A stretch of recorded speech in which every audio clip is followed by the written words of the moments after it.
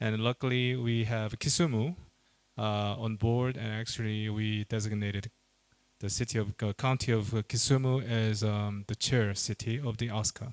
So I look forward to our collaborations for the future. Then I will talk more about in details later on. Thank you. Hi and good morning. This is Dr. Sapna Poti from the Office of the Principal Scientific Advisor to the Prime Minister of India. Our role is largely to support the Smart Cities Foundation, the World Smart Cities, and in which, of course, Kisumu is a large part. We would be bringing in rural smart village centers and also the Center of Excellence for Accelerator of the Technologies from India, with a lot of tech transfers, which would be free of cost, and also have entrepreneurship development. A lot more tomorrow during the panel discussion. Thank you. Good morning, everyone. My name is Kabiru Martin. I am an architect and a sustainable urban development practitioner in private practice with a very keen eye on how cities are growing in a sustainable way. Privileged to be here. I also sit in the board of Home Africa Limited, one of the, I think the only real estate publicly listed company in our stock exchange. I serve as a technical board member. I'm glad to be here. Thank you. Thank you very much.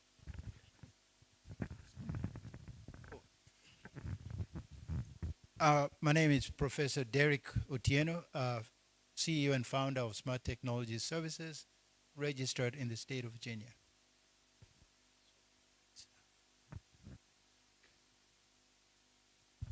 Good morning. My name is Engineer Gabriel Jabongo. I'm the Secretary of the Association of Consulting Engineers of Kenya, and we are here to partner with you to make sure that we get the smart city, because you cannot have a smart city without engineers. Thank you. Morning, everybody. My name is Sam Okelo, board member, Konza Technopolis, and the last mayor of Kisumu. Welcome. Good morning. My name is Benson Abila, a civil engineer who is passionate about waste management and smart cities. And I'm here representing MTACA, one of the great partners of Kisumu City, and one of the partners who are seeing the smart waste management solutions a reality. So I'm glad to be part of this summit, and I'm really looking forward to the learning that is going to happen. Thank you. I'm happy to see young people taking the lead. Good morning. My name is Salmon Ogutu Owi from the county government of Homa Bay. I am the manager for Ndewa municipality, the young municipality being a smart, sustainable, agricultural municipality.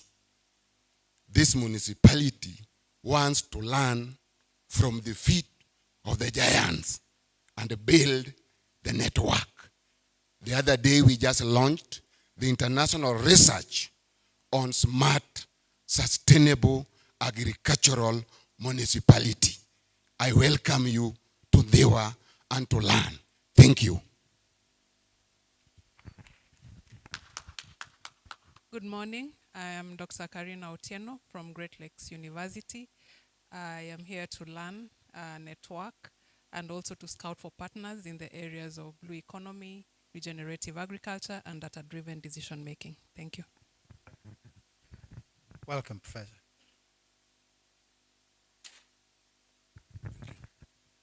My name is Olola Oneko. I work in Kilimanjaro Christian Medical University College. I'm a professor in obstetrics and gynecology. I have interest a lot here because I'm at home. Glad to have you, sir.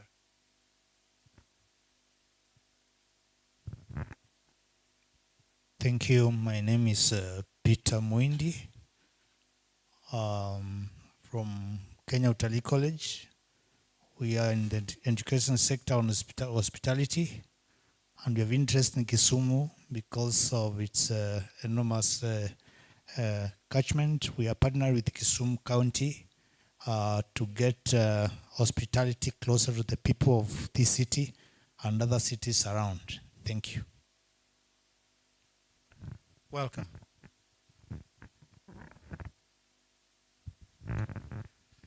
Jambo, jambo to all. Praise the Lord.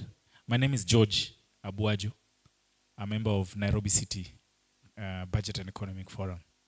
I'm glad to be here, and I'm really interested in knowing the conversations that are happening about the planning, waste management, and affordable housing.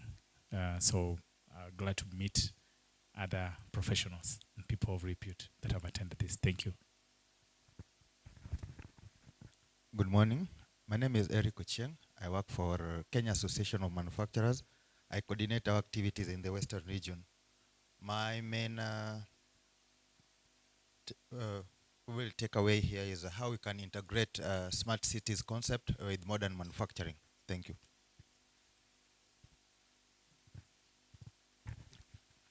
Good morning, ladies and gentlemen. My name is Albert Ujonyo. I'm here to represent the Kenya National Chamber of Commerce and Industry as a board member.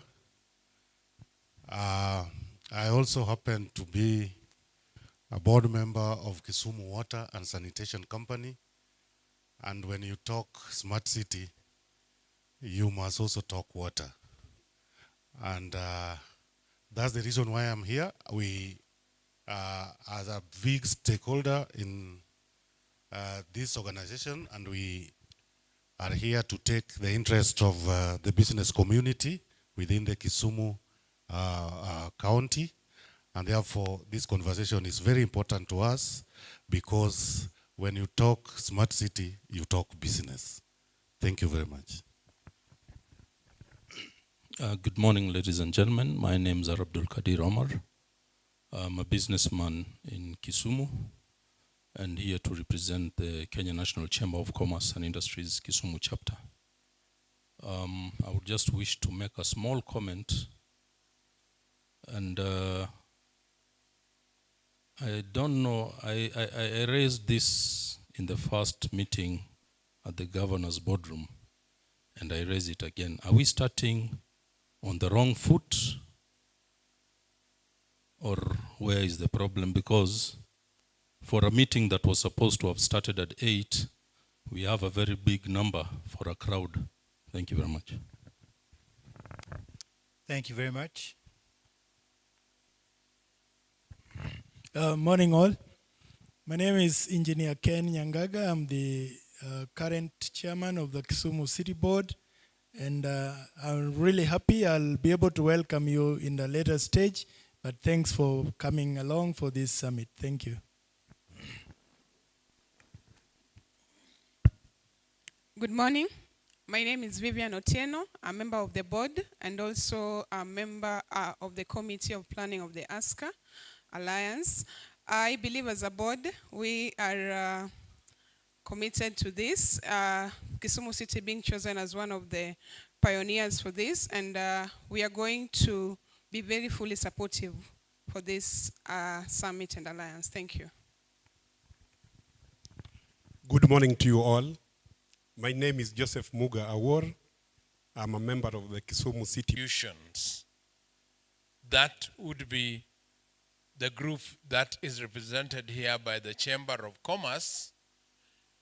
But within that group, we also have a select group of exhibitions that sell anything to you, but to give is visiting Kisumu the confidence that there are people already investing here, and also why they are investing in booths so that you have a chat with them. The third group is a group of cities around Lake Victoria.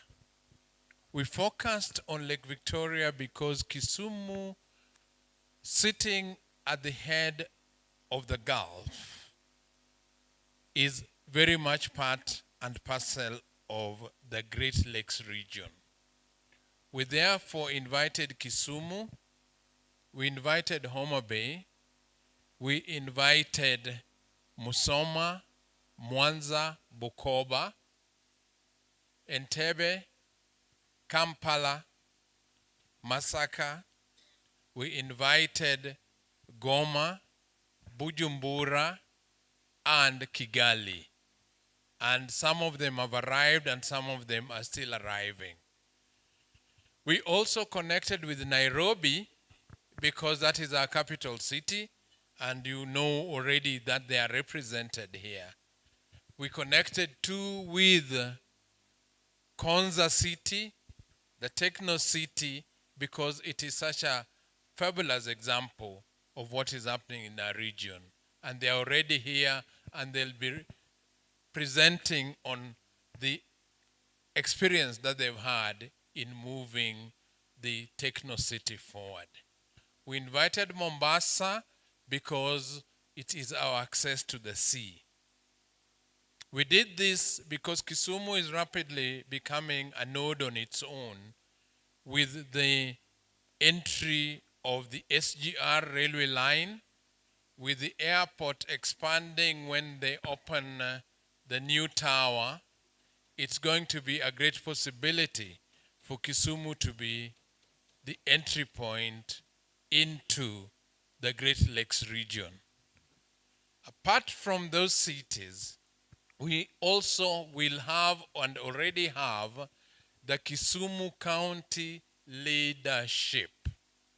And that includes the city manager's office, the board of the city, whose chairman will be making remarks soon after mine, and the entire leadership of Kisumu, the cabinet, chief officers, and any other person who is there.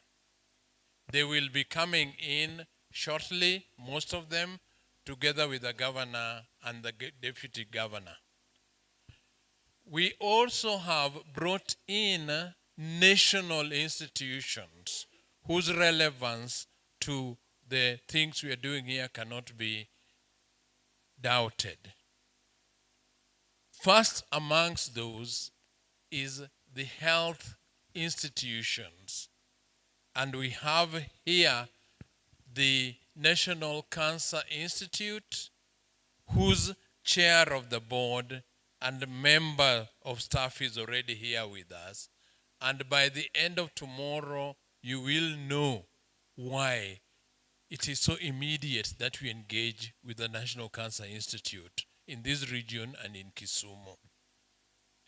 There are several other national institutions that are going to be joining us. You may know that amongst one of the things that Kisumu will be proud of, if not already, is the establishment of the first pharmaceutical manufacturing plant outside of the major East African capital cities. Med Editors is here and I've seen they've arrived. They'll be talking to you and they also have a booth and they will soon be breaking ground in Kisumu for the construction of a multi-million-dollar pharma manufacturing in Kisumu. Why are these things important? We already have a vision of making Kisumu a hub for multiple things. One is as a business hub that should turn the central business district into a 24-hour business hub. Two, as a manufacturing hub. Not only manufacturing the usual hardware, but the high science manufacturing like Med Editors will be bringing to Kisumu shortly. We want to make Kisumu a sports tourism hub. And you will be hearing from two major sports interests. One will be from Cricket Kenya, who have committed to renovating the Oginga Odinga Sports Ground to its old glory as a cricket arena. It will be Kenya's national cricket pitch because we have no other national pitch and Kisumu is taking over that.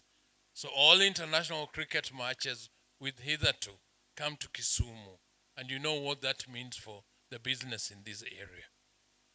You will also be hearing from basketball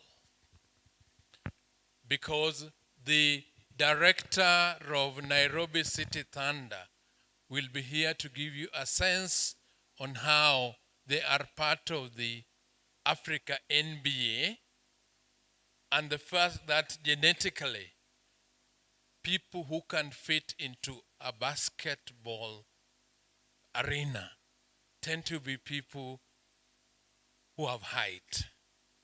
And height is an endowment of people who eat omena and come from this part of the country. They therefore want to develop Kisumu to bring that talent on to the playing field. Within that context, other sports will be mentioned because Kisumu is also the center of soccer, football. And anybody who was in the recent, watching recent CHAN will know that at any given time on the pitch, 9 out of 11 players would have a name starting with O. So that talent is here. That sports hub will also include athletics because the LREB area, the Kenyan athletic giants, are just 20 kilometers on the hill from here. So this whole area is a world beater in sports and athletics. We also want to pitch Kisumu as an academic hub. And that is why you are seeing here both Uzima and Great Lakes University, two private ones. But outside of that, within 100 kilometers of the city of Kisumu, are 14 universities, which is the highest concentration of universities per square kilometer in Africa. So bringing that university academic power, linking it to industry and to sports and to marketing is where the smartness of Kisumu must start moving towards. So we are going to be enjoying this. People are arriving in from different places, and it's going to be an informal and formal interactive meeting. Nobody is senior, nobody is junior here, nobody is older, nobody is younger. It's about ideas and putting those ideas together.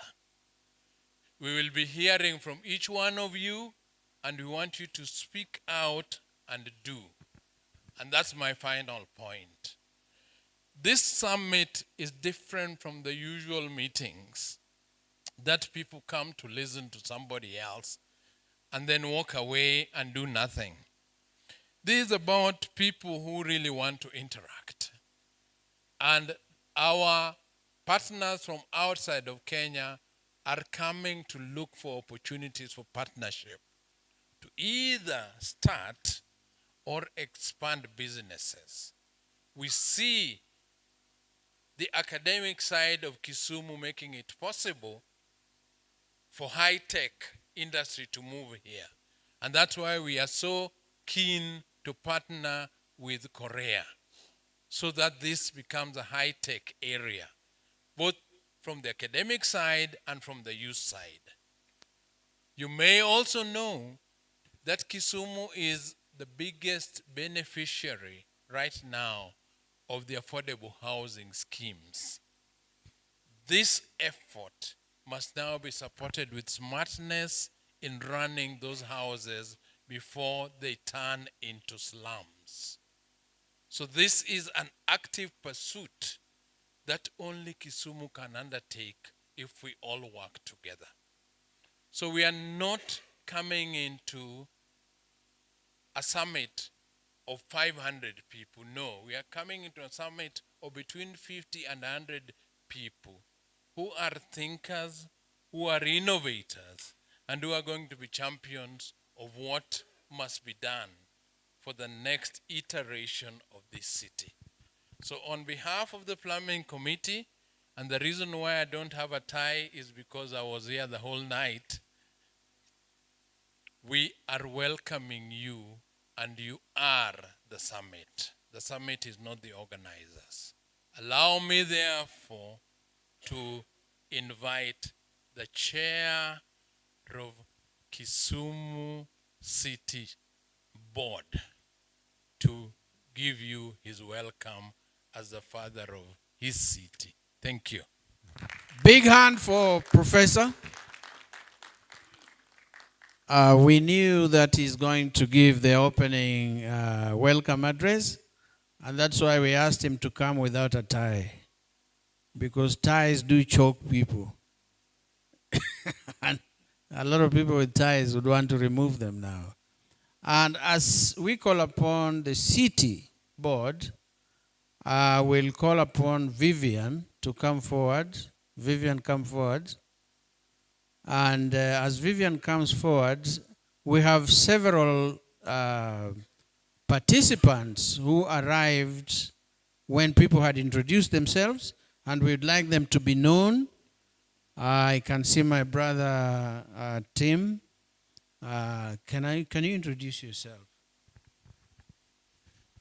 Good morning, everyone. My name is Dr. Timothy Olweny. I'm the chairperson of the National Cancer Institute, and I'm glad to join you this morning. Thank you. I can see whoever I know is Fazana and Professor Urinda. Can you introduce yourselves? Good morning, everyone. My name is Fazana Sundaji. I'm the Chief Operating Officer of Meditas Pharmaceuticals. It's a pleasure to be part of this conference. Good morning, everyone. My name is Caroline Achayo. I'm the Project Manager for Meditas. Thank you. Good morning, everyone. My name is Vincent Orinda. I'm a Director of Meditas Pharmaceuticals Kenya Limited. Is there anybody who came in a little late and we have missed them? Because we need to know you, because you'll form a critical part of this discussion. Yes. Good morning, everyone. I'm Antipas Nyambok, Chair, Homa Bay Municipality. Morning, everyone. My name is Sigara Gumba, Municipal Manager, Homa Bay, striving to a city. Good morning, everyone. My name is Lodvik Otieno, Chairman, Maseno Holo Municipality. Thank you. More people will keep on coming, and we will please feel free to introduce yourself and where you come from, and also from what background, so that we may engage you meaningfully. Vivian, come forward, please. Good morning. My name is Vivian Akoth Otieno. I'm a member of the City Board, and I'm here on behalf of my City Board Chair.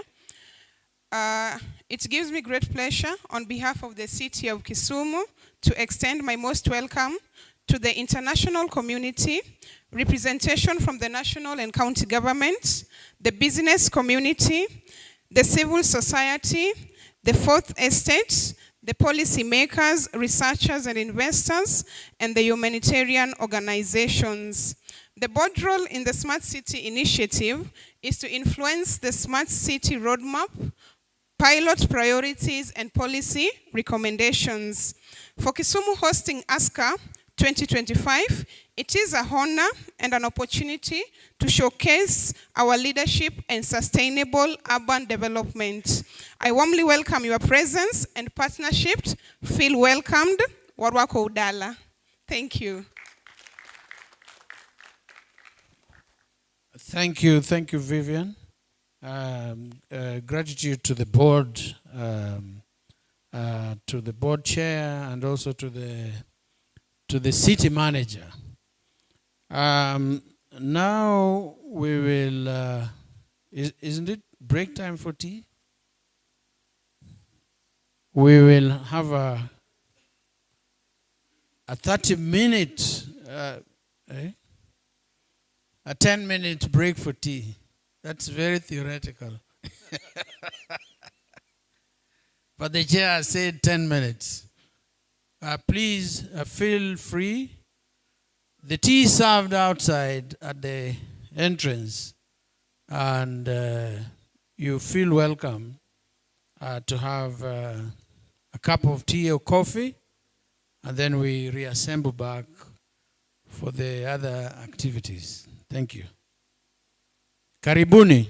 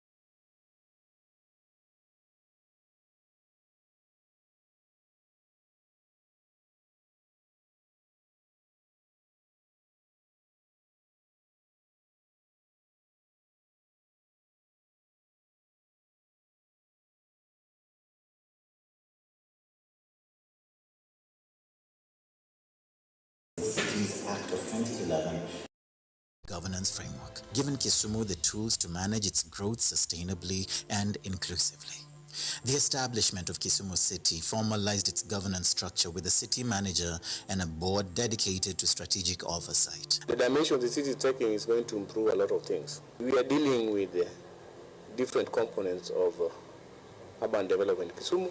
We have a new geospatial plan, which is called Local, Fiscal, and Land Use Development Plan. It is going to affect the trading zones and the trading areas in the city. It is going to affect directions of sewer system, drainage system.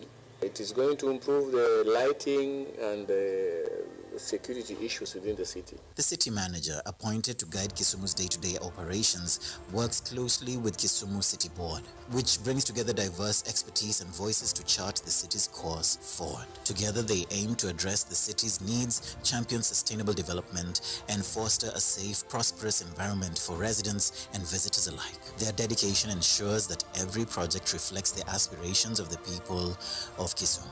Each project is a step forward, creating a livable, dynamic, and eco-friendly city.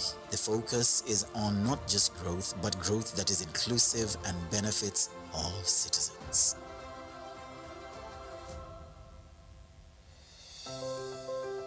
Guided by the local physical and the land use development plan, Kisumu is divided into 7 growth zones, including Dunga, Nyamasaria, and Kisian. Residential areas like Riat and Milimani complement commercial hubs such as Kondele and Dunga waterfront. The central business district is strategically organized into 4 zones, fostering balanced and sustainable urban growth while solidifying Kisumu as a model African city.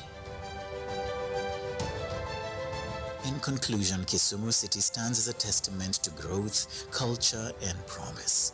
It's a city with a deep-rooted history and inspiring vision for the future. Whether as a visitor, investor, or resident, Kisumu invites you to be part of its unfolding story. A story of progress, opportunity, and shared prosperity by the lake.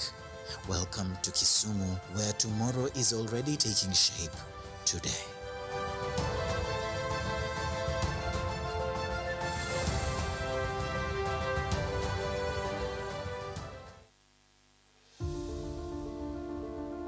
Welcome to Kisumu City, Kenya's lakeside gem, a hub of vibrant history, culture, and promising horizons. From its foundation to its city status, Kisumu tells a story of resilience, transformation, and opportunity. Our journey begins in the late 19th century as Kisumu emerged as a vital railway terminus and trade center by the shores of Lake Victoria.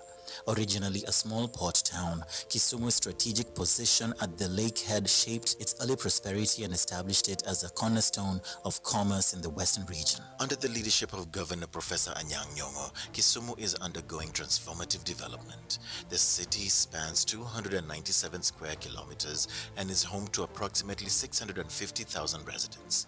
It serves as Kenya's third largest city and the economic hub of the lake region. In 2017, Kisumu marked a historic transition, rising from a municipality to a fully recognized city. This elevation reflected not only Kisumu's growth, but also its potential as a modern urban center. This change, under Kenya's Urban Areas and Cities Act of 2011, introduced a new governance framework, giving Kisumu the tools to manage its growth sustainably and inclusively. The establishment of Kisumu City formalized its governance structure with a city manager and a board dedicated to strategic oversight. The dimension the city is taking is going to improve a lot of things. We are dealing with different components of urban development in Kisumu. We have a new geospatial plan, which is called Local, Fiscal, and Land Use Development Plan. It is going to affect the trading zones and the trading areas in the city. It is going to affect directions of sewer system, drainage system.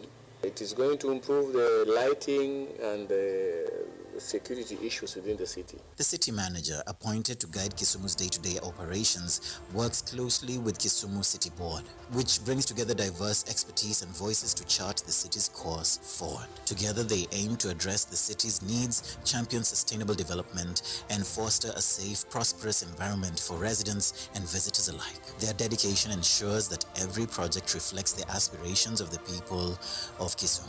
Each project is a step forward, creating a livable, dynamic, and eco-friendly city. The focus is on not just growth, but growth that is inclusive and benefits all citizens.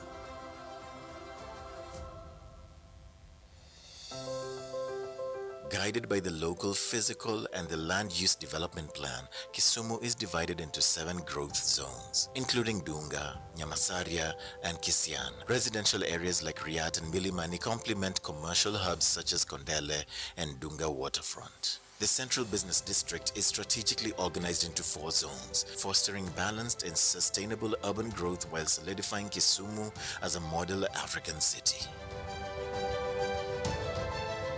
In conclusion, Kisumu City stands as a testament to growth, culture, and promise. It's a city with a deep-rooted history and inspiring vision for the future. Whether as a visitor, investor, or resident, Kisumu invites you to be part of its unfolding story, a story of progress.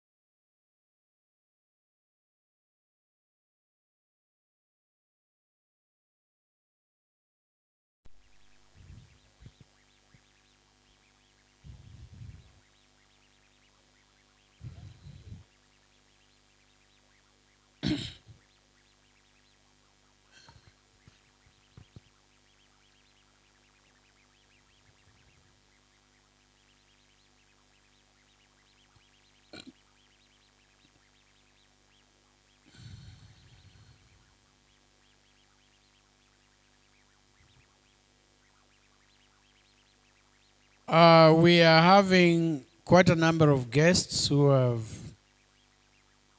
arrived from outside the country and from inside the country.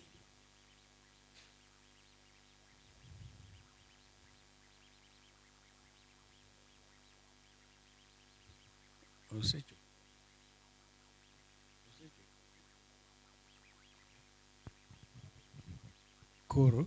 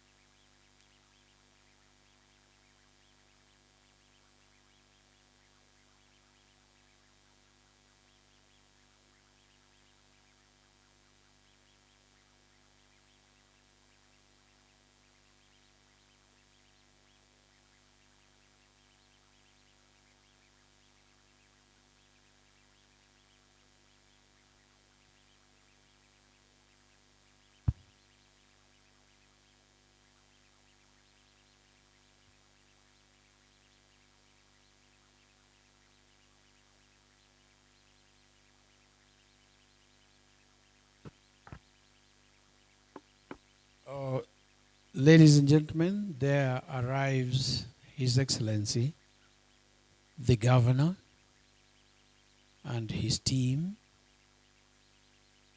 He's just about to come in. So as he comes in,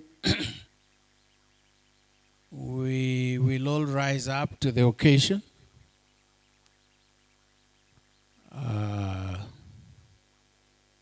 We'll all rise up to the occasion and welcome His Excellency, the Governor. Yeah. So, there he is, just a matter of seconds. And you're going to see him. We are very lucky to be graced by the Governor's presence, who stand up.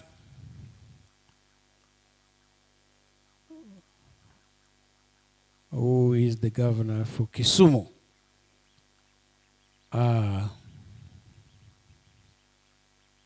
Welcome. Welcome. So we'll request you to keep standing for the national anthem.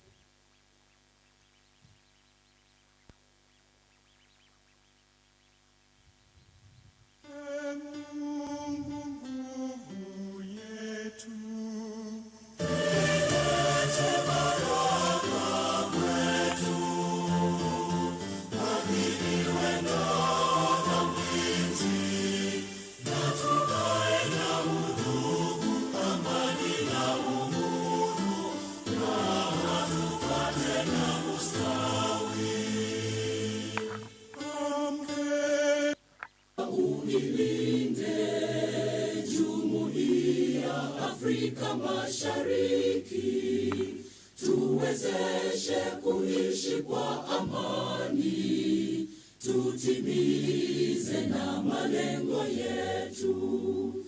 Jumuiya yetu sote tuilinde, tuajibike, tuimarike, umoja wetu ni nguzo yetu, idumu jumuiya yetu.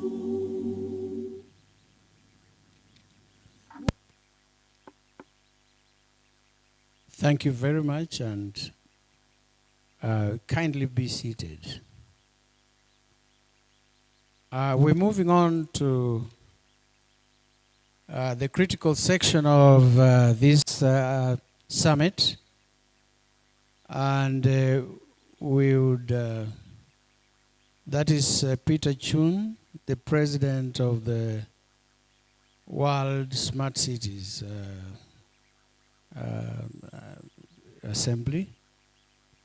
We would like to just take a few minutes, like less than 5 minutes, for the introduction of our partners who came in a little late.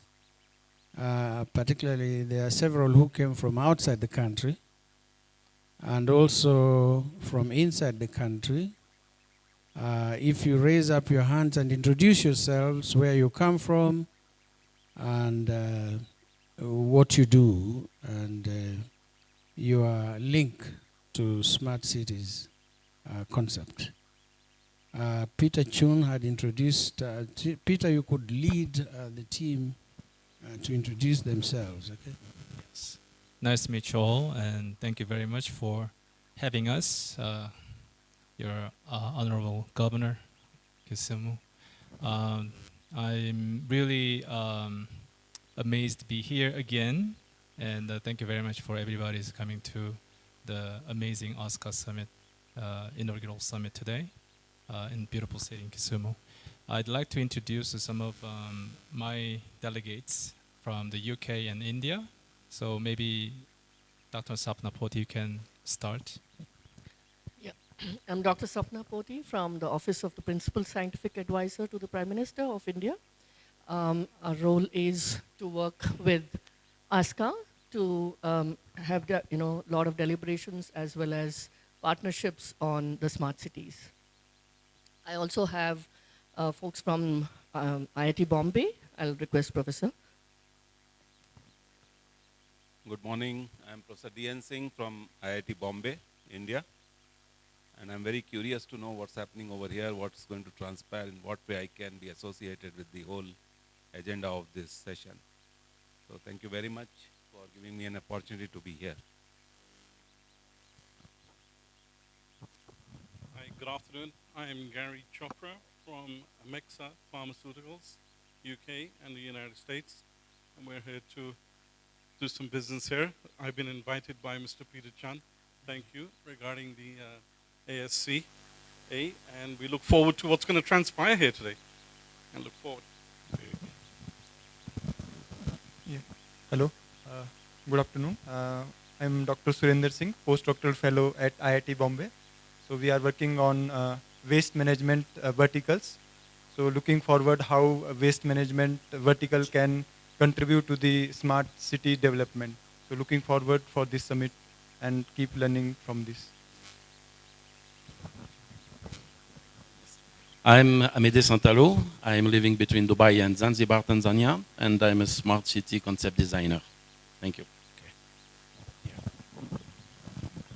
Yes, we have a whole team from the Konza City, which is a green field on smart development. Can I have them introduce themselves? Sam Okelo. I'm a director, Konza Technopolis Authority. Hello, hi. My name is Jackson Karrieri. I am a smart city expert, an IoT engineer, and I work for Konza Technopolis Development Authority as a technical assistant to the CEO. Thank you.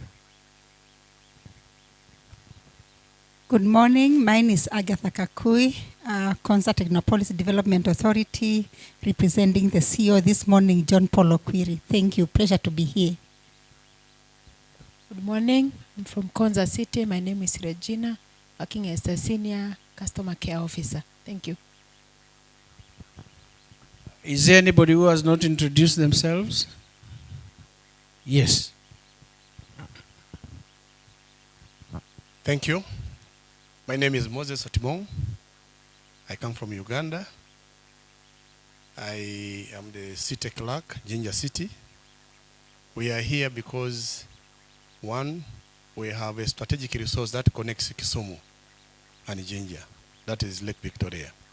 Two, we also want to share experiences that have made Kisumu to be a model as far as a smart city concept is concerned. And I'm here with His Worship, the Mayor. Thank you. Good morning, ladies and gentlemen. My name is Peter Kasolo Okocha. I am the Mayor of Jinja City in Uganda. Nice meeting you all.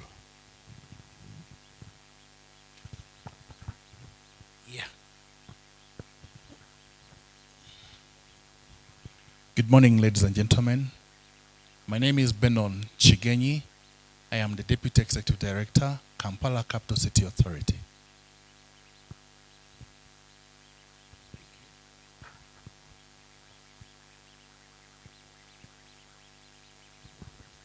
Good morning. My name is Natalie Huben. I work for a health NGO called Farm Access, making inclusive health systems work, working very closely together with Kisumu County on digital innovations and safe care, improving quality. And what I would like to add that to the delegates who've come from far, we can confirm that Kisumu has a vision. That's why we work with them. Thank you.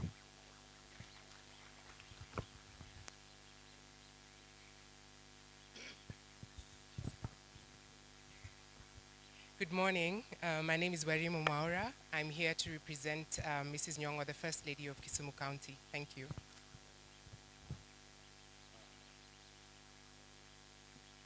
One more person from the Chamber of Commerce. Good morning, everyone. My name is Paulina Kwacha from the Chamber of Commerce and Industry Kisumu chapter. Thank you. Thank you. And the last introduction.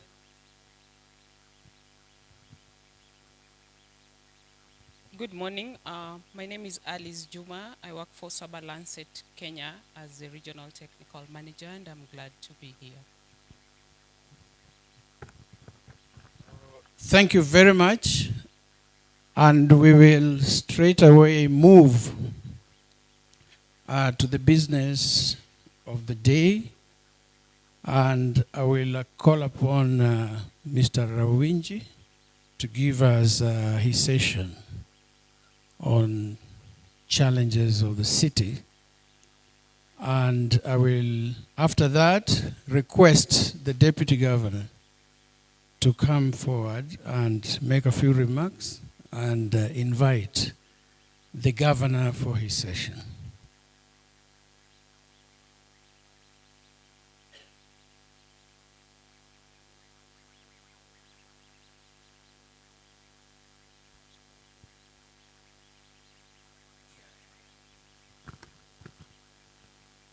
Your Excellency, the Governor of Kisumu, Professor Peter Anyang' Nyong'o, Your Excellency, the Deputy Governor, Dr. Matthew Owili, Mr. Peter Chun, the President of the World Smart Cities Forum, the Chair of this steering committee, Professor Rogo, all the County Executive Committee members here, Chief Officers here, all delegates, members of the City Board, delegates, all protocols observed. My name is Robert Rawinji, and I'm the city planner for the city of Kisumu.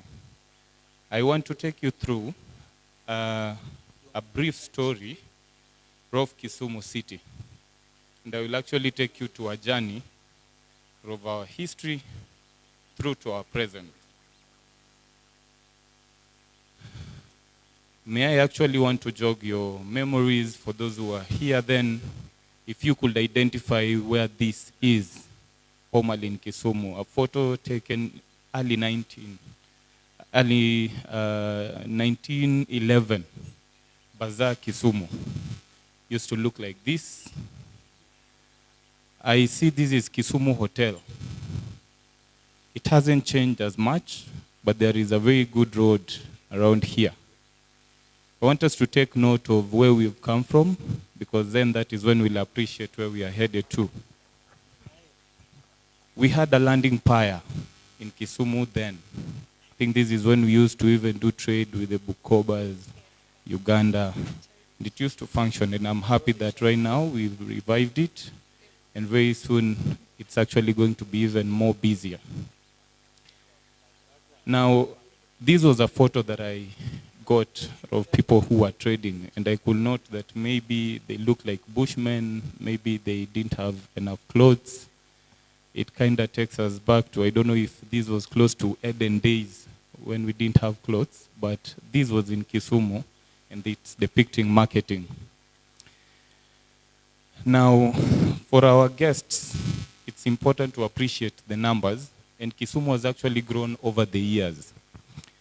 Over the years, Kisumu's population, which actually makes us the third largest city in Kenya, our population has actually grown exponentially. It means we are urbanizing at a very faster pace. Now, in 1969, the population of Kisumu was actually about 32,431. And we are speaking about the city, not the county. And you come to 1999, this is almost 10 times the population had grown. Now, in the last census in 2019, our population was actually reported to be about 600,000. Now, the entire county population is about 1.2 million persons. So you can see more than half the population of Kisumu actually stays in the urban Kisumu. Now, the objectives that actually bring us here to this Smart Cities Summit these are the things that we're actually trying to realize. I actually saw a delegation from Homa Bay, and I'm happy because when we attended the Devolution Conference that just ended last month, Homa Bay is striving to become a city in the year 2035. I'm happy because we have left that place. Now we are striving to become a smart city, and I am hoping we realize it before 2035. Now, we have to transition from mere planning to execution. We have to position Kisumu in this vision. We have to promote our circular economy and build our climate resilience. We have to actually discuss and create symbiotic relationships among stakeholders in the various sectors. This actually includes even the private sector. Inclusive growth and job creation is a priority within this area. Now, we have a base for what we are doing today. The implementation plan of the smart city is actually based on the approved local, physical, and land use development plan for the city of Kisumu. Now, this local, physical, and land use development plan is a 20-year plan for the city, and it was approved in the year 2022, meaning we need to actually take some baby steps halfway in 2032 and analyze how much we have achieved towards realizing the dreams and the vision of the city. Now, it actually speaks to 4 main areas. Speaking about the urban core, which is more the historic Kisumu, we have areas that have been zoned for urban renewal and regeneration, including the slum belt and the Auji creeks. We have the eastern extension, where we have even ecologically fragile areas that need interventions that are even smarter. And then we have a northern extension. Now, this contextually is a boundary for the city of Kisumu. It spans 14 wards out of the 35 wards that comprise the county.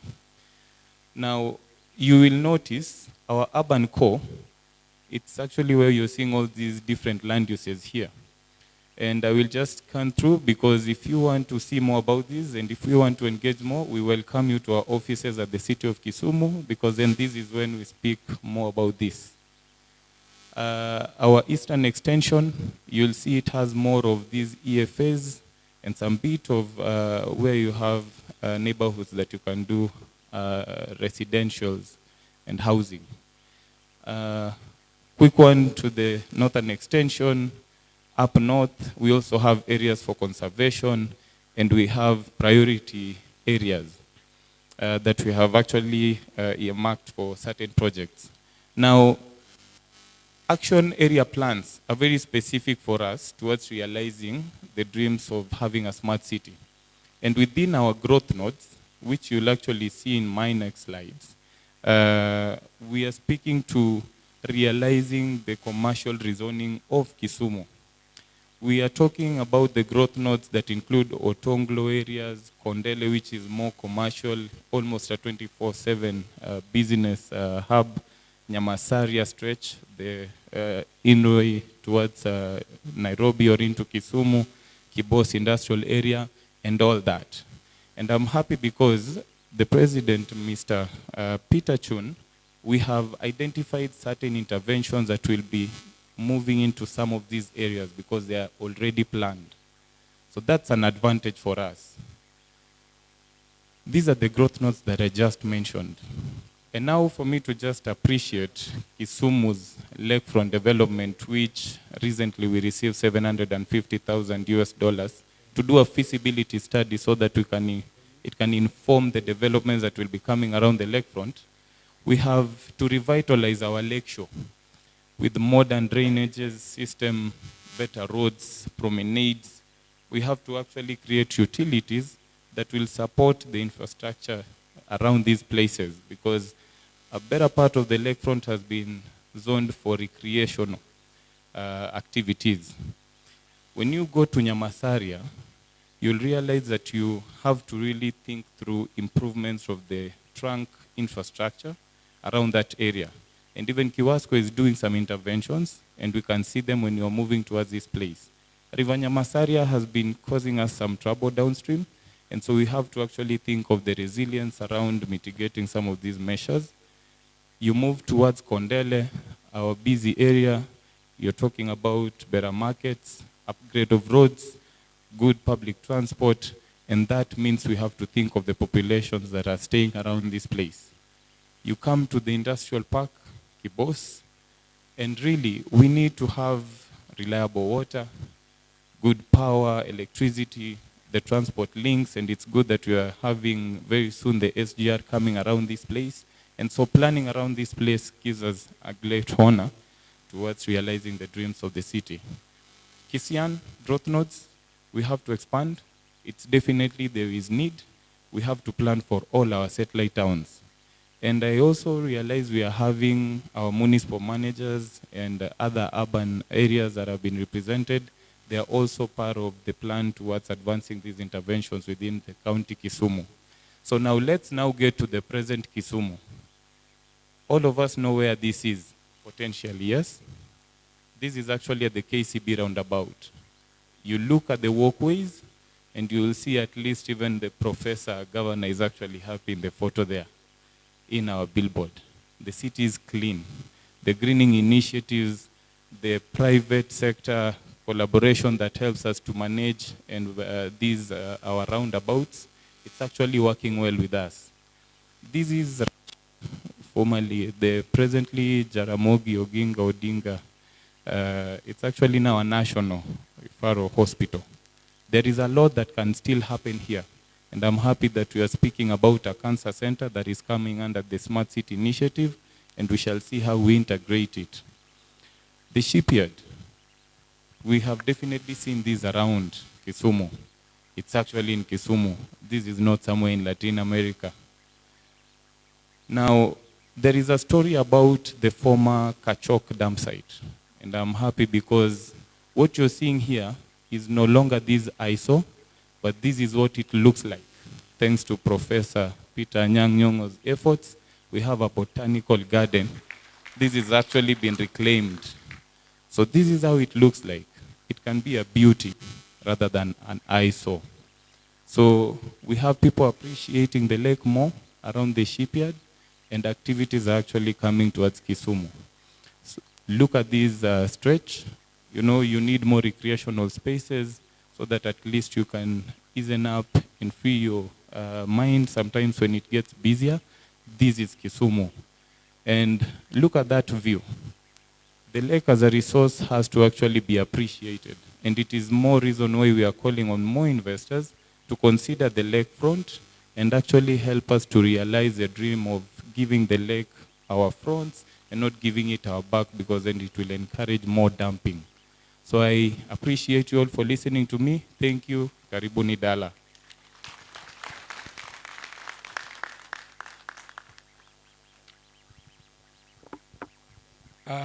Thank you very much. That gives you the preview for Kisumu. I'll now hand over the mic to His Excellency, Dr. Willie, the Deputy Governor.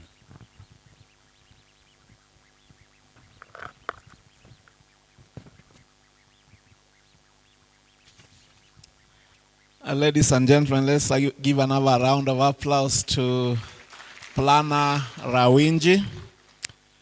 Your Excellency, the Governor of the great county of Kisumu, Professor Peter Anyang'-Nyong'o. Allow me, Your Excellency, to ride on the protocol already set, but to join you and team in welcoming all of you who are in Kisumu, especially for the first time. Feel most welcome. We are happy to have you for the days that you'll be here. And we are hoping that you can actually extend. Now, secondly, I would like to introduce the team that's accompanying the governor here, especially the county cabinet members. Most of them are on the program and will be in a session or another. And so it's good to get to know them from today. I would like to introduce the gentleman who is in charge of infrastructure and energy, the Honorable Jerome Ochieng. And secondly, I realize that people don't like clapping in this forum. Okay, secondly, if you can just stand, then I will recognize you. The Honorable Beatrice Wadiaga, in charge of youth, sports and culture. Most welcome. And the gentleman in charge of finance and economic planning, the Honorable George Omondi Okongo. Quite a number of us will be, oh, I can see you right there. I can see the Chief of Staff, the Honorable Alois Aguer. I can see the Minister in charge of Health and Sanitation, the Honorable Dr. Gregory Ganda. And I can see there the gentleman in charge of Education, Human Capacity Development, is called the Honorable John Aweti, aka Quach. Having said that, we have our vision bearer today, the governor of the county of Kisumu. He will be speaking to us about the vision that we have for the smart city that we hope for. A lot has been said. You can already see where we were and where we are now. But a lot of ground still needs to be covered. We have plans that we need to implement. We've just talked about the local area development plan, but we also have the urban mobility plan that is awaiting implementation. We are looking forward to a Kisumu that is facing the lake, not turning her back to the lake. We are hoping for a Kisumu that will have mass urban transport, not what we see at the moment, because now we have, quite a bit of everybody trying to do something within that sector. We are looking forward to a Kisumu that will have a light rail system that is seamlessly connected to our roads transport system and also to our maritime transport system. It is all possible, and up to including, travel by air. We are looking forward to a Kisumu that, will have the green spaces, that we all need in any modern setting such as the one that we hope for. And so this session will be a learning session for us. I know that there's a bit or more that can be learned, from our experience here. But I can tell you that we are looking forward to, gleaning very useful lessons from the different participants from all over the world so that we can have a smarter city than we have today. The sister city engagements, okay, which I know is one of the things that we'll be pushing for in this forum, will be one other key area that we'll be interested in. And so on my behalf, I just want to wish each and every participant a very, very engaged and useful, 5 days or 4 days, and you'll be here. And may the experience you carry on from here make our cities and our world a better place to live. I would like, with those few remarks, request you to be upstanding as I invite the governor of the great county of Kisumu, Professor Peter Anyang. He said you can remain seated to now address you, and I think it will be done from his official podium.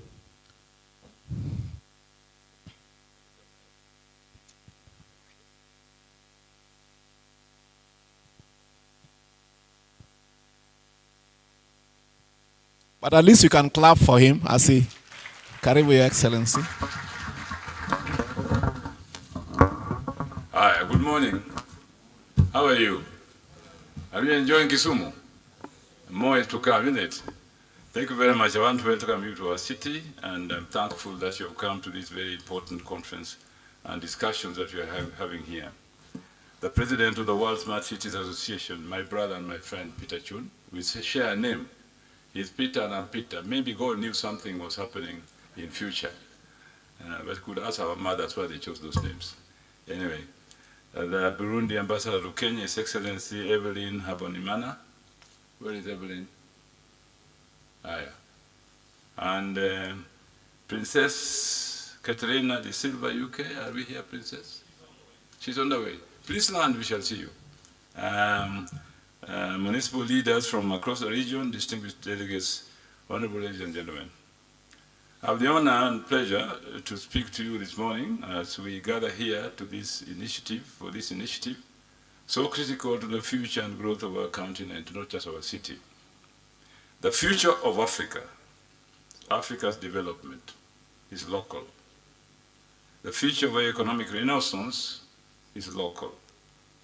The future of economic independence and growth is local. That is why we gather here not just to discuss our growth at the local level, but to chart our future as local governments and regional governments. Looking back, it is clear that the trajectory of Africa's urban centers will not be determined by grand pronouncements from afar, but by the deliberate and collaborative actions of local governments.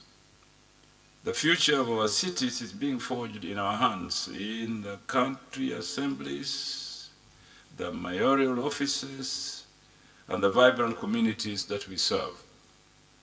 This conviction, sharpened over years of public service, has been profoundly shaped by my engagement in various local government forums, culminating in a moment of immense pride for our city, the hosting of the 9th AfriCities Summit here in Kisumu in 2022.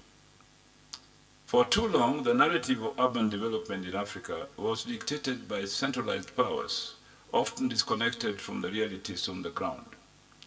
Devolution, as we have experienced here in Kenya, is slowly but surely rewriting that story. It is a fundamental recognition that for development to be meaningful and sustainable, it must be locally owned and driven. As I have often emphasized, county assemblies are the pillars of our representative democracy. Tasked not just with legislation, but with a critical oversight that ensures transparency and the equitable development of our people. True transformation, however, extends beyond the boundaries of a single county. Our shared challenges, be it climate change, youth unemployment, or the strain on public services due to rapid urbanization, demand a united front. This is where the power of collaborative forums like this one comes into play.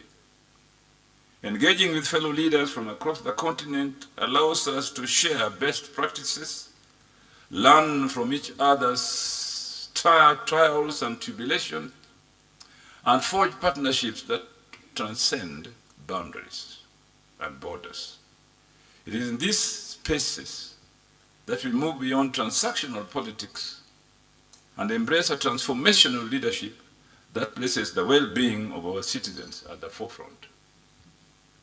Ladies and gentlemen, hosting the AfriCities Summit was more than just an event. It was a powerful affirmation of our vision for Kisumu and a catalyst for the tangible changes that you see in our city today. For the first time, this pivotal summit was held in an intermediary city, a deliberate choice that underscored a crucial shift in the discourse on African urbanization. The future, as we argued, belongs to these rapidly growing urban centers, and it was our moment to showcase the potential and the ambition of a city on the rise like Kisumu. The summit's theme, focusing on the role of intermediary cities in implementing the United Nations Agenda 2030 and the African Union's Agenda 2063, resonated deeply with our own development blueprint. It was a platform to champion the idea that the cities like Kisumu are not just satellites of the capital, but engines of economic growth and innovation in their own right. The discussion on sustainable food systems, risk-informed development, and the blue economy were not abstract concepts. They were conversations that directly informed and energized our own local initiatives. The legacy of AfriCities is etched into the very fabric of our city today. The preparation for the summit spurred an unprecedented acceleration of infrastructure development, Roads were upgraded, public spaces were revitalized, and our hospitality sector received a significant boost. But beyond the physical transformation, there was a palpable shift in mindset. We saw the birth of new partnerships. The summit provided us with a unique opportunity to showcase our commitment to creating a smart and workable city, and as envisioned in our Kisumu Integrated Strategic Development Plan. The beautification of our streets, the development of non-motorized transport infrastructure, and the modernization of our public transport systems are all part of a deliberate effort to create a city that is not only economically vibrant, but also socially inclusive and environmentally sustainable. Ladies and gentlemen, Africa's urban space is growing faster than anywhere else in the world. Studies reveal that by 2050, about 60% of about 60% of Africans will be living in cities and urban centers.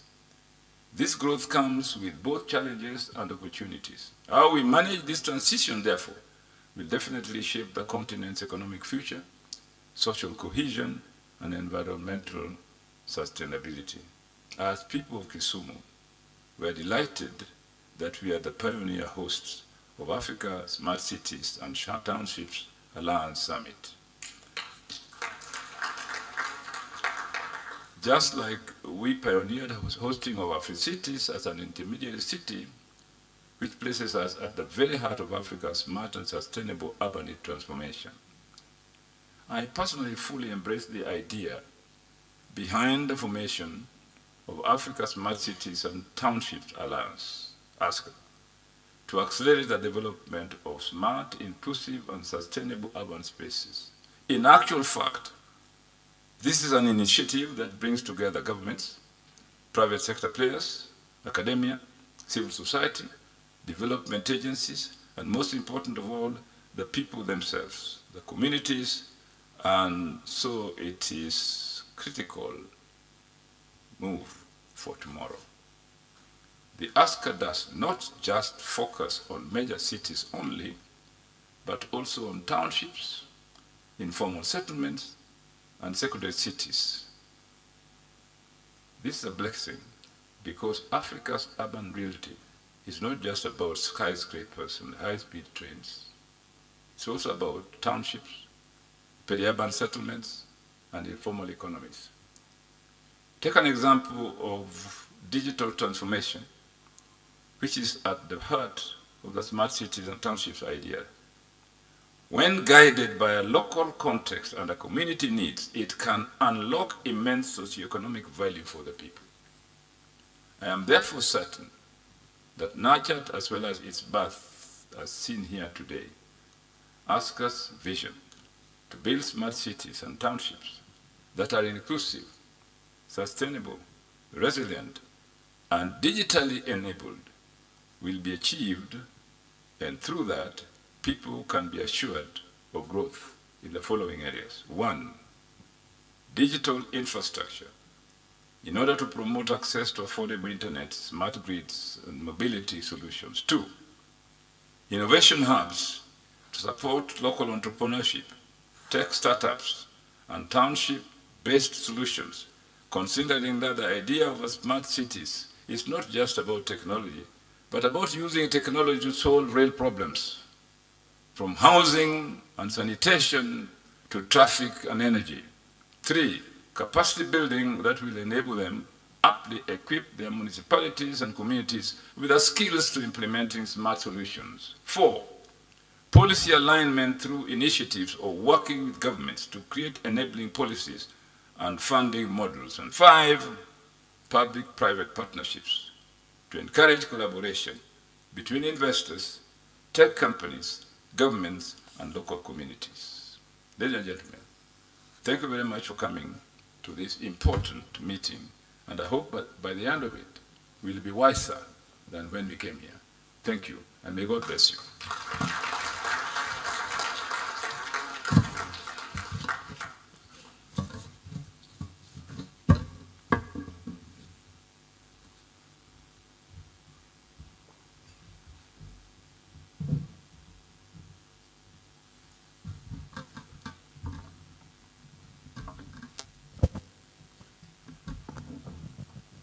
Can we give His Excellency a bigger clap than that?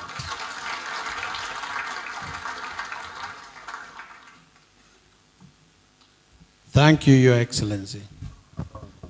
In this section of the opening, official opening, we also have a talk by Peter Chun, the President of World Smart Cities. Yes.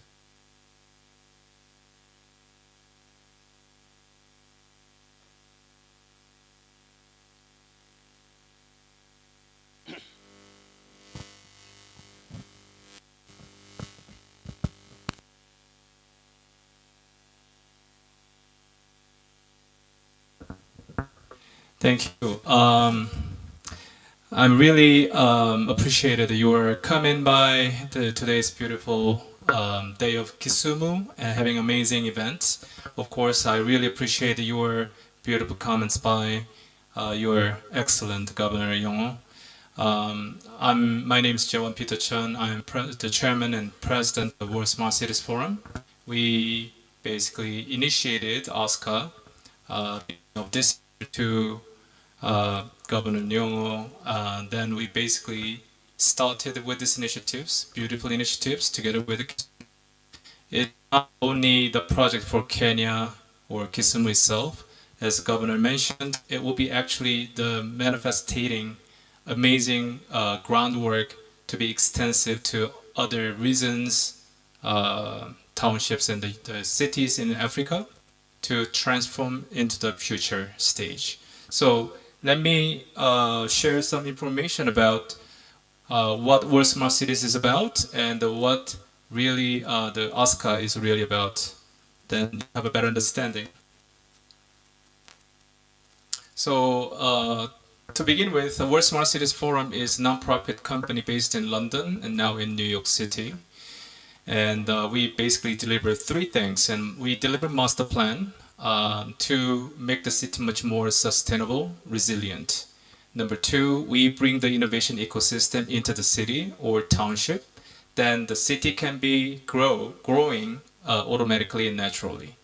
Three, you need a lot of resources coming, so you need some finance to just deploy the projects, and which is the fund. So we also collaborating with the municipalities and the government and how we can just get those funds from somewhere.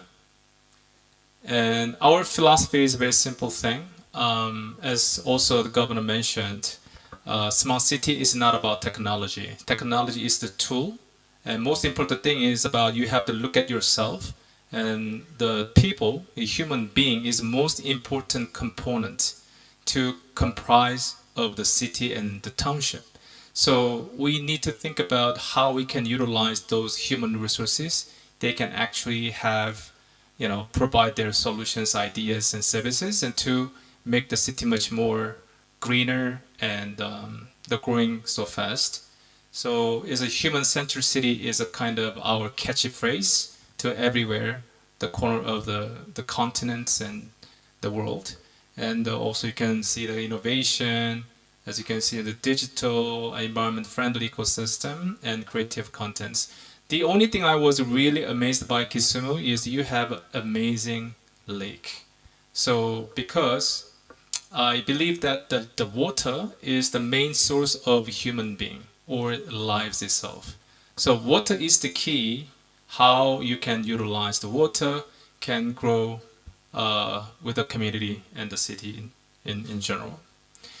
And this is our the past experience in the building of the small cities. And from London, Canary Wharf Financial District, we built AI city back then called Cognicity. And we utilized the startups. And I see a lot of potential in Africa, and that's our aim. How we can bring their attention, how we can nurture them to be a major stakeholders of the small city of Africa. And so we nurtured about 350 companies back in 2015-17. About 4 companies become the mega unicorn, and more than 13 companies become unicorns. Maybe some of the big names, eToro, if you actually like the football, the Premier League, you can see the signage or the promotions of eToro there, and the TransferWise and TransferGo, Revolut, those are very successful companies out of this ecosystem. This is something that I'm trying to build it. Like we call it as a tech sandbox hub in Asca. So we already designated Kisumu that actually played that pivotal role to deliver the project in Asca. And another, so the previous, actually former president of South Korea, he appointed me as a national master planner for national pilot project for South Korea smart city. So I was in charge of $6 billion greenfield project in Busan. It's the same thing. Busan is one of the largest port in Asia, and second largest city of Korea, and the largest port in South Korea. And they actually trying to build something new, which is actually open gate door to the global ecosystem. So I was in charge of delivering the master plan, and it's basically under construction at the moment. And it's actually next to Kimhae International Airport. It's gateway to Busan. I landed Kisumu International Airport. You have amazing the transportation systems, but in terms of the function, if we actually have a very successful project in Kisumu, you need to extend more the sizable airport and of course port in Kisumu. And so the Busan is looking like this. This is kind of design. It's not going to be same, but we are going to be something differentiated model in Kisumu as a amazing benchmarking point of entire Africa cities and township. And other examples, I'm not going to spend more time here, but before wartime between Ukraine and Russia, the Zelensky government actually asked us to build up the national scale small cities in Kiev and Lviv and Vinnytsia. And unfortunately they faced a war. Then I counter-proposed the leadership. We need to do something different way, because a lot of cities around the world, they suffer from pandemic. They lost a lot of resources. Even a lot of cities, they went bankrupt. So we're trying to engage some of the major metropolitan cities around the world. They are actually sitting on the same pipeline to grow together. That is called the twin cities. So we actually have the 16 cities actually, the sitting as a member cities of the Twin Cities. We declared it in New York City last year, 2024, and we designed this as kind of pilot project in the next 3-4 years. Ironically, 5 cities out of 16, they knocked the doors to become a Twin Cities initiatives, and there are 2 cities from Kenya, and two cities from Morocco, and 1 city from Senegal. And here in Kenya, I know some representative from Konza. So Konza is one of them, and also the Mombasa. So Mombasa and Konza is a part of the Twin Cities now officially. And so that was actually the first questions, because the standardizations of the define the categories of the small cities are a little bit different from metropolitan cities in Europe, Asia, and the United States, or maybe the South America. So Africa is something a little different, because you have 1.6 billion population in this continent, and EAC has 330 million population. And around the lake area is about 50 million population. So it's still growing. So even I was here in Kenya last year, the size of population of Kenya is really same size of South Korea. And now is 57 million. Korea is decreasing. It used to be 53, now it's 52. And so we see that a lot of potential. And also in the African region, we actually special eyes on East Africa, starting from the lake area. So luckily, Kisumu is a hot in the middle of it. And so I'm going to skip this one. The tech city cluster, like we are trying to build urban test beds everywhere. We are trying to do, and we are going to test something out and begin between the R&D process and make some of the solutions and technology going into the commercializations. And of course, you need to have investors. We're building up the innovation ecosystems, and we bring the investors coming into this ecosystem. And open data markets, because we're talking about the digital transformation, as Governor mentioned earlier. So digital transformation is the key for the next generation. So because we don't have to waste a lot of resources to building the copycat from the skyscrapers from China or maybe the United States and Korea. No, it's not about it for here.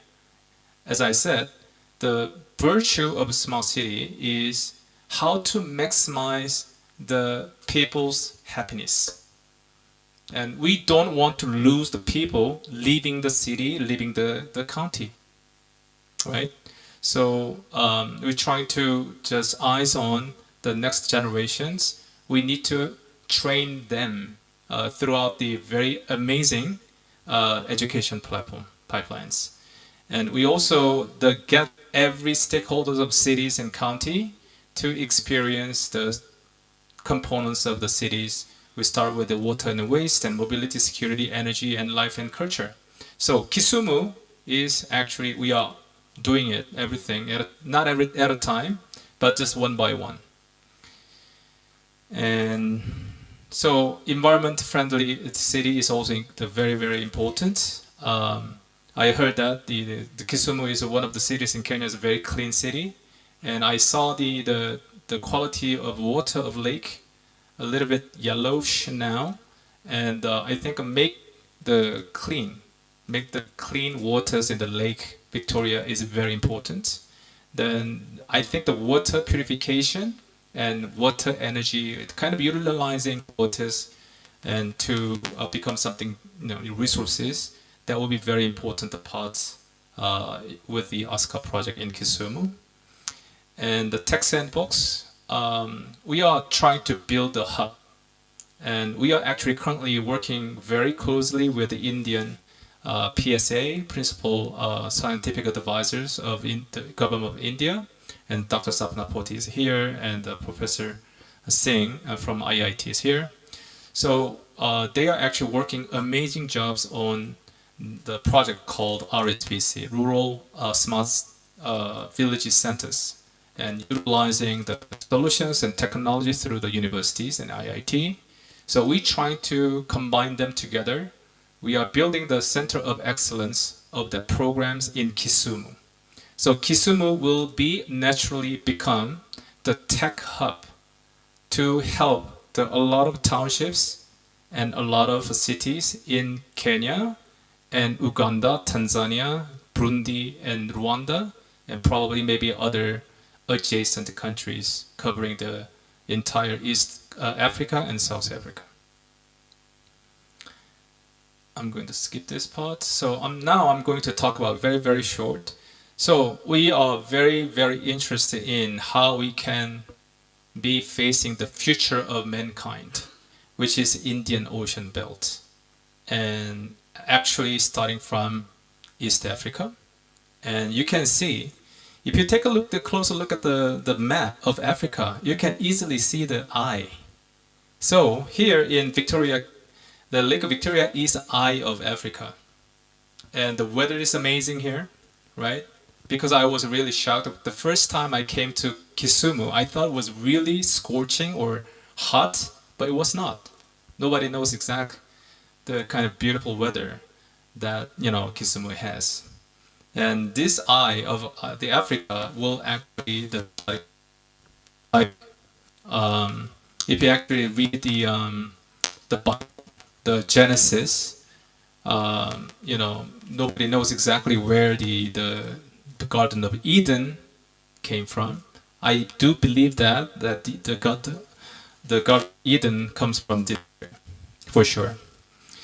And we are actually prioritizing 9 tracks of the modules and water waste management, healthcare, and agriculture, fishery, alternative energy education, digital transformation. And most of them, they are actually very important missions for Kisumu and Asca. And right now, Governor Nyong'o, myself, we agreed on what to be set, to be started to begin with, which is healthcare. We actually eyes on the building of the cancer center with the smart city. So I just call it as a medical city. I can show you a little bit later. So I think that a lot of, we have a lot of representatives and delegates from many different countries here. So these are EAC, as you are well aware of. This is kind of the numbers. 8 countries, 330 million population. GDP is $400 billion. I'm not sure if this statistics is right or not. South Korea is right now is $2 trillion. And but when I was young, 1970s, the size of and the GDP per capita was only $700, $900.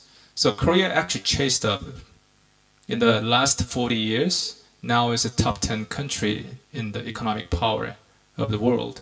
So we cannot do that in every countries, but any cities working with Asca projects, we are actually aiming at making 10 times of GDP per capita, which is a decent job, good jobs with the projects.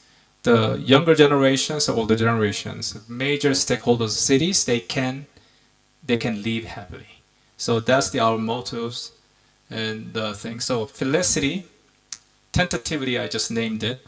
So one of the land of Kisumu, I think this is kind of a bird eyes view, but it's kind of tentative, the picture for the, future, I think probably maybe 5 years and 6 years, but because medical centers going take a longer time. And my sister passed away 3 months ago, so she is very highly influential individuals in South Korea in terms of amongst the Christians in South Korea. Then we actually had a worship together last month, and we just named that Chun Jung-un, my sister's name, and Nyong'o Cancer Center. So that is a kind of initial projects, because this is not single project, because this medical center and cancer center can bring a lot of components into the pipeline. So we want the kind of this medical schools and training programs and the education platform, and also the residential houses, affordable housing. Everything is combined. It's complex, the model. I'm gonna skip this part from Morocco.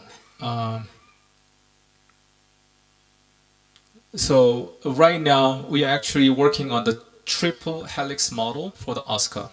So we have the major universities from India. Of course, we are matching up with another universities in South Korea and the UK, and also in Kenya. And these are the kind of the powerhouse of the human resources and also the innovation. We're trying to build this ecosystem, then replicate those resources into the projects. And so RootTech is actually the Indian model, then is just simply amazing. So I already started working on how to combine the RootTech RSBC with the South Korean ecosystem, and they can actually work out with the local people in Kenya and Kisumu as a joint venture and the joint R&Ds. And this is a kind of investment and tech sandbox model, and how the startups and SMEs can be beneficiary out of this project in the future. And same goes with tech sandbox with the RootTech. And this is fundraising model for the Asca. So we believe that about 70% of the finance investments is coming from outside, from private sector. And then we need to define them, but this is actually a very important job for us to do together with the Governor Nyong'o in the future, and about 30%, 20% coming from the public sector. And you mean the public sector means it could be the local municipality, central government, and also the international organizations like World Bank Group, African Development Bank, or maybe Family House, dealing with, for example, as an example, Bill Gates Foundation or Rockefeller Foundation, which are really super interested in African projects right now. So a lot of benefits. The Kisumu is paving the way on behalf of every township and cities in Africa. And basically the maximized utilization of resources is very, very important at this stage. And so this is some impact by 2030. I'd like to suggest we can bring some kind of KPIs within 4 or 5 years in the future. So this is just short introduction. There are a lot of things I can say, but I think it really help you to understand what Asca is about. Thank you very much for your time.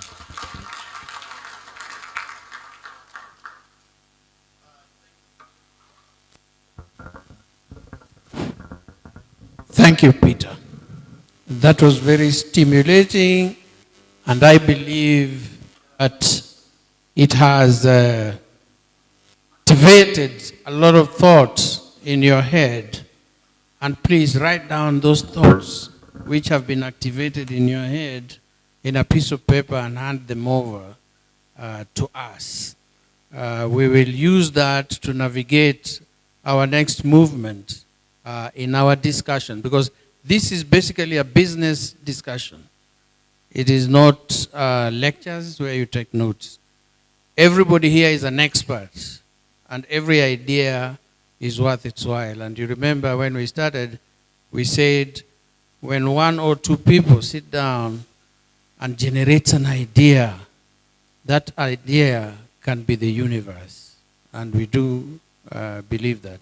Our next speaker, I'll call upon, it was supposed to be a Princess Katerina. Has she arrived?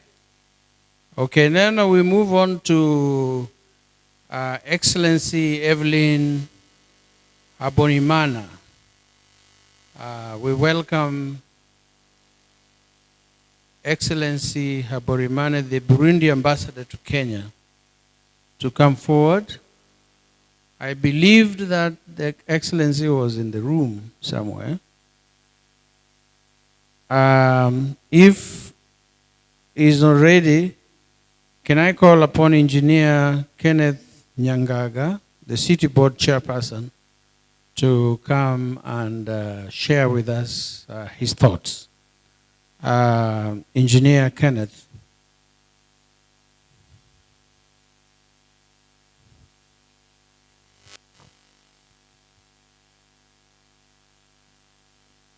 Engineer is coming.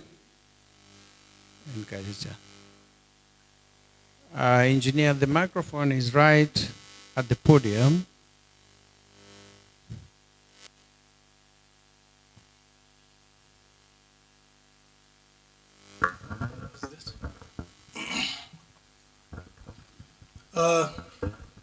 Ladies and gentlemen, as the chairman of the Kisumu City, we earlier on welcomed all of us that are here. And now that His Excellency the Governor is here, the Governor will recognize your presence, and all the visiting people from international visitors. We welcome you into the city of Kisumu. The local businessmen, we welcome you to participate with us in this auspicious summit. We recognize that there are a lot of researchers that are here, investors who would be keen to understand what we have in Kisumu. has already been shown to us how Kisumu has grown. Kisumu has grown from inception, 1902, to date. We have grown as a city, and we intend to grow further as a city. But what are we doing to grow? We want to bring into this city some form of smartness, because as the governor has clearly said, the future of this world is the cities. He said that 60% of the population world over will be based in the cities. And Kisumu, we want to position ourselves so that come all these developments, we shall be able and ready to accommodate this population that we expect in the city, in the cities. So as a board, we want to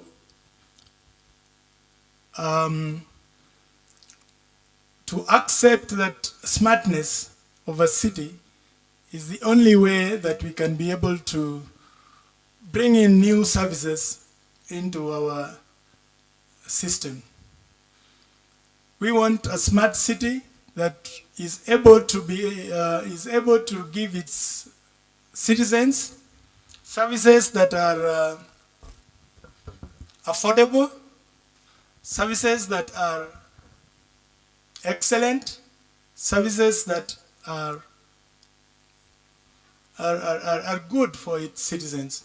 So in Kisumu, we clearly want to say that we want to look forward to any investors that would be able to come in to partner with us so that we can develop the city.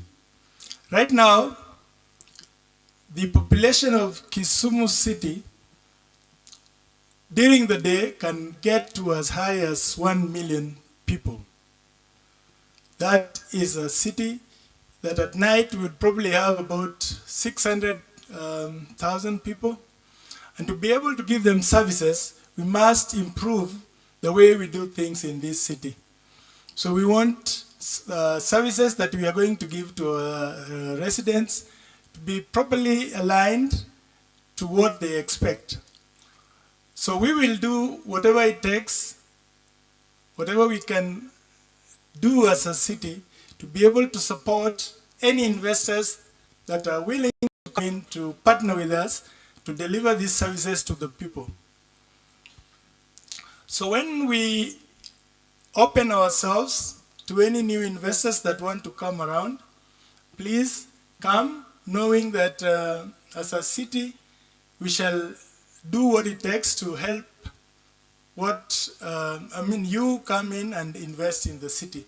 Security can easily become a concern, but in the city, we are going to do whatever it takes to make sure that the city is safe for any new investors. The process of investing also can take a process, can be lengthy. We will do what it takes, and I'm sure with the help of the administration, we are going to do what it takes to ensure that the process of investing in this city can become smooth and streamlined so that we can accept as many investors as possible. I acknowledge that the big mass of water around us, Lake Victoria, is our greatest asset, but we shall also use that to ensure that our neighbors who share that water, we have got a lot of sister cities that are around that lake, will be able to be supported where necessary, and we welcome some of them who are already in the room to be sure that we can share the resources that we have in the city to be able to share any developments that we can be able to do together with them. So with those few remarks, I want to say that we sincerely welcome any investors from far and wide to be able to partner together with us to be able to deliver and to take Kisumu to the next level that we intend to take it to. So with those remarks, I had just intended earlier on to be able to welcome you all, but as we go through the 3 days of discussions, we will see where we can be able to move together as a group so that we can make the cities move and develop as a unity so that we can learn from each other, and we'll be able also to move to other cities so that we can see how we can share ideas together. But that said, I now sincerely welcome all of you to, apart from the sessions that we have here, please be able to visit the city of Kisumu. We have a lot of things to offer at the lakeside and the business hubs around Kisumu, Kondele, Nyamasaria, the lakefront. So please don't only confine yourself to this space, but take advantage and be able to go around so that you can enjoy what we have to offer within the city of Kisumu. So with those few remarks, I sincerely welcome you all, and I also wish to say that I will be here for most of the time so that we can be able to listen and learn from each other. Thank you very much. Thank you, engineer.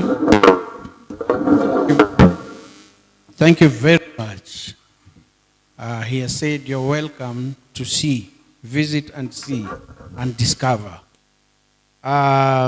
We are almost moving towards the end of the morning session, but I'm sure you've picked up a few very elating concepts, like you've seen the map that Peter showed, that you're the eye of Africa. And it looks like the eye, isn't it? You're the eye of Africa. And you know, you must always make sure that you protect your eye so that cataract doesn't form. Cataract is when your eye is covered with a white smoke.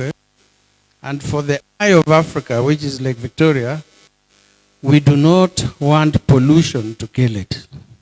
So it must be our duty as individuals and as governance to protect the integrity of Lake Victoria.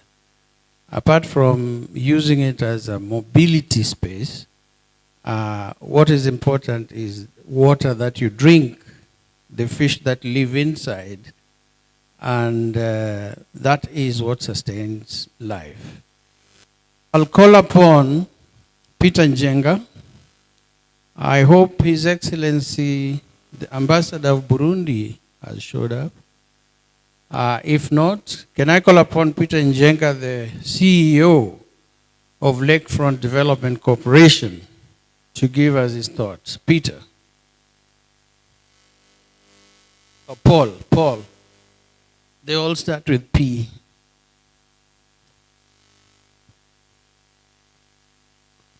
Oh, I am hearing that Paul and Peter are all apostles.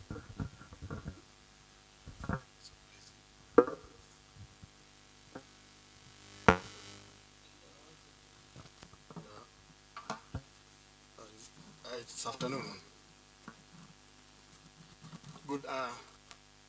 First, and all protocol observed. I'm here in my capacity as the Chief Executive Officer, Kisumu Lakefront Development Corporation. I have a presentation I sent to the media people. Good, but even as we wait for them to put the presentation, oh, good, thank you, Excellency. As they have put the presentation, I wanted to echo the word of Mr. Peter, who talked of making the one aim of the smart cities to making people happy. So the Lakefront Development Corporation, we have a lake, as you had seen previously when you visited us. In that lake, Kisumu County government formed a vehicle that is supposed to realize the dream of transforming Kisumu and ensuring quality development along the shoreline of Kisumu, Lake Victoria. This vehicle is called the Kisumu Lakefront Development Corporation. And as you can see, we are stating that we are navigating the future. What you are seeing there is our future. How we'd like the lakefront to look, the shoreline of Kisumu to look like.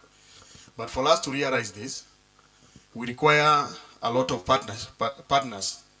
We have several already onboarded with us. But in this room, I'm looking forward to create more partners by the time we are breaking, and even as you visit Lake Victoria on Saturday, you'll be able to see, and we are presenting to you the various investment opportunities that you can walk away with or run away with. This is what I've said. The reason why we were formed as a corporation, as a special purpose vehicle to develop and manage economic and social activities of the lakefront, mobilization of funds or resources, that's why we are here, and for commercial purposes. This is our mandate. One is to create the master plan, but the master plan is already created for the lakefront. We have it. Develop policy framework for investment, mobilize funds, as I alluded earlier, and approve land allocation along the lakefront. In that pictorial, the first pictorial that we had, these are some of the projects that have been identified. I'm not saying that this is the final. As we continue and as the time moves by, we might also identify other projects. But for now, we have identified the following project, as you can see. The first one is backfilling and reclamation of the lake. And this is what we want. This is a picture, the way we would like the lake to look like after reclamation and backfilling. And we have this at an estimated cost of $45 million US dollars. The second one is the promenade, the 46 kilometers promenade. As you can see, we have it there. Already we have secured funds from African Development Bank, as it was highlighted earlier by the earlier presenter. And we have this one. They have already done the EOI. It's closing tomorrow, the expression of interest, after which they are going to do the shortlisting of people so that they can make this a bankable project, ready to go to the downstream activity, which is now project implementation. The third project that we have is the fish processing plan that has been identified in our master plan. The fourth project is the waterfront, Dunga waterfront reconstruction. I would like to state here that this project we already have done, the feasibility study is already done, and the report is just waiting for validation and public participation, out of which we have secured funds from which is coming from Rincon Institute for public engagement and the validation of the report, so that now we can take this project again to the market for public participation for project implementation. The other project that has been identified along the shoreline is the golf course, upgrading the golf course. This is the way it looks like right now, and it is envisioned to be like this in the future, an 18-hole golf course. You can see we want that when people come to Kisumu, when they visit Kisumu, they can enjoy, they can play, they can have some recreational activities to take part in. So that's the other project that has been identified, and we have the housing projects that we also looking forward for interested investors to to come in and take. Our partners, or the stakeholders that we work with as a lakefront, first we have the Kenya Ports Authority, the Lake Basin Development Authority, Kenya Maritime Authority, Kenya National Chamber of Commerce and Industry, Nyanza Club, Kenya Railway, City of Kisumu, and the Kenya Shipyard.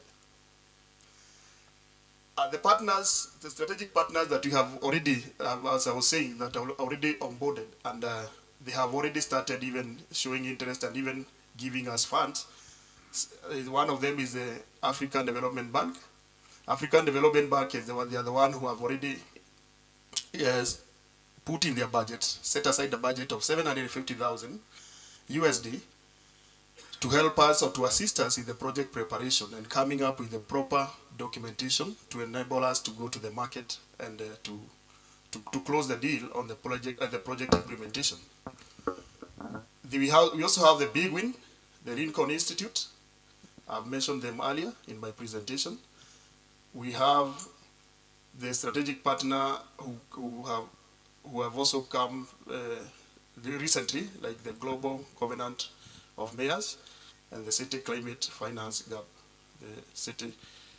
Then we have the Meridian. Meridian have shown this one have shown interest on in the downstream, in the project implementation for the public-private partnership. So they are just waiting for us to finalize on this documentation, make this bankable project, have proper documentation on the feasibility study, and then they are ready and willing to undertake, especially that promenade and the Dunga Beach Marina.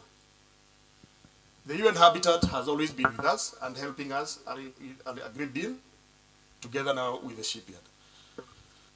Thank you so much for listening to me, and when you are leaving this room, ensure that you register your interest in undertaking some of these projects that we have that are highly profitable. I think even by thinking about it, when we change the livelihood of Kisumu,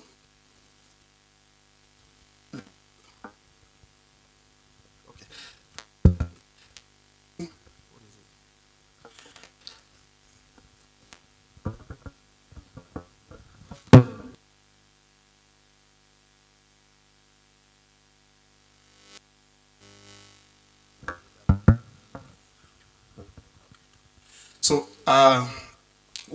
before you leave Kisumu, ensure that you develop a lot of interest. As we have seen, Kisumu has the best. We talked about the weather. It's a good weather for us. We've talked about, I've shown the project that we have, and all these projects, the level at which we are in, we are just at the tail end of ensuring that we have all the documentation that are required for you to be able to sign in and implement and implement the project. Thank you so much, and God bless you. Thank you, Paul. I think it's on our owners to keep working hard to achieve the dream of the lakefront development. Now, I'll call upon, it's a plenary session. The plenary session for some of the towns nearby Kisumu, that is Mwanza, Musoma, and Kampala, and Bujumbura. Could their representatives come forward? Yeah, whoever is here can come forward. Yeah. We can band it together with Ginger and Homa Bay, who have already arrived. Could you kindly come forward? It's a plenary session. It'll just be really brief discussions on how you see yourselves and how you align to the development of the smart city concept. Kampala is here. Homa Bay is here. Ginger is here. Please come forward for the sake of time. Yeah. It's a plenary, it's not a lecture.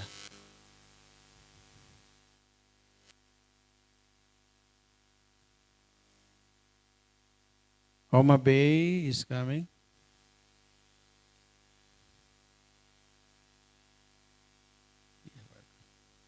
Yeah. Very good. Ibro conduct.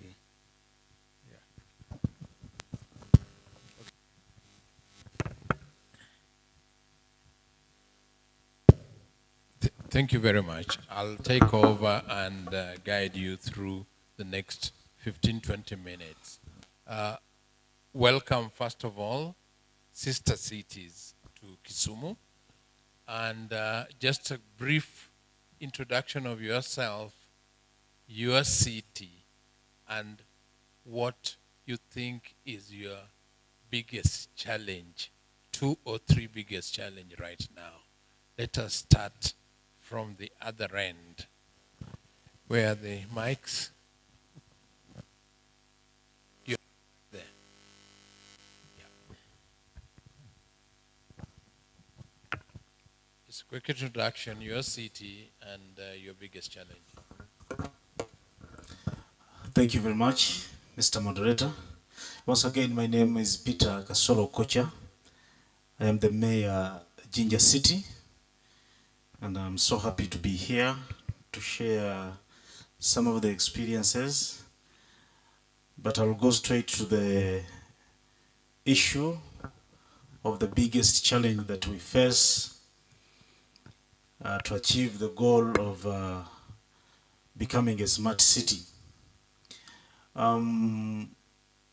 First and foremost is the policy issue in the country, whereby from the central government, I see that there are some gaps in allowing us to use the available legal frameworks to implement this idea, because when I look at the legal frameworks around us, most of them are centralized. The decentralization system in Uganda is not so much strong that could help us to achieve what we need. Then the other issue is also to do with physical planning, because I see in achieving all this, it comes with liberty in physical planning and implementing what we have as a local government. But you find that in Uganda, some factors like now the land, which we need to use in implementing and achieving the smart city approach, the land in Uganda, according to our laws, it is owned by the people, and the people have much powers over their land that they may be not in a position to allow the local authorities to plan well for what we may wish to achieve as a city and as a local government. So you find that there are gaps within our legal frameworks. The city does not rhyme well with the available laws to enable us put in practice what we wish to achieve in this direction of smart cities. Thank you. Thank you very much. Maybe we look at you, Kampala, because you are in the same country with Ginger. How does what they say in Ginger resonate with Kampala?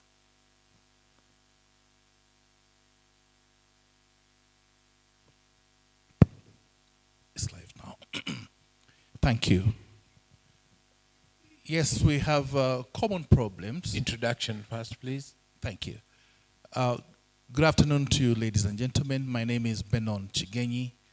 I am the Deputy Executive Director at Kampala Capital City Authority. I am very excited to be here and have a learning opportunity, but also share what is across the Victoria. Speaking about the challenges of Kampala, Kampala grew from a small town into a municipality in 1947, which became the city of Uganda in 1962. So we can now say we are about 63 years. The Kampala that Professor Peter Nyang came to at Makere was a small population, and the roads were sufficient then. The populations have exploded. We're speaking about a city of 1.7 million people by night and about 3.5 by day, with a complex problem of a land tenure system that allows private ownership of land. In increasing the size and bringing speed, the infrastructure of Kampala comes with the price, an expensive land take, because you're dealing with proprietary rights in the city. That becomes a very critical issue for the people of Kampala in achieving many of the things that they would otherwise quickly adapt to. That notwithstanding, there are very many opportunities that Kampala has picked up, a very thriving, innovative population with quick uptake of technologies and ready.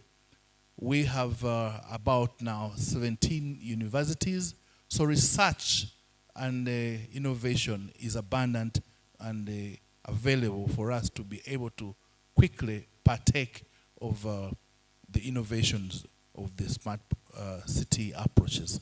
And we can share on many fronts about this as we proceed in these sessions. Thank you very much. From the biggest of the cities around the lake, Kampala, to the smallest town in the room, Ndewa. Do you have any problems at all in Ndewa?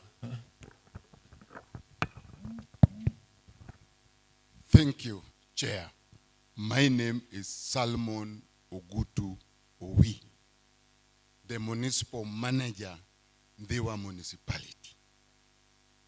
This is the youngest municipality, only 2 years old.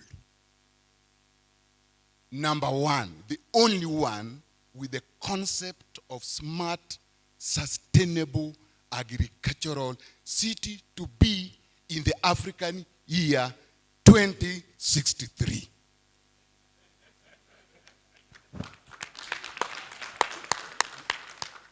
Number one has laid down a master plan, therein, thereof, land use plan, IDEP, strategic plan. What opportunities? Partners to come launch in to provide that as a locomotive of achieving interconnectedness through smart cities. 2063. Whereas I look at my brother, Abalawanga, swimming in the Lake Victoria, but we'll have no food. The only food is in Ndewa. Come and initiate sustainable smart agriculture to feed the swimmers in the lakefront. I have opportunity. Land is available. The thinking is there. The will is that I don't have technical support and financial support to make a difference in the life of people. As my governor, Her Excellency Gladys Nyasona Wanga, looks upon my mentor, Professor Anyang' Nyong'o, I look upon my brother, Abala Wanga. I look for this as a twin city and African and global twin cities. Ndiwa is the municipality to be a city 2063. Thank you. Wow, wow. I think that, Sapna, you'll have a lot to talk about smart agriculture, rural agriculture, and they were tomorrow. So please be here tomorrow, because India is doing exactly that, and you want to learn. And that is Ndewa, the youngest. 2 years old. And you want to be, you are already smart. Thank you very much. Okay, next to you is Homa Bay, the city that has been so much in the news recently for good reasons. Over to Homa Bay. Oh, thank you so much. My name is Sigar Agumba. I'm the municipal manager, Homa Bay. Homa Bay, there before I was the municipal manager, Yugis. Then now, 4 months ago, I was transferred to the headquarters now to manage and coordinate a few other things moving forward. First of all, I would really extend the gratitude and greetings from Her Excellency, the Governor of Homa Bay, Her Excellency Gladys Wanga, and take this opportunity to thank our host and mentor, planner, Governor Professor Peter Nyang'-Nyong'o. He has been so passionate about matters urban planning, and he is also championing our agenda for futurities development for urban entities. I thank you, Your Excellency, the Deputy Governor, Dr. Willie. Moving forward, Homa Bay prides in hospitality along the lakefront. We are moving somewhere. We were somewhere but growing. Also on matters proper service delivery, that is people's participatory through the citizen fora. Then currently we have a new revised people's adaptation plan driven physical and land use spatial plan. That's taking us forward, and it's based on that document that His Excellency the President did launch and encourage us as the people of Homa Bay to strive towards attaining the city status. So already the road networks and a number of interconnectedness working to partners to plan the peri-urban context of the municipality, gearing onto the anchorage of the plan that we currently have. We can say that we are somewhere, but already contemporary sisterhood with the city of Kisumu. We work so much together because as the National Chief Whip of Kenya Managers Caucus, we have been working very closely with the manager of the city of Kisumu, Abala Wanga, in the national leadership, taking into context of the comparison analysis of how other municipalities work and the gaps that we have moving forward. So at this level, I would only now encourage the partners who are here, through His Excellency the Governor, to also extend a leaf to Homa Bay, so that where we have gaps, we may also see how we can work together, leverage. We have provided opportunities for investors who are coming there to find it so livable and desirable to work and prosper in Homa Bay, because really, as we are there, locals, we can't achieve alone. But having other people from different areas with a number of expertise, we can move somewhere. So I take this opportunity, and I can tell you I have my board chair there, Ms. Antipas Nyambok, and on behalf of the Municipal Board of Homa Bay, I extend greetings and welcome everyone to the upcoming city of Homa Bay. Thank you so much. And before I finish, I will tell you the key challenge that we have. That would be on sewerage and waste management. So any partner in this context, I know it's a cross-cutting issues across many urban areas, but for us to move forward, what investors would like to see is a clean city with proper sanitation and sewer system. And these gaps are there that will need robust kind of partnership. Thank you so much. Thank you very much. A last question and a challenge to Jinja and Kampala. Since the port of Kisumu was reopened, the cargo transport has done very, very well. I think you're receiving a lot of oil through here. But there is no people movement, passengers. Kampala, Jinja, how do we establish regular passenger transport on the lake between Kisumu and yourself without waiting for a donor? We recognize that the Lake Victoria is a great opportunity for East Africa that is not being maximally utilized. And we want to support the navigation and the maritime experience on this facility. Kampala, or Uganda for that matter, is developing 2 ports beside the old port, the Port Bell port at Bukasa and in Bwerenga, to be able to increase transport and the exchange of goods and services across the Victoria. We think that with increased navigation on the Lake Victoria, the sisterhood between the cities that stride the waterfront of the Victoria will make the smart city approach a reality easily, because in it we'll have an opportunity to share what is across the lakes, to be able to enable ourselves to grow together.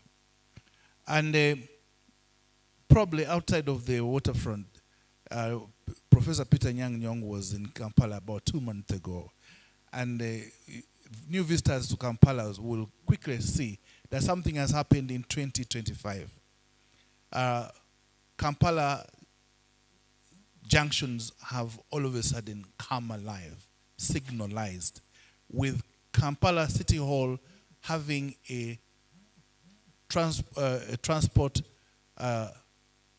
city center where we can view in beam in these junctions to take a disturbing problem that was horrendous to visitors of Kampala, gridlock.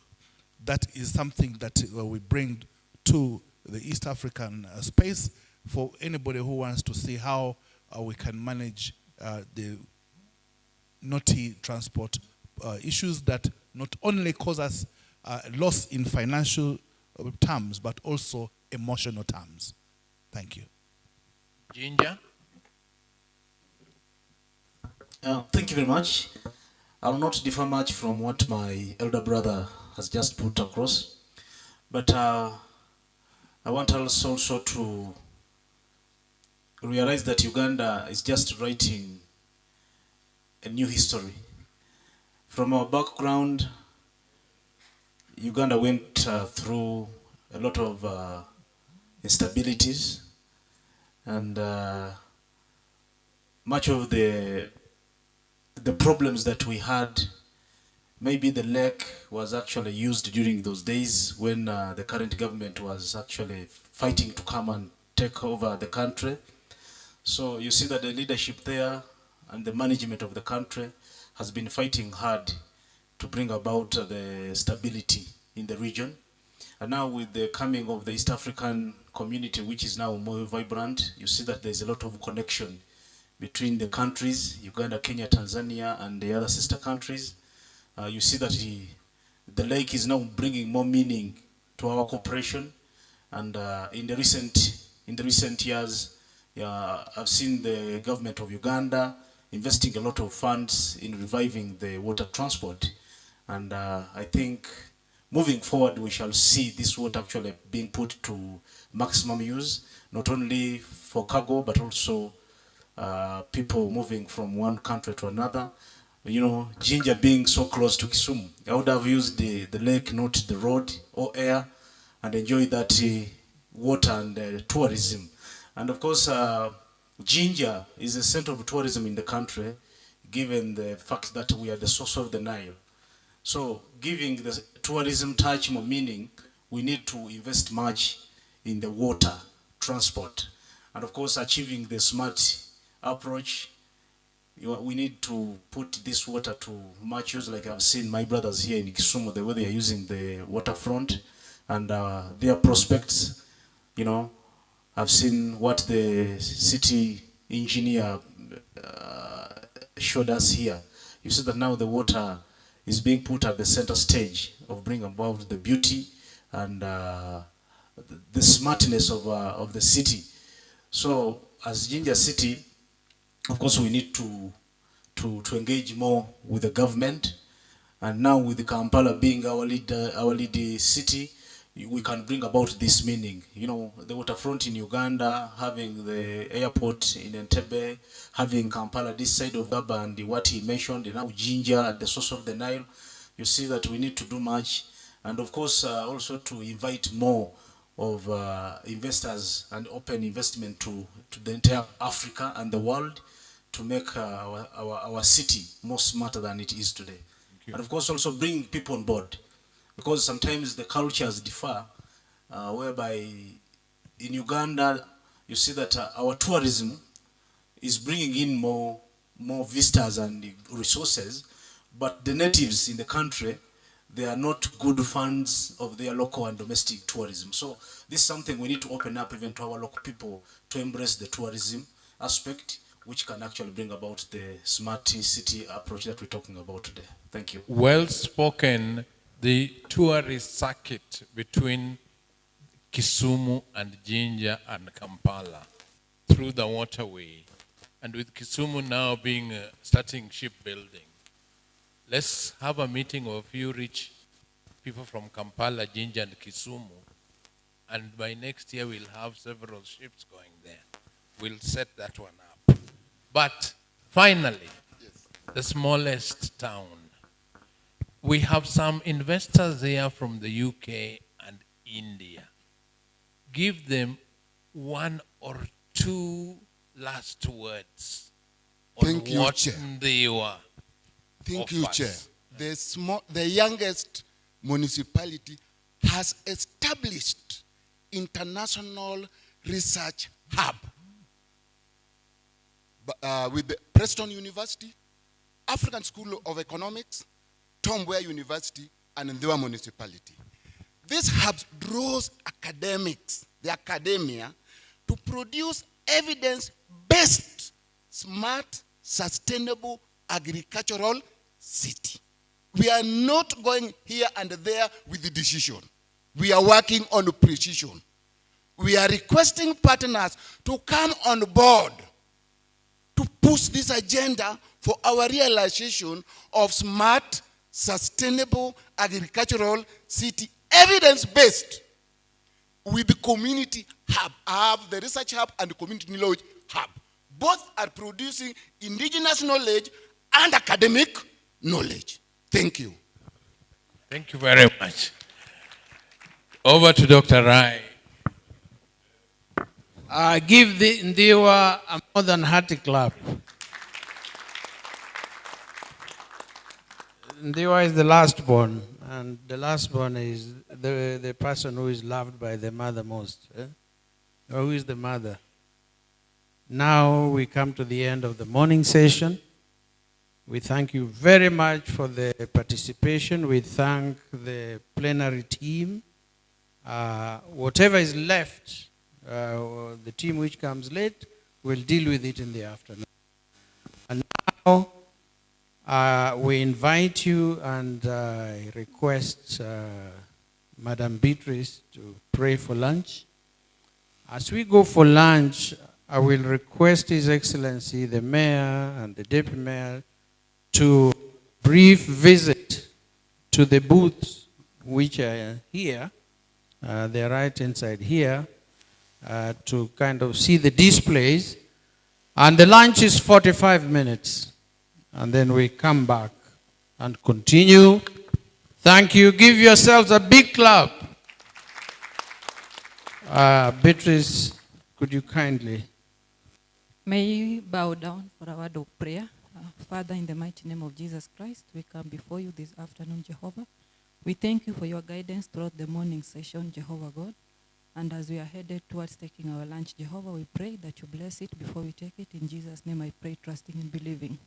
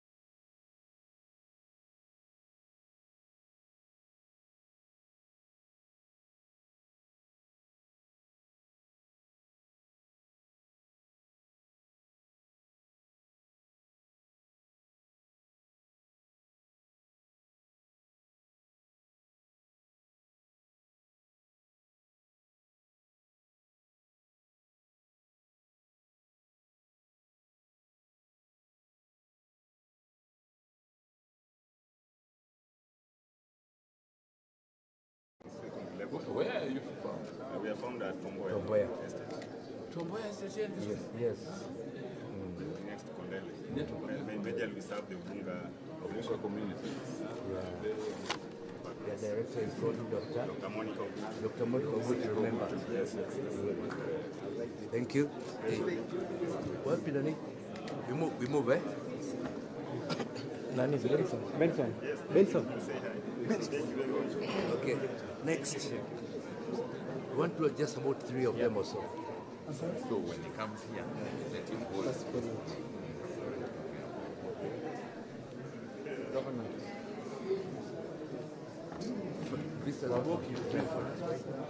Welcome here in Taka.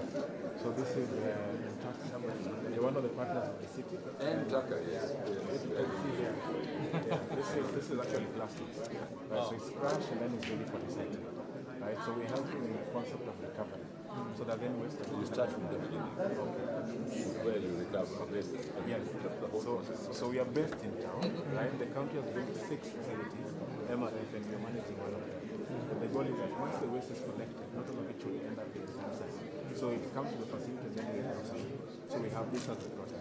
But the concept of smart city is that we are supposed to document all the recovery rates, and we're supposed to know how much waste is coming, the data, so then the city can know what is being recovered, and if in terms of investment, because we're saying that this sector is over $1 billion because of 30 guys right here. So what we've seen in the city is that we are building so the city can also use to the amount of dashboards and the should help. So I heard about the tech sandbox you're talking about. We are ready for that. We're hoping that we can do that. So thank you so much. I am happy that we're doing the partnership. Very good. Okay. Thank you. Next. Thank you.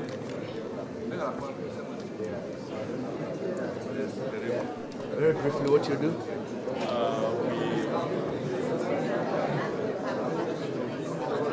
Yes, we have presentations. Oh, nice.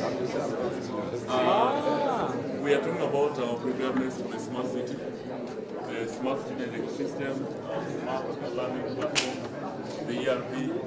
So we are ready to join the smart city system. Then here we are talking about blue economy, urban agriculture. Then here we are talking about leveraging community-generated research data for smart governance and service delivery. So we're going to have an opportunity to present this during plenary report. Good. Yes. How is the Vice Chancellor? She's doing well. She's doing well. Yes. Good. I'll take you there. Okay. Yeah, absolutely. I'd love to see that. Good.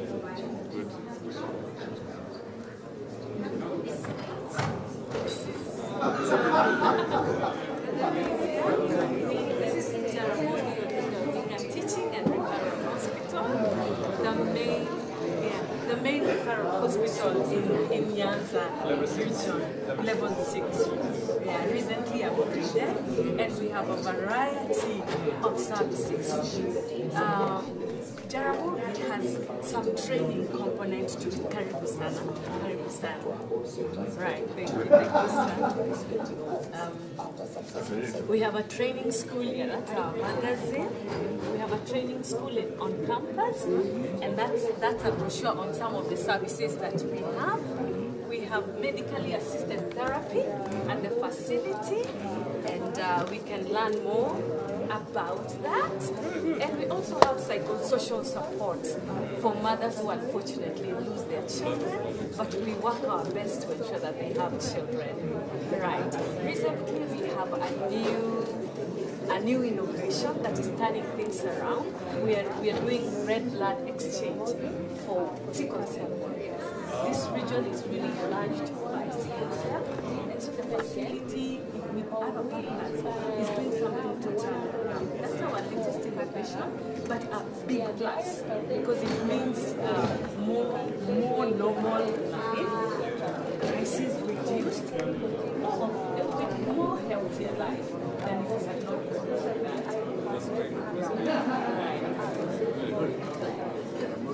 Karibuni sana. Lorena yangu. right side. What did you do, Jaramogi? I head communications and marketing. Right. Corporate communications and marketing. Thank you, sir. Thank you so much for having us, Karibu, sir. How are you? Yeah. I did something on sickle cell the other day, and I had to do the video. I'll send you the application. They did sign our book. We'll come back in.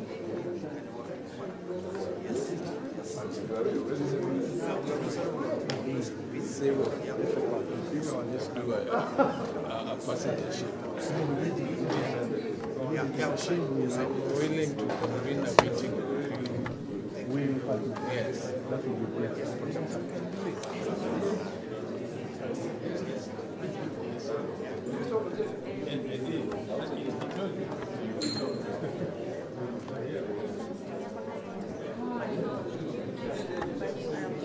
Hi, how you doing? We're doing well. Yeah, doing well. So, let me introduce you to these guys. Nice to meet you, It's a Fuzana. medical company. They are setting up here pharmaceutical production plant. What? Pharmaceutical plant. Plant. So you can explain. Yeah, so basically we're trying to do the first of its kind. We basically got the sister company Bangladesh Pharmaceuticals in USA. This is a subsidiary, the Kenya company, which we do local manufacturing. So we're using blockchain and continuous manufacturing. So what that enables us to do is do batch productions in a very short space of time. Where normal production takes 5 to 6 weeks, we can do it in 2 to 3 days. And because we're doing continuous manufacturing, that means that we're using technology so that the plant can be built very quickly because they'll come in pods, self-assembled, and then basically you can go up rather than this way, which means that we can speed up the manufacturing at a very effective cost price. We want to go green, so it's a green project. We want to make sure that we're compliant with any waste management and everything. And the ultimate goal is to make sure that the product itself is cost effective because we want to, medication, as you know, in Africa is very expensive. A lot of it comes. The Commissioner IFAS, that's the entire hub of the biomedical. So one of the major pharmaceutical companies, they produce maybe 50% of the world's production of pharma. But yeah, so I like your idea though. Yeah, so and then with blockchain, the advantage is there's a lot of discrepancy in cost transparency and also in the product quality. Is it your American company? Or? So we're Kenyan company. The mother, it's a Kenyan company. So we're all Kenyans. It's going to be run by Kenyans. We just hired Caroline as our project manager. Kisumu Zone has joined us to manage the project. I'm actually based from Nairobi, but I'm Kenyan. I'm a director in the company. I see. Kenyan. So we're fully Kenyan. We're gonna. So you're building the factories. Yeah. When is it? We have started already with studies. You know, making drugs takes a long time. So of course. Environmental studies are going on. Then second studies are also going on. And in fact, we will be able to produce the first tablets for approval in 2027. In 2027? Yeah. But have you started building the factory? No, factory already. We started with studies. You started with studies? Making drugs is not like making any building. No, but you have to educate me. I mean, I know if you're making something, you're making somewhere. Yeah. You can't employ people. This is where it shows that we have started.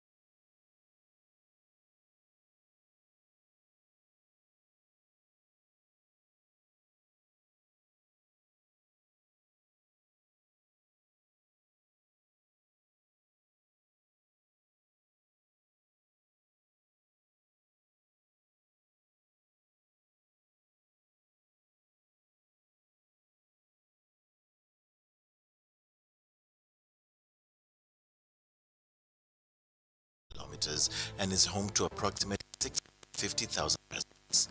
It serves as Kenya's third largest hub of the region. In 2017, Kisumu marked a historic transition, rising from a municipality to a fully recognized city. This elevation reflected not only Kisumu's growth, but also its potential as a modern urban center.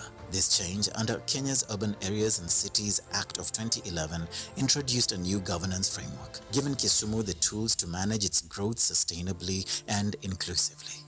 The establishment of Kisumu City formalized its governance structure with a city manager and a board dedicated to strategic oversight. The dimension the city is taking is going to improve a lot of things. We are dealing with different components of urban development in Kisumu.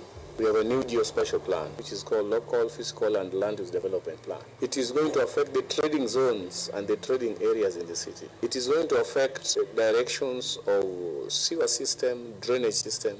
It is going to improve the lighting and security issues within the city. The city manager, appointed to guide Kisumu's day-to-day operations, works closely with Kisumu City Board, which brings together diverse expertise and voices to chart the city's course forward. Together, they aim to address the city's needs, champion sustainable development, and foster a safe, prosperous environment for residents and visitors alike. Their dedication ensures that every project reflects the aspirations of the people of Kisumu. Each project is a step forward, creating a livable, dynamic, and eco-friendly city. The focus is on not just growth, but growth that is inclusive and benefits all citizens.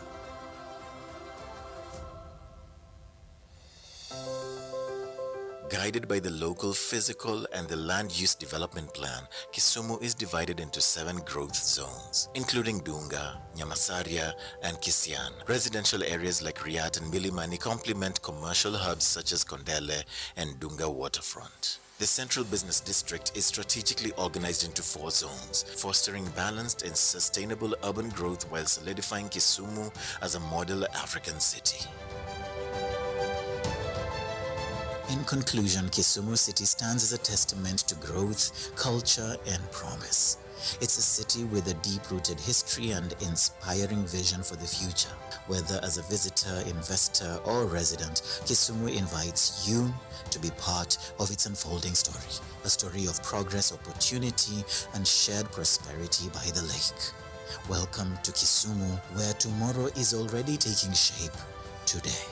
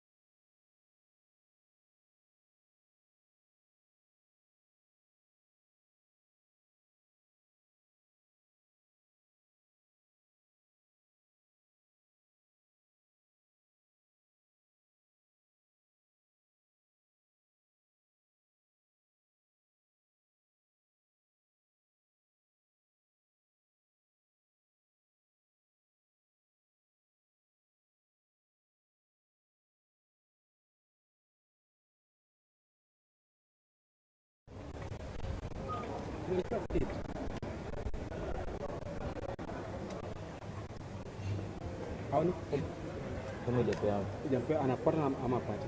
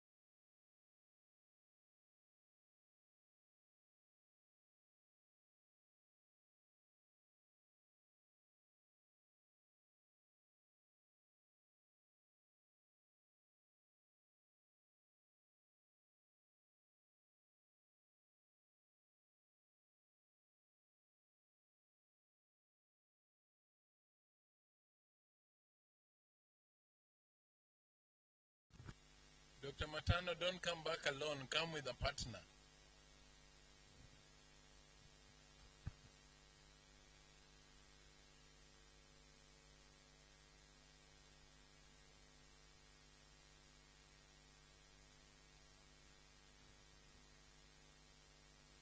Yeah, thank you very much. And farm access?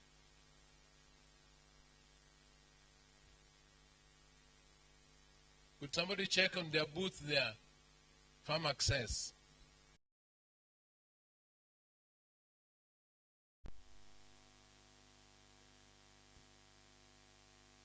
Farm access?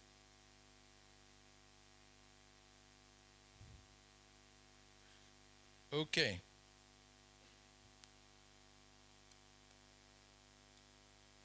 Yeah, welcome everybody. Do upstanding Governor Merudi Tena. Karibu, Governor. This is going to be a very good session with the presentations from 3 groups. 2 are health and 1 is sports.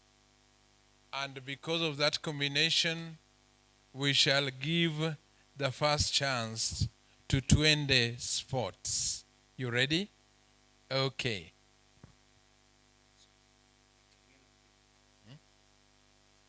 It's you? Yeah.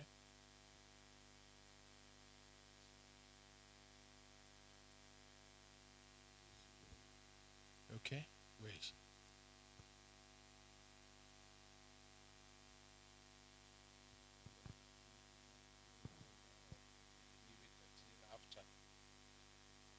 After, okay, fine. So guys, please take a seat. There's somebody behind you, pull them in. We want to make the best use of everybody's time, but more important, the governor's time, because some of the ideas you're bringing on board are very new and catalytic. So that corridor, can you please empty it in this direction? Yeah. Okay. The first presentation is coming from Twende Sports, represented by Sandra Nakumisha Odongo. Karibu.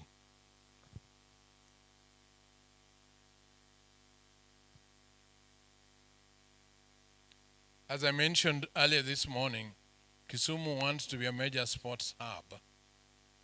And we have 2 presentations on sports during these 2 days.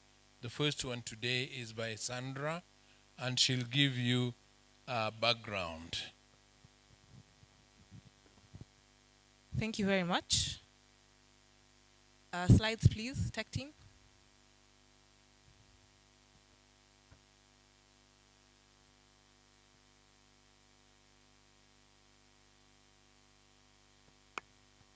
All right.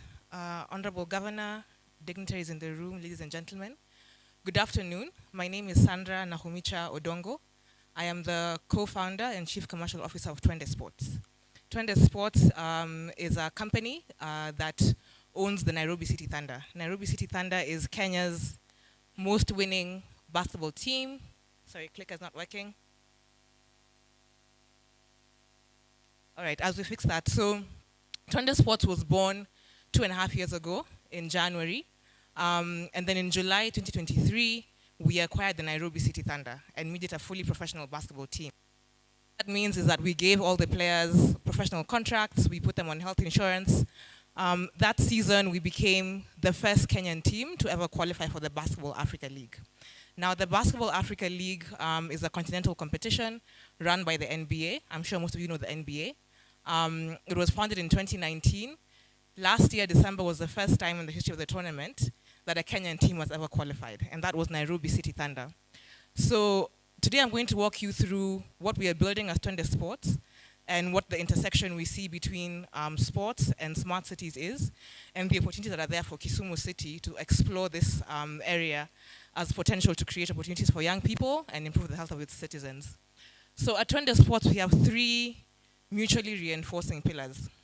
The first is the professional team, Nairobi City Thunder. The second is infrastructure. So right now we play at Nyayo Stadium, that's where we train and have our games. The Nyayo Gymnasium holds about 1,000 people, which is tiny, tiny for a sports facility. The roof is leaking, it's not a prime facility, so we have in place plans to build our own arena of about 3,000 capacity where we can actually host games and other entertainment events. The third piece is the academy. So being a pro team and the success we've enjoyed over the last few years, we've had a lot of people coming to us and saying, oh, my son, my daughter needs a place to go after school, can I get a program to integrate them into basketball? So we are now launching an academy. So over the last 2 years, this is basically what we've been able to achieve. As I mentioned, we're a very young company. In 2024, our pro team won the Kenyan League undefeated. This Friday, tomorrow, we play our final game in this year's league. If we win that, we'll have gone back-to-back 2 seasons undefeated. Beyond the pro team, we've also been doing a lot of work in the community in terms of reconstructing community courts, giving young people who are not in the professional space access to sports opportunities. And then importantly, you can't have sports without fandom. So when we acquired the team, we had about 2,000 followers on social media. As of this week, we've hit 180,000. So what does that mean? It means as a sports enterprise, if I go to a corporate partner, I can tell them, if you support me, I can guarantee you 180,000 eyeballs. Now, what you do with those eyeballs is up to you. So for us as a sports enterprise, it's very important to invest in ensuring that we have eyeballs behind our product because that's how we bring revenue in and that's how we monetize. So we are targeting 300,000 followers by end of this year and 1 million by end of next year.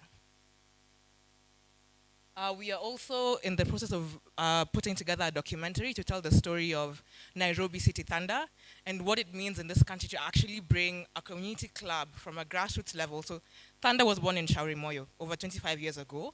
Today it's the biggest basketball brand in Kenya and the only Kenyan team to compete at a continental level. So we're trying to tell that story of what it's taken to build that brand to this level. Talent is huge for us. So our players on the pro side are aged from 19 to mid-30s. It's a combination of players who have been born and bred in Kenya, and a combination of Kenyan players who were either born outside the country or left the country, but are now back because they finally have a professional basketball team that they feel is worth their time for them to stay in Kenya and can treat them as professionals and compensate them accordingly. So Area Local is actually from Nyakach, and we have a number from the Lake Basin region. So just highlighting how this region is actually huge as a talent hub, not just for basketball, but sports in general. So I want to go into a bit about, if you're a city or if you're a corporate partner, how do you think about sports and attracting sports ventures into your city? Earlier in the morning, there were a lot of remarks about how key to the idea of a smart city is humanity and being human-centric, right? 2 was this idea of accessibility. And then 3, the idea that Kisumu is actually really open to investment. So for me, sitting on the sports side and running a sports venture, what does it mean if I come to Kisumu and I say, I want to put a venture here? What do I need to see, right? So one of the things that we are focusing on is providing entertainment venues. Now, there's a few models that exist for this. One, if I were to come to Kisumu City, things that would make it attractive for me is one, can we get a land deal going? Can we get certain concessions on land or tax rebates that make it worthwhile for me to bring my developer and put a 3,000 to 15,000 capacity arena in this city and be able to capitalize on the fandom here? So the way we think about it right now is we want to do a 2,500 to 3,000 capacity arena that to start with because the cost is low, that we can do in-house. And then 2-3 years from now, expand that to 5,000, 7,000 capacity plus, and then have the smaller one be focused on youth, recreation opportunities, and then the big one be focused on more professional opportunities. The beauty about this is that when you have an indoor arena, it's not just basketball, right? You can have a basketball game in the afternoon, a concert at night, a SACCO AGM the next morning, a festival the next evening. So it's really multi-purpose, and you think about, today morning, it was mentioned that sports and entertainment is one of the, the 9 modules that are being focused on in the smart cities agenda, right? So thinking about sports not just as sports, but really as an entertainment hub, and how do you attract other entertainment activities to that venue to monetize that. So for us, corporate partners on board, we can sell things like naming rights to the arena. So typically how it works is a corporate partner would come, let's say the city has given us a concession on land, we'd get a corporate partner to come, put a stake of money in the ground and say, we are buying the naming rights for this arena, so we can be called, the Coop Bank Arena, the Safaricom Arena, the Equity Bank Arena, etc. And then actually use those funds to do the development of the arena. The other thing for us is really about, saying to corporate partners, we can help you build brand loyalty, right? If in 2 years we've been able to go from 2,000 followers to 180,000, imagine where we can take your brand in the next 2 to 3 years. So for us, we sell things like jersey sponsorship, game day activation, social media promotion, VIP access at our games. So let's say we were to do an arena in Kisumu City. Beyond the general seating, we'd have things like VIP suites, VIP lodges, that people can come and host their VIP guests as part of the game day experience. The other thing we're working on is thinking through how we capitalize on the athletes' stories to build the brand and build brand awareness. So by show of hands, does anybody in this room follow any sports team? Do you have any sports team that you like? Right? So for most people, you don't just magically fall in love with a sports team. There's an athlete that you like and that you love, and then because you like that athlete, you begin to follow that team. And we are seeing the same with our athletes. They have really compelling stories. Garang Dieng was born in Eldoret, came up through the Kenyan system. He actually plays for Thunder, but also for the South Sudan national team. Tyler Ongwae is a Kenyan veteran basketball player, was previously playing in Germany, took half his pay to come back home and play for Thunder because he really wanted to play for a Kenyan team. We have Albert Einstein Odero here, who is Kenyan, but grew up in the US and has now come back to Kenya to play for Thunder because he wants to be able to play in his home country.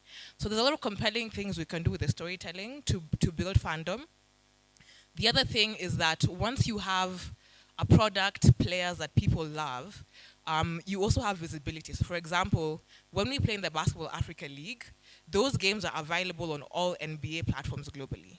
So if you're a corporate partner, you're getting visibility not just in Kenya, but actually across the continent and across the globe. And as I mentioned, there's a documentary we're working on as well, right? So you can imagine, once this goes live, the kind of visibility that Nairobi as a city will get, because it's actually the name of the city on the team. It's Nairobi City Thunder, right? So there's a lot of opportunities to also have sports tourism and bring fans into your city through sports. When we played in the Basketball Africa League in May, we played in Kigali, and hundreds of fans from Nairobi, from Kenya, Eldoret, Kisumu, got on buses to Kigali to support the team. And at that tournament, there was different countries represented. There was Libya, there was South Africa. So you can imagine if a city like Kisumu is hosting top-tier sports events, what that does for tourism in this region. So I think, just to wrap it up, I would say that from a talent perspective, there's also, there's incredible potential at the youth level. So Thunder being a pro team, there's still opportunity to create pathways for these young people who are trying to understand, one, can I make it as a pro athlete? But the reality is that only 1% of kids that play sports in high schools become professionals. So as a city, you need to ask yourselves, what's our philosophy as a city around sports? Are we trying to get professionals into the sports space? Are we pursuing sports for health reasons? Are we pursuing sports for accessibility reasons, just to give people a chance to have recreational opportunities, etc.? Once you know what that path is, you can then collaborate with ventures like ourselves to say, if Tony Sports is to come into Kisumu, what makes sense? Do you want us to focus on a professional team? Do you want us to focus on youth sports and those talent development pathways? Do you want to focus on infrastructure, etc.? I think for me, as somebody who is running a team in Nairobi and looking at Kisumu, there are a few things that stand out. Number one, this is a talent hub. So if you look at the sports in Kenya and the talent that comes out of this region, Western, Nyanza, the North Rift region, especially in high school competitions, this region dominates. So if I'm doing anything academy related, a lot of my talent is already coming from this region, so it makes sense to come here, right? So then for me as a businesswoman, the incentives need to be in place. Why should I come to Kisumu as opposed to Eldoret or as opposed to Naivasha? This being a city is very compelling, right? Also, I think if you don't live in Kisumu, you might take this for granted. But Kisumu has a very calm vibe. Like, this city doesn't feel chaotic, which I think is something that is really going for the city. So if I'm hosting a tournament or a series of games in this city, I know I can sell game tickets. I can package that with tours on the lake. There's already a thriving hospitality industry. There's talent in the region. So I think it's really a matter of being a bit more strategic. For me, I would urge the county to think about how you can convene those of us who are in the sports and entertainment space who are looking to branch outside of Nairobi and tap into this region for talent. Because for us, we are looking beyond Kenya. We have players from South Sudan. Our general manager is from Somalia. We have interest in talent from Tanzania. So Kisumu is actually really accessible as a talent hub from Uganda, South Sudan, Rwanda, Tanzania. So let's think about that. Call us to the table to see what we can do together. Otherwise, Prof, thank you very much for this invite. It's a pleasure to be here and open to conversations and collaboration. Thank you. Anybody, any question? The potential, yes. Where's the mic? There's a potential Kisumu, you have talent, but no sports arena. No, they're bringing the mic. Oh, I thought there was a mic. Oh.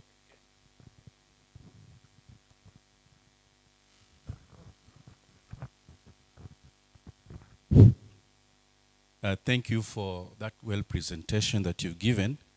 But I heard you talk about looking for partnerships and also those who can assist.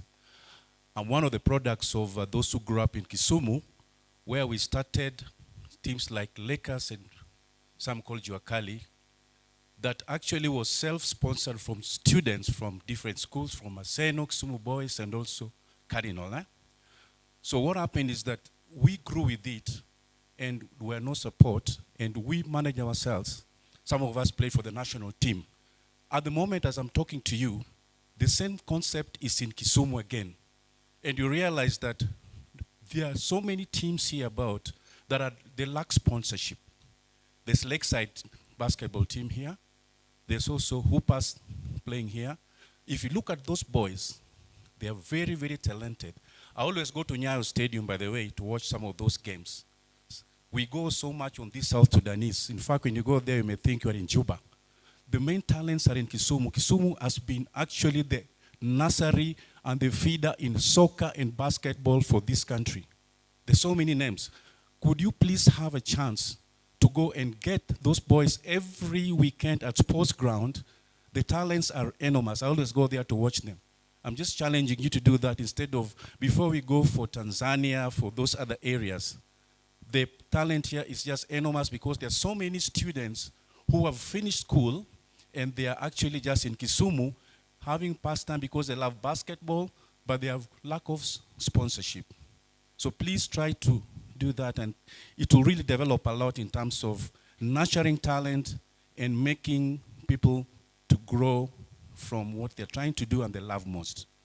I think it would be very good if you do that. Thank you. Absolutely. Thanks for that comment. I think just as part of our academy effort, one of the things we'll be doing is working with scouts across the country, because talent is not concentrated only in Nairobi. Actually, we know there's a lot of talent outside Nairobi that just doesn't get visibility. And Kisumu is one of the areas we've identified as a big, big hub for that talent. Fun fact, Lakeside was one of the teams we looked at when we were looking at a team to acquire. So there's a chance we come back this side to grow it. So I also have a question. Thank you very much for your good and interesting presentation. There has been a very active football federation in Kisumu, Kisumu Youth Football Federation or Association, not sure if you're aware, but there were over 2,000 youths playing football every weekend. So if you would be interested, I could put you in touch with the original organizers. I thought that would be maybe a complimentary entry into Kisumu. Thanks. Fantastic, thank you. Happy to be connected.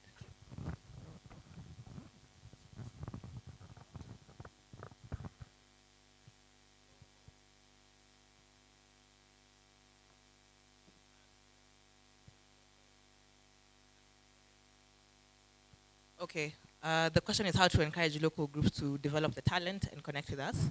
So I think a lot of times what we see in sports is a chicken and egg problem, where we say, oh, we need sponsors to come and support us so we can grow big. Or, what do we do in the beginning? So one of the things that we realized when we were growing Thunder is that when we were at 2,000 followers, when we just acquired the team, brands don't want to talk to you because you're too small. They're like 2,000, what am I going to do with your audience, right? And so there's a certain element in which the groups, so the small sports clubs, the small businesses around them, have to take that first step to invest in your own visibility. Very basic things. Grow your social media pages, invest in your marketing, grow the eyeballs behind the team. Once you do that, it's a lot easier to attract talent. I think there's also opportunity in terms of connecting with Thunder and Twende Sports. I would say probably the talent aspect would be the easiest to begin with. My email is sandra@twendesports.com for anybody that wants to reach out. That's sandra@twendesports.com. So happy to have a conversation around, what the talent side looks like there. I would also say that sometimes what we don't see much of, but we need to be doing when we're trying to do a bit more of in Nairobi, is that you'll find one team trying to go at it alone. So like Thunder or Moja trying to do something alone. But when you come together as a group of teams, you can actually petition your federation to start to change things on the ground or the local community. If I was sitting on a corporate desk and I were to get 4, 5, 6 teams bringing me a joint proposal, I'm a lot more likely to support that because there's numbers behind it as opposed to everybody trying to go at it alone. Yeah. Girls Thank you. basketball. All right. Girls basketball, we have an amateur girls basketball team. So beneath Nairobi City Thunder is a pro team. Beneath that, we have amateur teams that play in the Nairobi Street League. So a men's team, a women's team. That league, Nairobi Street League, suspended the women's tournament a few months ago, so we paused the girls tournament. But there's plans to actually grow that team beyond amateur into a pro outfit as well. Yeah. Thank you.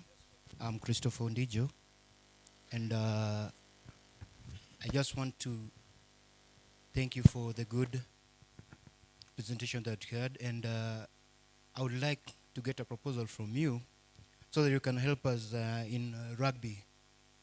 The Kisumu Rugby Club is a self-sponsored club and also is a community club. So we'll come and ask for some of your proposals so that you can help us so that we can also be semi-pro. Thank you. Fantastic. Rugby is actually a darling of my heart. And by the way, we are having a sevens tournament. Dallas Sevens. Dallas I'm Sevens. aware. So Please. I played rugby for Kenya actually, 2014 and 2016. I played for Queens and Homeboys, so rugby is very, very close to my heart. Let's speak after this panel. Yeah. It's visible to be in Kisumu or Nairobi. Kisumu has 7 counties. Each one of those counties has several wards, which are basically rural. And basketball is an urban game, the way we promote it. What are the plans to increase reach to the rural population? Because apart from making Kisumu a smart city, we're also thinking of making the rural areas smart villages. How do we psych the rural areas to pick basketball and give them facilities? So my recommendation to the county leadership would be to think of sports infrastructure as not one unit. I'll give an example. If I were to task you and say, please go and develop an agriculture strategy for the county, if you came back to me and said, oh, we have a strategy that can feed 1,000 people really well, that would be a failure, right? Because everybody must eat. So it's the same thing in sports, right? If you want to bring up the entire ecosystem, we have to think about infrastructure not as just one piece, but the ecosystem. Me as a private partner, if I'm thinking infrastructure, I'm going to come to the center of the city because I can monetize there. I know that I'll have foot traffic, I can sell tickets, I can sell concessions.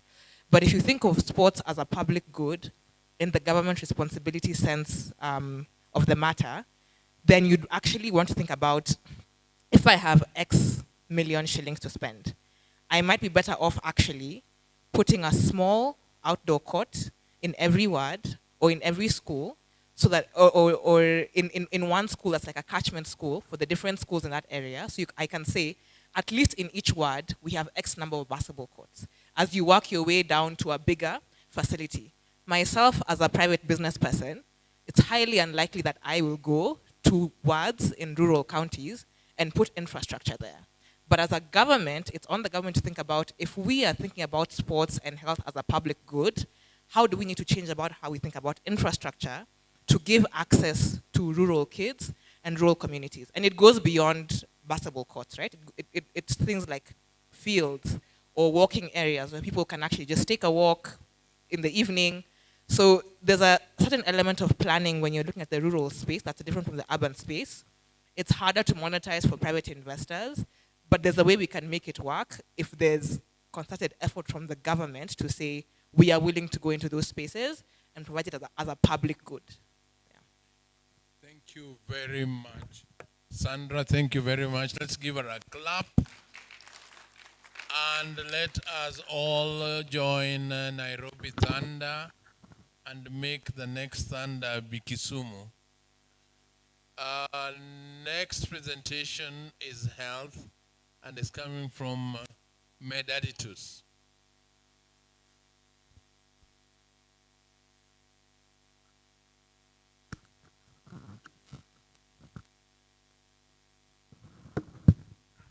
And I want Uganda to listen carefully to this, because this is now about making medicine around the lake region.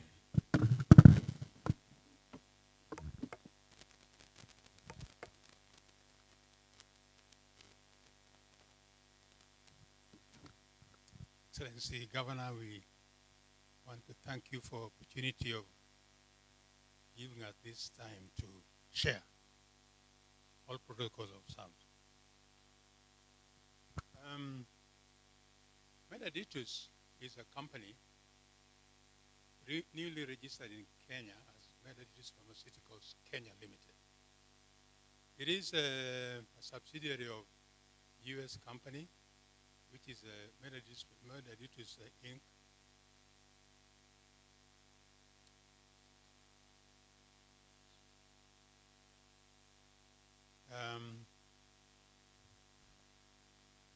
Just wondering how I change the slides. Will you roll the slides for me? Okay, next slide. That one. It's very interesting how the story started. Governor Nyong'o met the CEO of Medaditus Pharmaceuticals. Can you hear the back? You can't hear? You can hear now. The governor met Medaditus Pharmaceuticals CEO, Dhiren Taka. And the governor told him that I have one bullet which I must use as part of my legacy. This bullet turned out to be making drugs in Kisumu. So the governor put together a team, a task force that was to work with this American company to develop the idea and to bring to the ground this company. I'd like to ask the members of this task force if they are here, because I'm the chair of this task force. If they are here, please, can you just stand so that people can see you? I see Dr. Rai here, Dr. Rogo, Professor Rogo. I saw, yes. This is the team that has brought this company to the ground. Now, the context is the company is being developed in the presence of a challenge. Poor access to quality, affordable medicines is one of the challenges that are being addressed. We can see that pharma manufacturers in Africa, it's only 400 about there. But in India, there are more than 10,000. Just to give an example. There is heavy reliance on importation of drugs and lack of consistent quality and reliable supply chain. And we have substandard and falsified medicines which are prevalent. What Medaditus is trying to bring to bear is one, to accelerate manufacturing using very modern technology. And the technology is a portable, continuous manufacturing. Also, we are applying technology, blockchain technology, to ensure integrity and quality of the drugs, as I will explain. We are using prefabricated, specialized manufacturing spaces, pods, which accelerates the manufacturing process.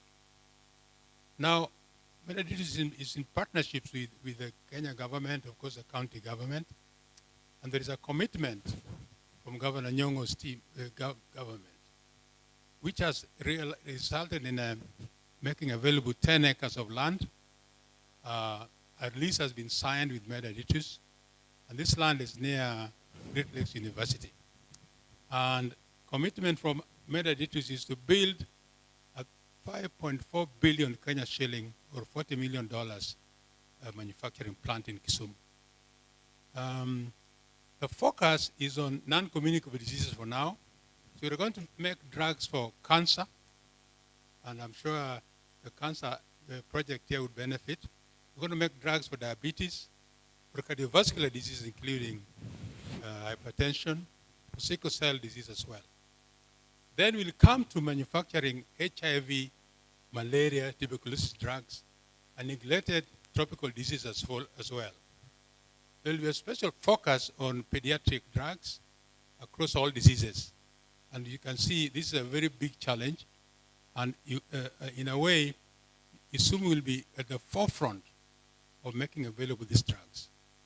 The go-to-market strategy basically is to build a pharmaceutical enterprise by forging strategic partnerships to de-risk the project and to achieve fast track-up. Kisumu is strategically located, as we have said, in this region with a population of over 300 million people. And that has attracted supporters and financiers, including Afrexim Bank, that has already approved $4.4 million for project preparation. I want to say that making drugs is not like anything we know. It takes 3 to even 7 years to start manufacturing drugs. But Metadata's technology cuts this period to a much shorter duration, because I'll show you what it is. It is estimated that with 6 million people, it will serve 6 million people locally in Kenya. Kenya itself is a bank-friendly country, investor-friendly, with the highest venture capital to GDP ratio of any country on the continent. Kenya is committed to attracting technology and the depth of localized pharmaceutical production in the continent, in this country, with broader opportunities that will reach over 300 million people. Now, the solution that Metadata is providing, number one, is what we call continuous modular manufacturing. Now, listen to me very carefully. This technology is relatively new in Africa. In fact, it's the first time in Africa that is being deployed. It is now currently used in Europe and the USA as well, basically in the developed countries. But this, the pioneers of Metadata saw it wise to bring it to Kisumu as the first sub-Saharan Africa location to apply this technology. The technology is a vertical technology where ingredients, the active pharmaceutical ingredients, are built downwards instead of what we call batch manufacturing, which is horizontal. Now, because of this technology, we can make drugs within a short period of time, within days. In the other technology, which is batch technology, it takes a while, even up to a month, to make drugs. Now, the quantity that is produced by this technology would be up to 2 billion tablets a year for one particular drug. Now, to transition from one product to another is also much shorter with this technology, because it doesn't take long to clean the vertical system as opposed to the horizontal batch manufacturing process. Also, quality assurance, we know, is by batches. You often hear that you're testing batches for quality. In this process, quality is assured by each tablet. That's a difference. And in many ways, because of this technology, the cost of production is reduced by 50%. So affordability becomes a key area for this technology. As I said, it's not been tried in Africa, but obviously it's working elsewhere. By using this advanced blockchain technology, we're assuring the immutability of data. The footprints in this process, you cannot alter any information in this system. If you do, your footprints will be there. So this is part of the quality assurance that is guaranteed in this process. The regulators are free to come in any time and check the process and test quality real time. This is one of the advantages of this new technology. Now, it is very simple. I was being asked today, when are we starting to build the factory?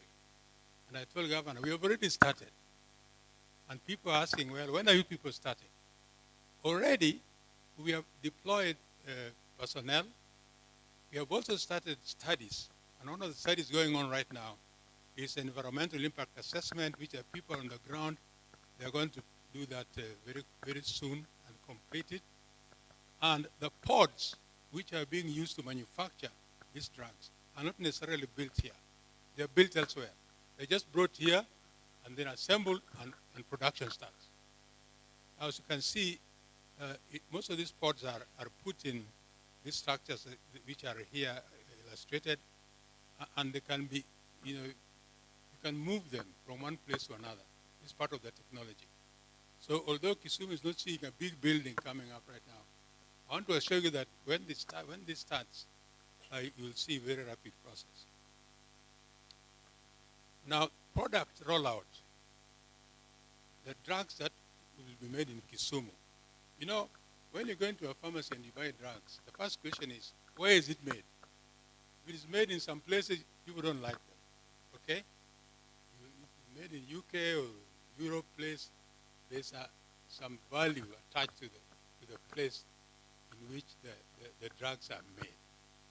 So will Kisumu, made in Kisumu, be attached to quality? We believe very strongly that when people will see the drugs being made in Kisumu, and they will see how they respond to those drugs, with time we'll have a trust made in Kisumu. And because we are saying that this process is being applied for the first time in Africa, and by that time, when we start making Kisumu, made in Kisumu, it will be attached to quality in a way that will be very different. So the cardiovascular diseases, diabetic drugs, anti-cancer drugs, top of the list. And then we move on to making HIV drugs, tuberculosis drugs, and malaria drugs. It will be made right here in Kisumu. And then we move on to neglected tropical diseases as it is. And we have known that pediatric preparations are a big problem. So this is one area which we are going to address as well. Now, we have put together a world-class team, big pharma team, pharma startups, people who experienced pharma startups, non-profit groups, regulatory experience, technology experience, and people with leadership in pharma and educational institutions as well. So this is more or less a story. It's a story of Africa making quality drugs. And you see, we have been very privileged with Governor Nyong'o leading us. He's the one who's leading this process. We are supporting him. And we are hopeful, as Professor Rogo or Dr. Rai will tell you, and Dr. Ganda, who is also the Chief of Health, that we are committed people. In fact, somebody asked us, can we have an experiment, an African experiment, where you can do this thing without always, what is in it for me? The team that has led this process has not asked that question.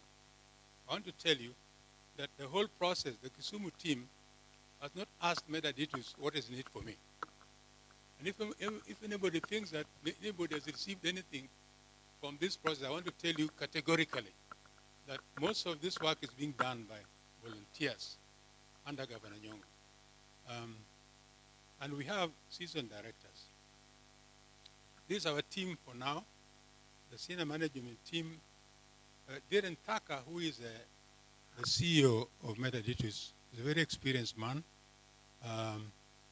They work together with Bob Bloom, which is who is also part of the big team. Nazim Mohammed is an international consultant in pharma.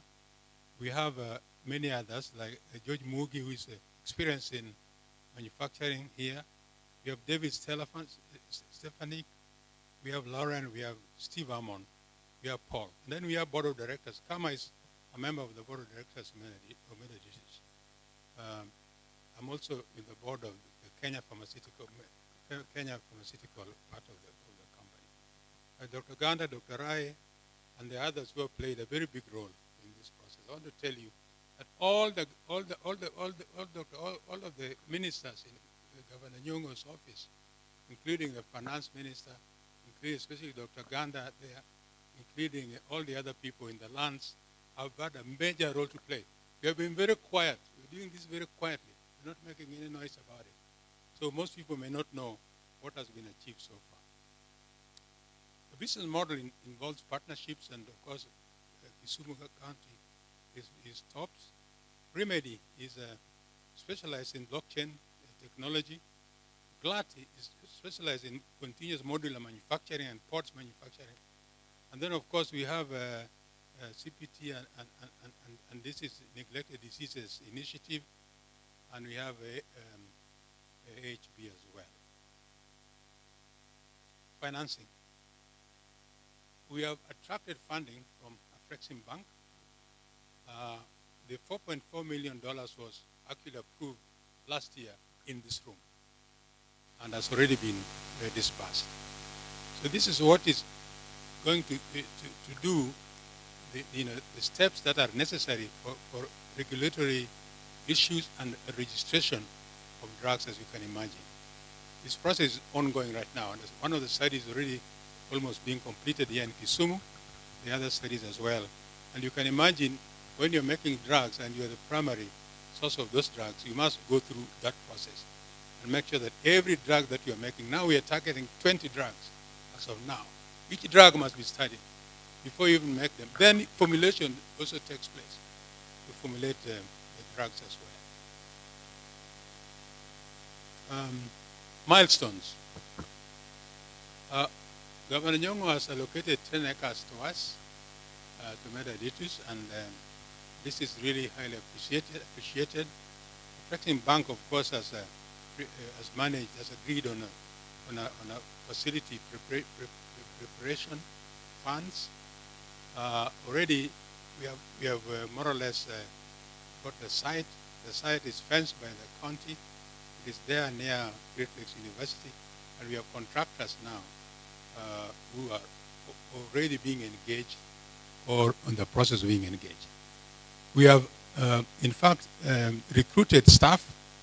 In Kenya, I'd like to introduce to you Fazana, who is the Chief Operating Officer for the country, for the company. Yeah, Fazana, please stand so that we can see you. And then we have also recruited Kisumu's very own Caroline, who is here. Is Caroline here? Caroline, please stand. We need to give Caroline a big clap because she's our first recruit in Kisumu, and hope that she'll be able to drive this agenda. Yes, I talked about contractors. Yes, next. We will raise up to $7 million in equity funds and commission the studies which we have started and select continuous manufacturing machinery which is also in process. And we're hoping that by 2026 all this will be done and we will then start to manufacture drugs in 2027. Governor Nyong'o wants it to be done like yesterday, but you can imagine that making drugs is not a walk in the park. You cannot make drugs in a year or two. The reason we can make them in 3 years is because of the technology which is being applied. Next. Yeah, so the time to locally produce quality and affordable medicines is now, so that we can grow in pharma industry, we can have healthier people, can have greater economic impact. And this is the voice of Robert Bob Bloom and Dhiren Thakur, who are pioneering this whole process. I thank you. Questions? Any? None. So you'll soon. Thank you for your presentation. Two things. One is you are building the manufacturer in Kisumu, right? So I didn't miss the kind of first part of your talk. What kind of the tablets you are planning to produce in the stage 1? And another question is you basically mentioned about the blockchain. So blockchain is basically you need to just make sure everything is transparent from the producers to the final stage of a consumer, right? So is that kind of added value, business model, or that blockchain will be, someone else can just build it for you? The drugs I mentioned are the following: cardiovascular drugs, which includes antihypertension drugs, diabetes drugs, and anti-cancer drugs. These are the first ones we're talking to. It is basically non-communicable diseases control drugs. That's the first one. Then we move on to the second layer of HIV, tuberculosis, and malaria drugs. And then thirdly, we can look at neglected tropical disease drugs as well. Now, blockchain technology is applied to make sure that there is integrity of data as we manufacture. And it is open to anyone to come in and check the quality of data, check the process at any point. It will be this transparency in doing this. Anybody will be welcome. The regulatory processes will be welcome to do that. We are talking to Pharmacy and Poisons Board. They don't know much about this process, so we'll have to train. We'll have to have some training to make sure they can actually do this. And blockchain technology will give them the assurance that our process is really of high integrity. One final question. So you chose Kisumu rather than Nairobi, for example, right? Because if you just produce all the drugs and you need to sell it through the wholesaler or, all the kind of channels and to sell those.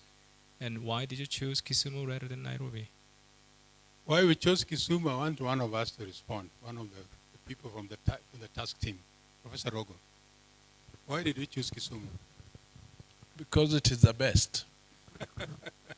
This was a big competition because when the investors started working on this, they had looked at that gap in medicinal production, that India and Africa, with about the same population, India has 10,000 manufacturers.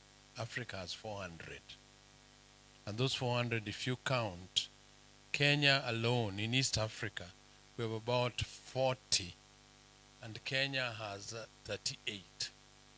Most of the ones that we have in East Africa are basically small, attached to the Indian company that basically makes tablets and so on, but nothing more than that. So you look at the gap, and you look at the amount of the need. It's just unbelievable. And for a long time, the global health investment has been talking about manufacturing in Africa, but nobody wanted to go into this except in South Africa until COVID.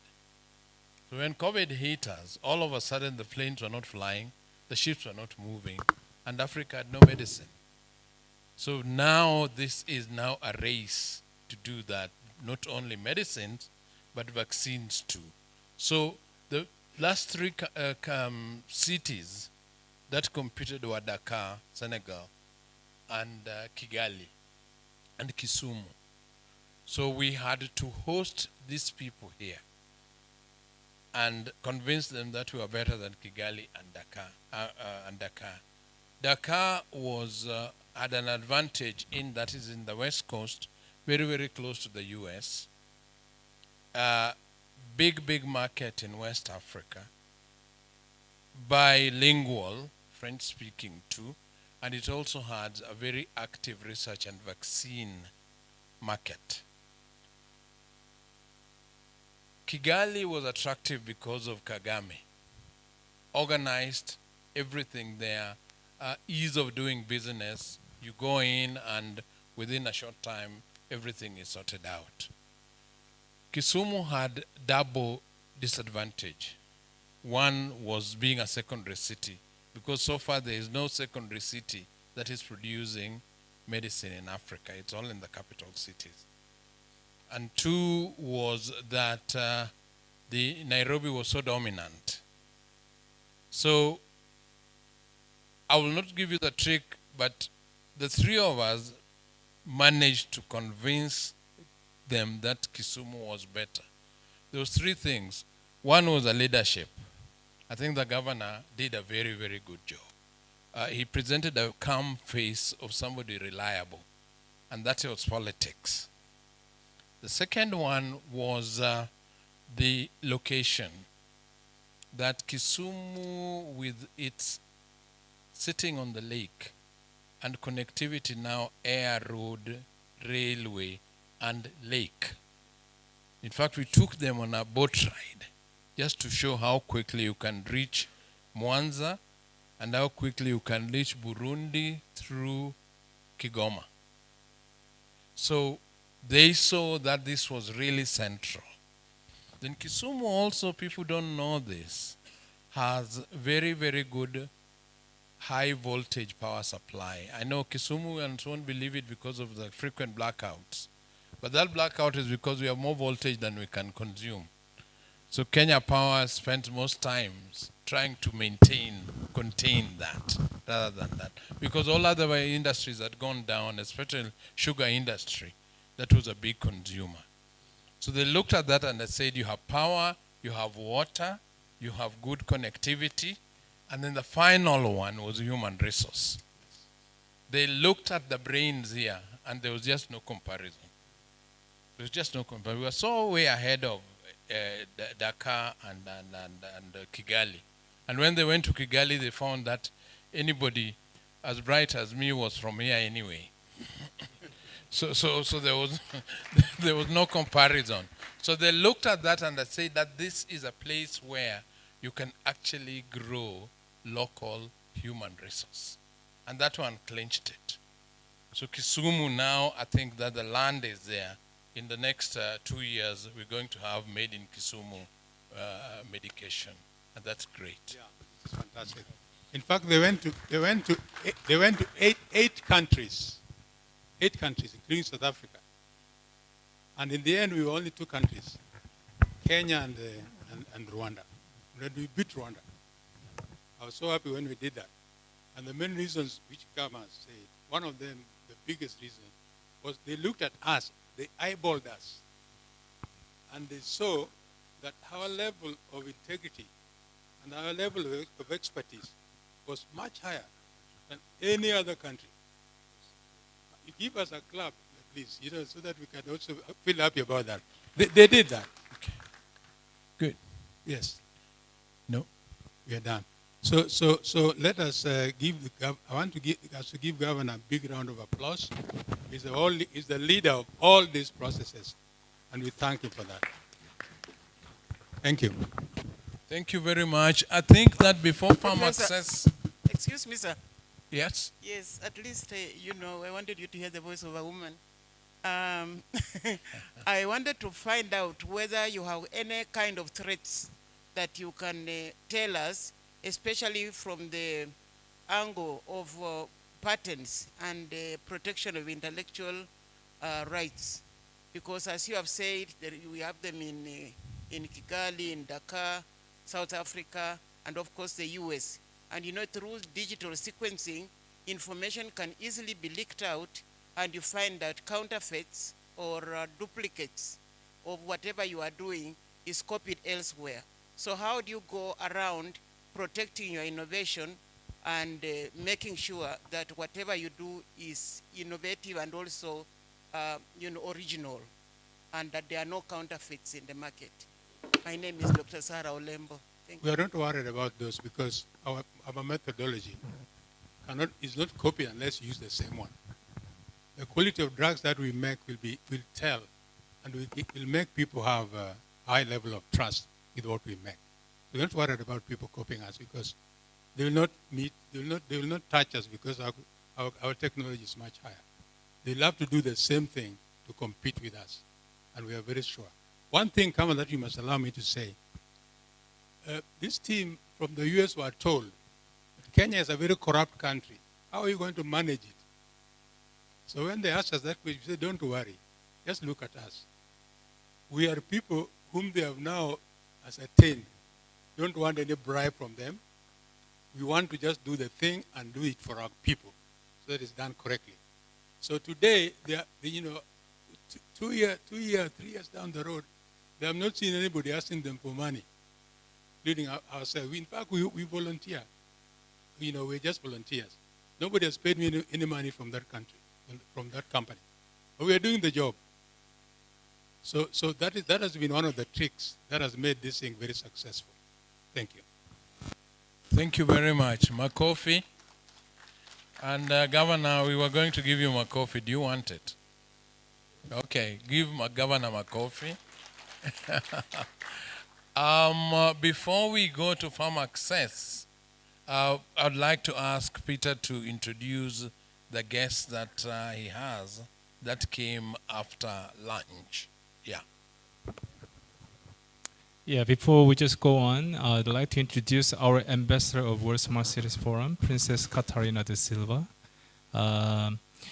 Ironically, her grandmother is Queen Victoria, and the Queen Victoria named after her grandmother. So, so I actually, convinced her to come over here to share all the insights together with, the stakeholders of the county of Kisumu, and also Governor Kisumu. So, I'd like to ask you, Princess Katarina, you can have congratulatory remarks or whatever you want to say.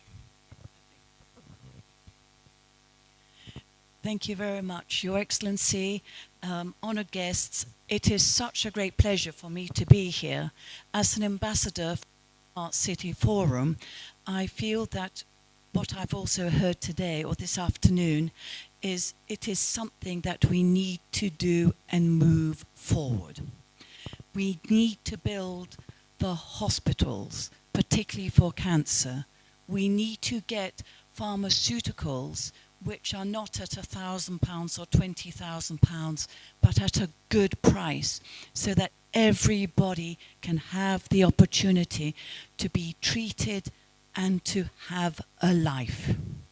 There's very little of the right drugs at the moment, and I'm so happy to hear that you're trying to do it here in Kisumu.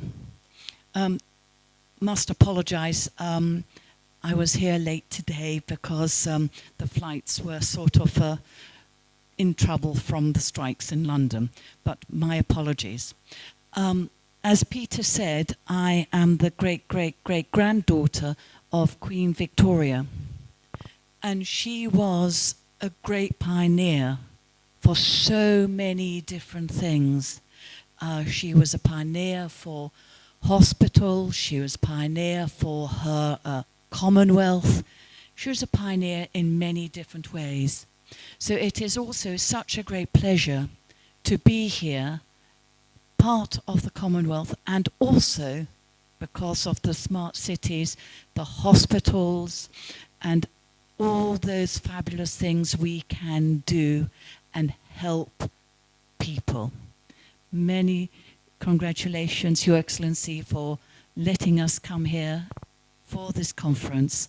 And it's such a great pleasure to see you in person, because every time it's always been on a Zoom meeting. Thank you so very much. Thank you. Thank you very much. And we are in the presence of royalty. Just to give you a bit of history, Queen Victoria in around 1880 something received a letter from the Kabaka of Uganda asking her to send medical services to Uganda. 1872. So then he sent the first doctor surgeon to Uganda, who started the Mengo Hospital as a heart then, and that was the beginning of modern medicine in East Africa. So Mengo Hospital then grows, and eventually this is what eventually becomes, Mengo is still going on, but Mulago Hospital, Makerere University starts there. So your great-great-grandmother has her hands in the beginning of modern medicine and the beginning of the first medical school in East Africa, which was Makerere. Congratulations, the history is there. Then in her response, and I've seen copies of the letters, I know you know about them, which are in the museum, in the Buganda Museum, she rewarded the Kabaka with a wooden chair. And that chair is still in that museum up to now. So later on, when we inaugurate the cancer hospital, it will be history repeating itself. Thank you very much. We now have the next presentation from Farm Access. Oh, no, the next introduction not yet done. Yes. Are you doing the next one too? No, I'll make it easier. That we are also honored to have a delegation from Ukraine, led by Bernard Aete, Dr. In order of accuracy, I'll call upon Aete to introduce the delegation from Ukraine. Aete, please. Macedonia. It's from Macedonia. Your Excellency, the Governor of Kisumu, Professor Peter Nyang'nyong'o, all protocols observed, ladies and gentlemen. Allow me firstly to just thank you, sir, for the honor and the privilege to allow us to come alongside the guests whom we have invited. Sir, I will just take 2 minutes to make you remember something, that in Rata in the year 1993, you did give me 100 shillings for presenting a poem about Mandela. We came to Rata's primary school and you were there as a guest, and you gave me 100 shillings, thanking me for that poem. I am most grateful, sir, that the words that you spoke to me then, that education is important, is key, has come to life in my life. Because now, so I can report to you that I did finish my doctorate, and I did it in microeconomics, following after your footsteps. So I'm grateful, Your Excellency. Secondly, sir, allow me to mention that sometimes 2 years ago, the reason why I've come and the reason why we can invite our friends to come, there was a presser at your office, which presser was being given by the Ethics and Anti-Corruption Commission, where they opined then and said that Kisumu is the least corrupt county. So I will tell you that at that time we were somewhere at the coast with the Prime Minister of Macedonia, my friend. When he listened to that and thought through what was presented by another agency, indeed his appetite as an investor, as a head of another government, grew, and it became higher and higher for Kisumu. So 2 years down the line, with a number of discussions, friendships, and a number of things that you have done together with His Excellency the Prime Minister, sir. Today, I can report that he has found it fit to send his delegation here. He was to be here personally, but the protocols were so complicated that he couldn't. But he sent us a large delegation to come. We delegation are led by Anna. I am a native of this land. I come from Uyoma. I'm a resident of Kisumu, but education and work makes us work outside. The Prime Minister of Macedonia has been a friend for many years because we did with him some courses some times back. And he got lucky. He became the Prime Minister. Now he's able to do the kind of things that he wants to do. I'm grateful to the county government of Kisumu for having organized this, the Africa Smart Cities and Townships Alliance. We believe, and my foundation, Dr. Ete Foundation, greatly believes, that our work is to complement that which you are doing to support you. Because having a professor of your caliber and stature run a city so beautifully, so seriously like this, is something that we must all celebrate. First, I can tell you, as a professor of microeconomics, that looking at Kisumu County, both the fundamentals of macro and microeconomic elements of development are quite sound, so that those tailwinds to spur growth in this region are quite okay. That which you have done, that which I've had here being discussed, the presentations which have been made here in sports, which presentations have also been made in health, and in so many other areas, really makes us proud of Kisumu as a county. That is why I decided to invite a team from Macedonia. His Excellency the Prime Minister does say that he will come. Protocols, I will tell you, are very difficult to manage sometimes, but their team is here. So allow me to just invite the head of that delegation, some of them because their flight got here around midday, the private machine that they used. Some are a bit tired, they are in their hotel rooms. But then we have an interest in developing in the area of cotton, so that we are thinking of building a ginnery in Kisumu, thinking of how we can do value addition, not only in cotton, but in sweet potatoes and in other areas. And indeed, we are also thinking of how we can spur growth in e-commerce, so that that which we have here, Your Excellency, can be pushed and be pushed as far as it can go in terms of development. I just want to thank you, because I'll not take this microphone, sir, most gratefully, most graciously, that, sir, I thank your office for this facilitation and for the ability to host this delegation. So I'll request Anna to come and make a speech. Thank you. Just in 2 minutes, and then we'll be seated. Thank you. Thank you, Dr. Ate. Good afternoon, everyone. Thank you so much, first of all, for invitation. Governor, thank you so much for having us today. It's a pleasure for us. It's an honor, a big honor. So basically, now we are here with a big mission that involves our future of the country, especially Kisumu, and our mission is to have, like, using e-commerce, using other opportunities to improve in different fields. Nowadays, we are focusing on improving cotton manufacturing, which will be afterwards, in maybe many years, we will do export, we will do a lot of new projects with that. However, just to start, I think it's a big opportunity, and for us, it's a big honor to be here, to present, to spend the time here, even a short time, but thank you so much having us here today. Thank you very much. Thank you for that opportunity.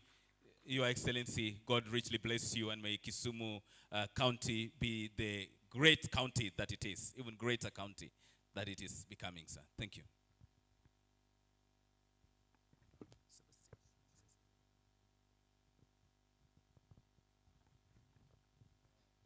Thank you very much. Sorry for my English, because it's not super. Sorry. Yes, I come here first for invitation. I'm very, very proud for stay here. It's very, very good opportunity for the city and Africa, and very, very good for opportunity for the Macedonia. Why? Because Macedonia is very interesting for exports. Yes, in cotton.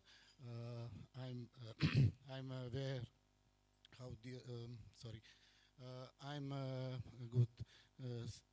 My good connection same in Bangladesh, where I live 6 months. I hope how is produced the cotton. And it's very, very good opportunity. Same here in the Africa. Thank you.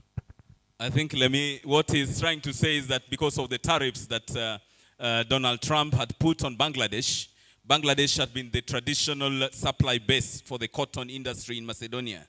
So it has become very costly and very expensive for them to export their cotton to Macedonia. Those tariffs have not been have not hit us as hard as they have hit Bangladesh. That is why they want to just partner with the local farmers. We are interested in just doing education under the PPP arrangement. Have the ginnery here. We train our farmers. We give them the seeds. We give them the enablement so that we can go forward together. That is, I think, what he's trying to say in brief, and that is what we want to do. God bless you, Your Excellency. Thank you very much. Is there anybody else who came in after the introductions in the morning? Yes. Do you want to introduce yourself?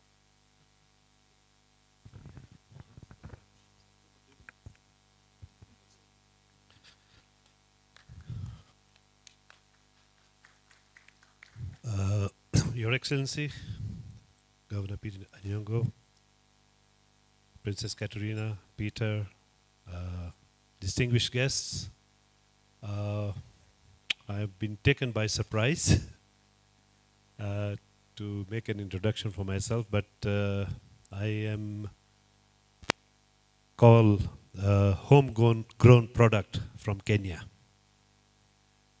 And I am a developer, investor, and I specialize in building services as well. So I am also here looking for opportunities and perhaps even share the extensive knowledge that I have in the construction industry. So I look forward to fruitful engagements with the delegates here over this summit, and I'll be very, very happy if I can go back home after leaving some of the knowledge I have. Thank you very much for the invitation, and I'm deeply honored. Thank you. Maybe name? Yeah, my name is Manminda Singh Jandu. I am third generation in this country. My grandfather's generation came to Kenya in the early 1900s. And they came to a place which is not very far from here in Mount Elgin. There is a sawmill there called Swam Sawmill. So they came to do some maintenance work at the sawmill, and then in the 1930s they came to install new machinery the sawmill had purchased, and from there on they decided to stay back. The family settled in Kitale and in Nairobi and in Arusha. Then from there on the family has grown, and we had family present in Dar es Salaam, Mombasa, Kampala, so all over the region. So indeed, it's a pleasure to be here, and thank you very much for that patient hearing. Thank you very, very much. I think that what's standing out here is that the biggest asset that this region has is its own sons and daughters. You'll see what they can do to bring back whatever they get out there. So you'll see Macedonia here brought by one of us. You'll see the pharmaceutical company brought by others. And I think that maybe the county should now create a special department that just works with the sons and daughters, diaspora, or wherever. because that one is an asset that you cannot replicate easily. We move to the next item, which is farm access. And Natalie, karibu. Good afternoon, Your Excellency, Princess Katarina, all protocols observed. My name is Natalie Huben, and I'm the lead here in West Kenya for a health NGO called Farm Access. And you were talking about sons and daughters of this region. I hope that I can call myself now also a daughter of this region. I just wanted to say I've been 27 years in Kisumu working in healthcare. So I can attest that I have seen the development in healthcare firsthand from where it was there to now. And I can also attest that we're based here because we can see, and I said it this morning, this is a county with a vision. So we fully understand the choice of smart cities to be here. It's a good choice. Thank you. That's what I wanted to say before I started. I hope I can get my slides up. Yeah? So let's start. Okay. So Farm Access. Farm Access is a health NGO where we believe in making inclusive health systems with work, providing quality care. But what for us is very important, and which is also aligned with the mission here, is digital innovations and using data as a currency of trust, and which is also patient-centered. Next slide. So I think it was mentioned already, the common themes here, the overburdened health systems, the weak digital infrastructures, and that's all the areas we are all committed here in this room to work together and see how we can improve. We work in several countries in Africa, Kenya, Nigeria, Ghana, Tanzania, Uganda. But that map comes up funny. The world looks different. And also in India.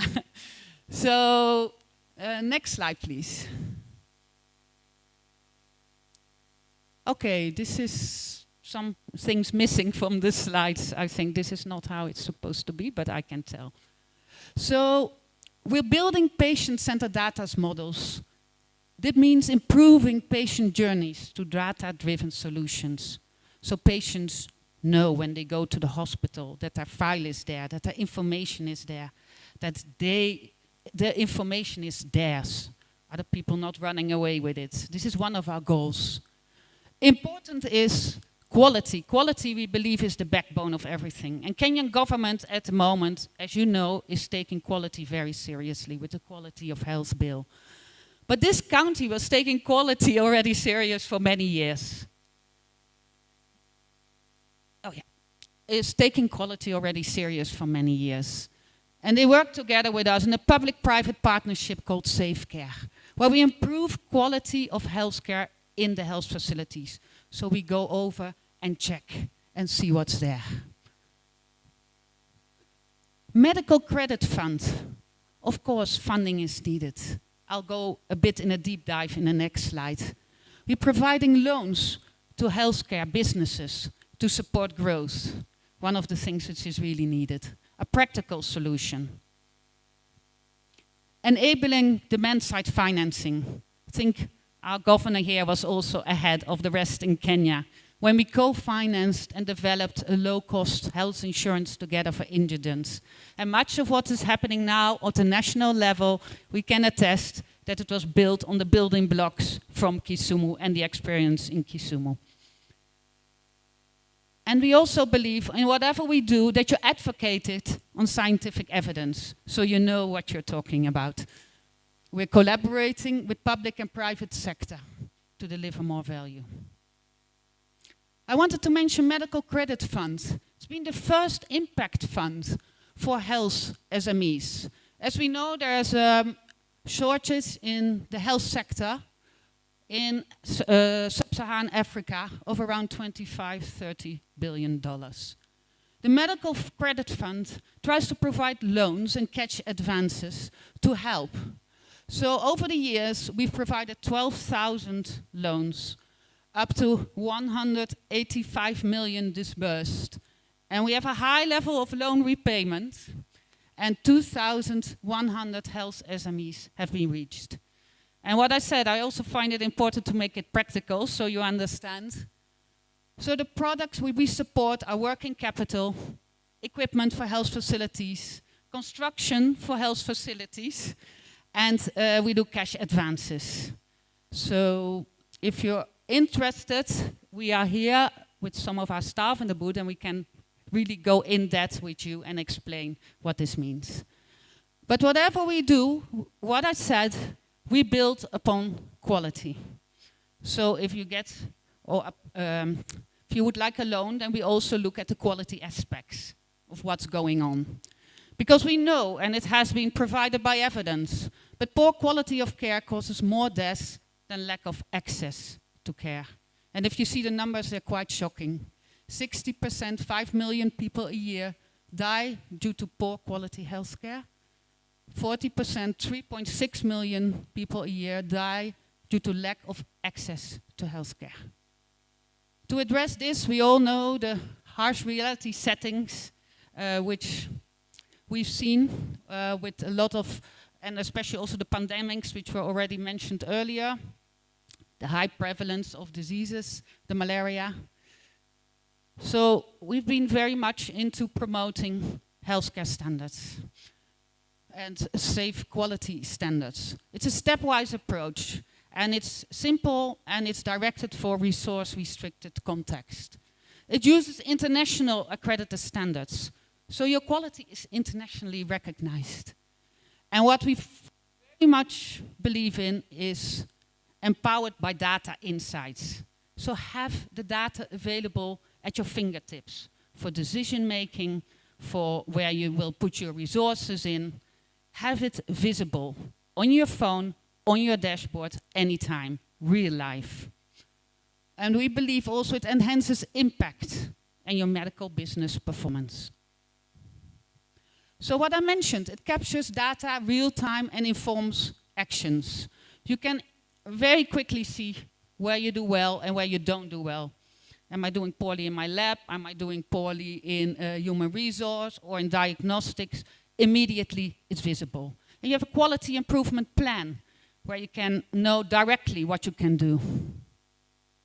Also, we can show, if you have several facilities, you can compare, benchmark, who's doing what where. And also the government is now getting good insights on the quality. So what I mentioned, quality and data is a currency of trust. So it helps health professionals and facilities, private partners, investors. It's easier to get investors if you can demonstrate and that you have good quality care. People trust you. Same for government and public partners, if they can provide this evidence and take it forward. And my last slide. So Safe Care, we work 21 countries. Also in India, I wanted to mention. We started working there from last year. It's a very trusted quality benchmarking system. We have 32 Safe Care partners using the platform. We have over 7,000 people for health facilities connected to the Safe Care platforms. And over 8 million people, patients, that thanks to Safe Care can now access quality certified care. And that includes Kisumu. I wanted to thank you very much for your attention and this great initiative. Thank you. Any questions, Natalie? Any questions, Natalie? Safecare has been in Kisumu, and probably Kisumu region has its biggest investment in Kenya. Yes, from the beginning. And I think what I mentioned at the beginning, the link, because Kisumu has been so visionary. So they've been an example. And we've built on the example, and as you can see, rolled out in 21 countries worldwide. Thank you. Thank you. Yes. Thank you for your sharing your whole thing about, because we've been trying to build up the medical city with the cancer center. On the flip side of the coin, we also, because there are a lot of patients, the patients is not reach all of them, right? So we need to think about the insurance, proper insurance, and we just want to know exactly what's the percentage of the group of the people, potential patients, can be covered by the insurance, right? Okay, I think actually the best in the room to answer this question is Professor Camarogo, because this is also about the national health insurance, which is nowadays called SHA. Prof, I'm happily handing over the phone to you to answer this question. Thank you, Natalie. I was going to ask that we side chart this because it's a very, very big area. But where Kenya is right now, Kenya was one of the first African countries to start a form of social health insurance. Started way back in 1966 under what was called the National Hospital Insurance Fund. It grew to the point where it covered roughly 9,000 households. It was a household cover, and each household, if you multiply by 5, then gives you an idea of how many people have covered. However, the current government, when they came in power, they squashed that and came up with a new one called social health insurance, SHA, S-H-A, and that is what's there right now. The aim of this is to have everybody covered for primary health care, and that one you should register and it should be free. Then beyond that, secondary care and other care, you will pay some money. And that is the one that is right now growing. It has the usual teething problems that you have with social health insurance, undercapitation, the management system, the human resource, both for the insurance and on the service delivery side.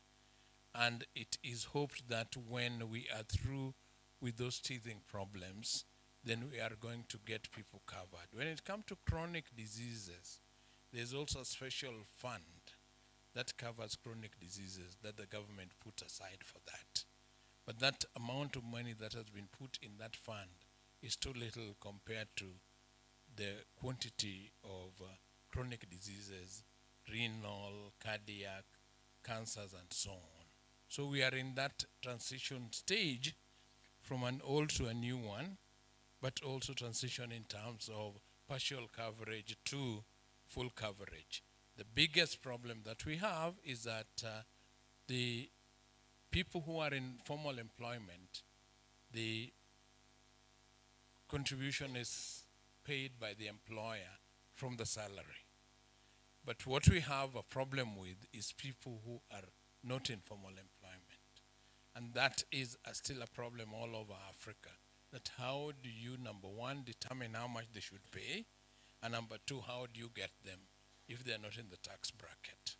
So when we start our cancer center, that's something that we're going to be having to deal with because it's still not working where it is. The cover also is to some extent when you're sent abroad, like India, for example, receives quite a few of our cancer patients. They're also supposed to help pay that.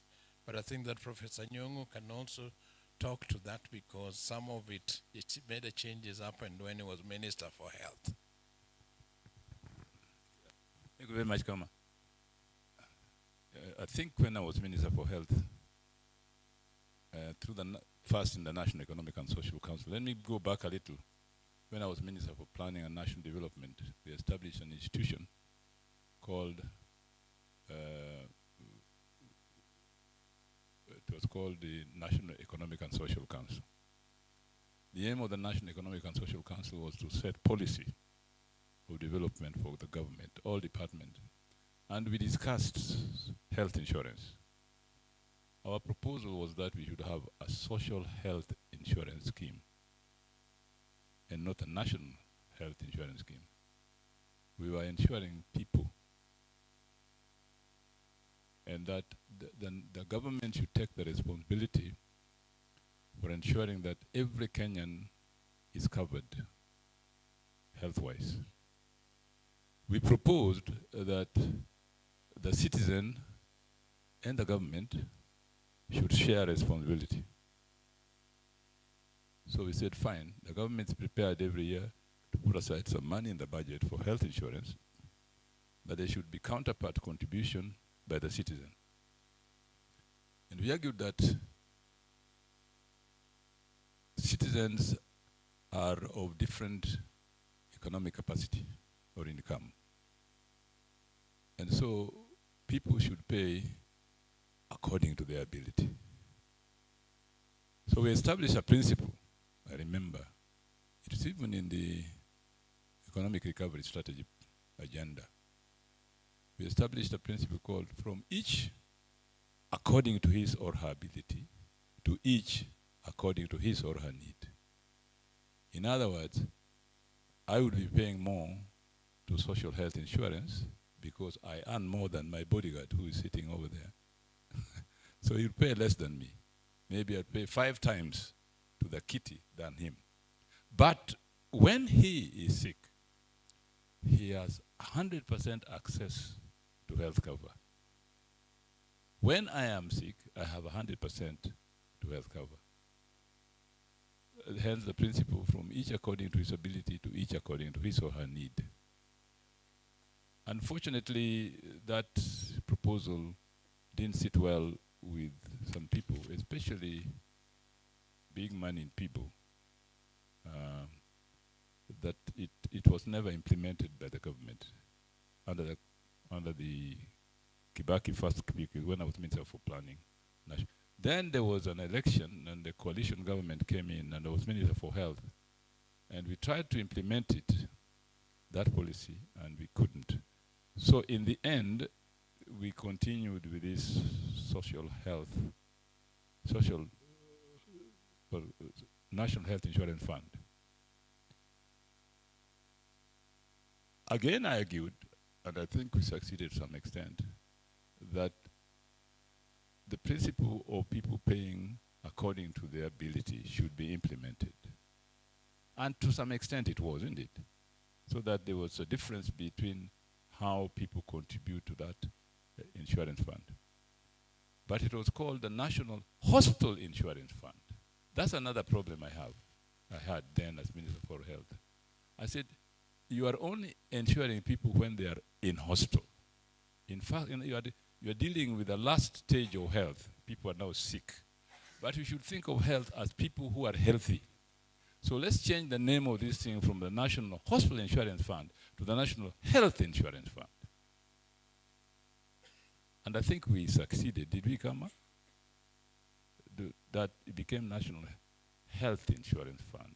Now, the problem has always been that although during that period of time when I was Minister for Medical Services, the contribution to the National Health Insurance Fund and the according to people's income and so on, and the manner in which it was paid was very successful. Now it has been changed to something I personally don't understand the logic. I don't understand the logic of saying the government will put some fund, people will contribute to it, the kitty will be somewhere else. Here it is in Qatar or something, the money from the health insurance, and then the government will manage it.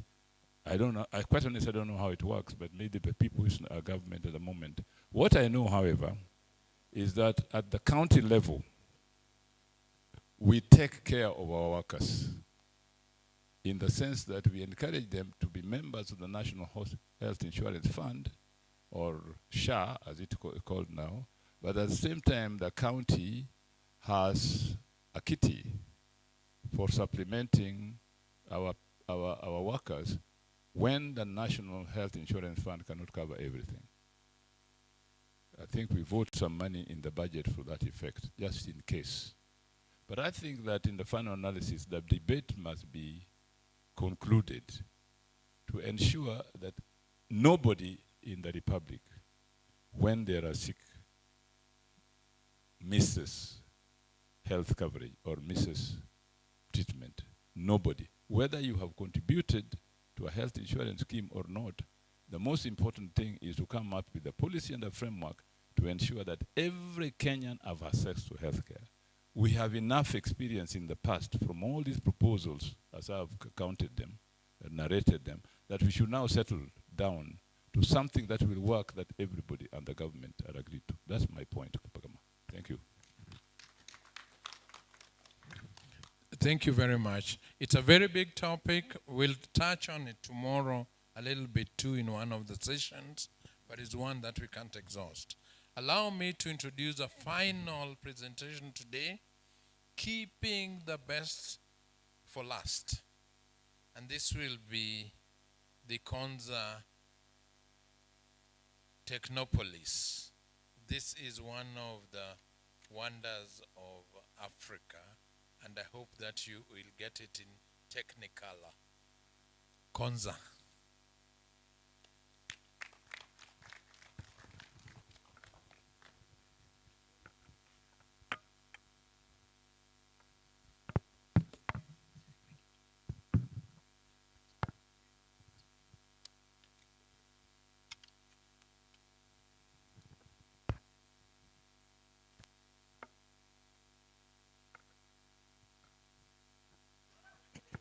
Hello, hi, good afternoon. My name is Jackson Carrieri. I'm from Konza Technopolis Development Authority. And just a background, as they are preparing the presentation to be displayed on the screen, is that Konza Technopolis Development Authority is the agency that is responsible for overseeing the implementation of Konza Technopolis to be a smart city. So this is a national government project. So we are the agency that we are overseeing the implementation of Konza Technopolis to be a smart city. And to our visitors, Konza Technopolis is about 60 kilometers from Nairobi. So ideally, when you look at the map of Kenya, you will find that Konza is somewhere located within 3 counties. That is the county of Machakos, county of Makueni, and the county of Yado. It's okay, we can start. Ideally, I have a very brief video to introduce a recap of Konza Technopolis on the status of the current project of what we have. Can you play the video on the next slide?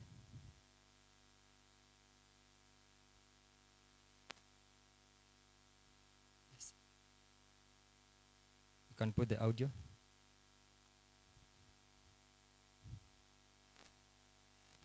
So ideally, the journey started back in the year 2009 with the cabinet approval.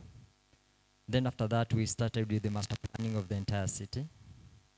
So master planning is to ensure that the city is, and then we now go to full implementation. The implementation of the city is done into phases. So we have phase 1, phase 2, and phase 3. Please, you can work on the audio.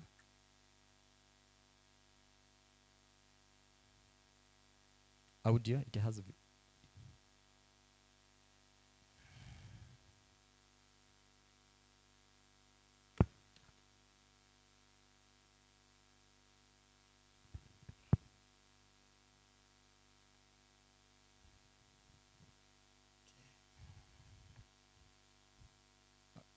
Okay, it's okay. If it's okay, we can continue with the slides, no problem.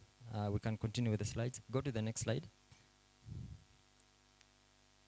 So that is the model of Konza from the architectural model of the specific designs of the buildings that we are currently implementing. So we have the status of Konza Technopolis as it is now. I wanted to show you because everything is on that video. It's okay, you can go next. So this is the roadmap of Konza Technopolis. From the year 2009, first we started with the cabinet approval, whereby first is the conceptualization and approval. And then between 2012 and 2014, we had the master planning development. So initially, Konza Technopolis, the authority itself was located in Westland, that is Capital West. That's whereby we are doing most of the paperwork when it comes to master planning and the master planning of the entire Konza Technopolis. Go next. Yeah, you can stop there. So between 2014 and 2016, that is when we started with the implementation kickoff. So implementation of Konza Technopolis is done into phases. So we have phase 1, phase 2, and phase 3. So ideally on phase 1 is about 400 acres, whereby our key focus now is to ensure that we do the horizontal infrastructure. So under the horizontal infrastructure, we are focusing more to ensure that we do the streetscapes, we do the utility tunnels and the rest. And then between 2016 and 2020, that's when we did the implementation phase, whereby we did the phase 1 development, launching of Konza Innovation Ecosystem, Konza Greening and relocation to Konza Technopolis. I remember this was during the COVID period. That's when we migrated back to Konza Technopolis, that is a city. And then between 2021 and 2022, that is the acceleration stage, whereby we launched our second strategic plan. And then we also did a national data center. And then construction of Kenya Advanced Institute of Science and Technology began. And then also we started investor onboarding. And then from there, 2022 beyond this aggregation stage, whereby now we are focusing more on vertical development. So this to ensure now for our investors, they are fully covered so that all the buildings that currently happening is well planned. So currently we are done about 80% of phase 1 that is committed to investors, and 90% of the infrastructure development of phase 1 currently is completed. And then we've been able to create more than 3,000 jobs, both directly and indirectly, and also more than 50 million injected into the economy in terms of salary and monthly remunerations. You can go to the next one. So what are our key foundations? We are built under key foundations. For example, we are looking at the Kenya Vision 2030 and specifically under economic pillar. So within the economic pillar, we have our key priority areas focusing on tourism, agriculture, livestock, and trade. And then apart from that, we have the better plan. This is the agenda for the current government, whereby focusing more on improving livelihoods, welfare of Kenya. And then we have the UN Sustainable Development Goals, looking at a universal that respects human rights and human dignity for the rule of law. You can go to the next one. So this is the map of Konza Technopolis, which is very important. What you can see at the far end, it may not be clear, but at the center, this is now currently phase 1. This is the entire map whereby I was talking about that it is seated within 3 counties. So you can see that on this side, we have Machakos County. On the other side, we have Kajiado County. And this other side is Makueni County. So apart from that, we have the buffer zone. So we have a radius of a 10-kilometer radius. This is to ensure that the city is not does not attract like slums or mushrooming of unplanned development. So we have a controlled development of a radius of 10 kilometers within the city. So being able to create about 70, we can look at 73,000 acre of Konza Technopolis and then 10-kilometer radius of buffer zone. Go to the next one. So this is our key development approach. Looking at the government, this is the key foundation, focusing more on foundation, that is the horizontal infrastructure, looking at the policy, and those also on attracting private development. And then we are not working alone, we're also working with our investors, especially on the innovators, academia, and other industries. So what is a technopolis? Ideally, a technopolis is a city that is being supported by technology, whereby we're using now technology to run the city and solve any kind of city problem. For example, we're looking at pollution. We're using sensors within the city to ensure that we're able to detect these solutions and be able to take any corrective measures. When it comes to traffic, we're using technology. We're using intelligent traffic system to ensure that traffic within the city, in and out of the city, is well controlled, and we're able to collect all this data for analysis. So this is just ideally of a model of a city that uses now technology to ensure or to improve the livelihood of its citizens. This is the master plan. This is the current picture of Konza Technopolis. At the far end, you can see that is Mombasa, Mombasa Road. This is part of phase 1 development and part of the construction site. This building is a Konza complex, whereby now that is our office working areas. You can go to the next one.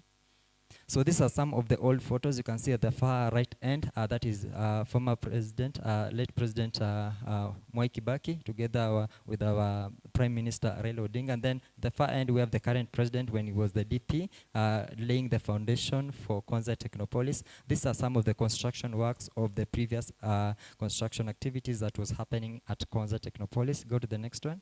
Yeah, so this is the master plan of Konza. You can see the master plan of Konza Technopolis of the 5,000 acres. One key important thing is that it is being divided into zones. So we have a zone for education area, we have a zone for mixed use area, we have a zone for recreation activities, we have a zone for commercial activities. For example, if you are an investor and you're coming to put an investment that focuses more on education, we have the KISE, that's the Kenya Institute of Science and Technology. When you go, currently it is located within the education sector. Now, if you're building a data center, currently the Konza National Data Center is located within the technology band. So we've been able to segregate or be able to separate each and every type of development into a specific zone. So this to ensure we have concentration of each and every development.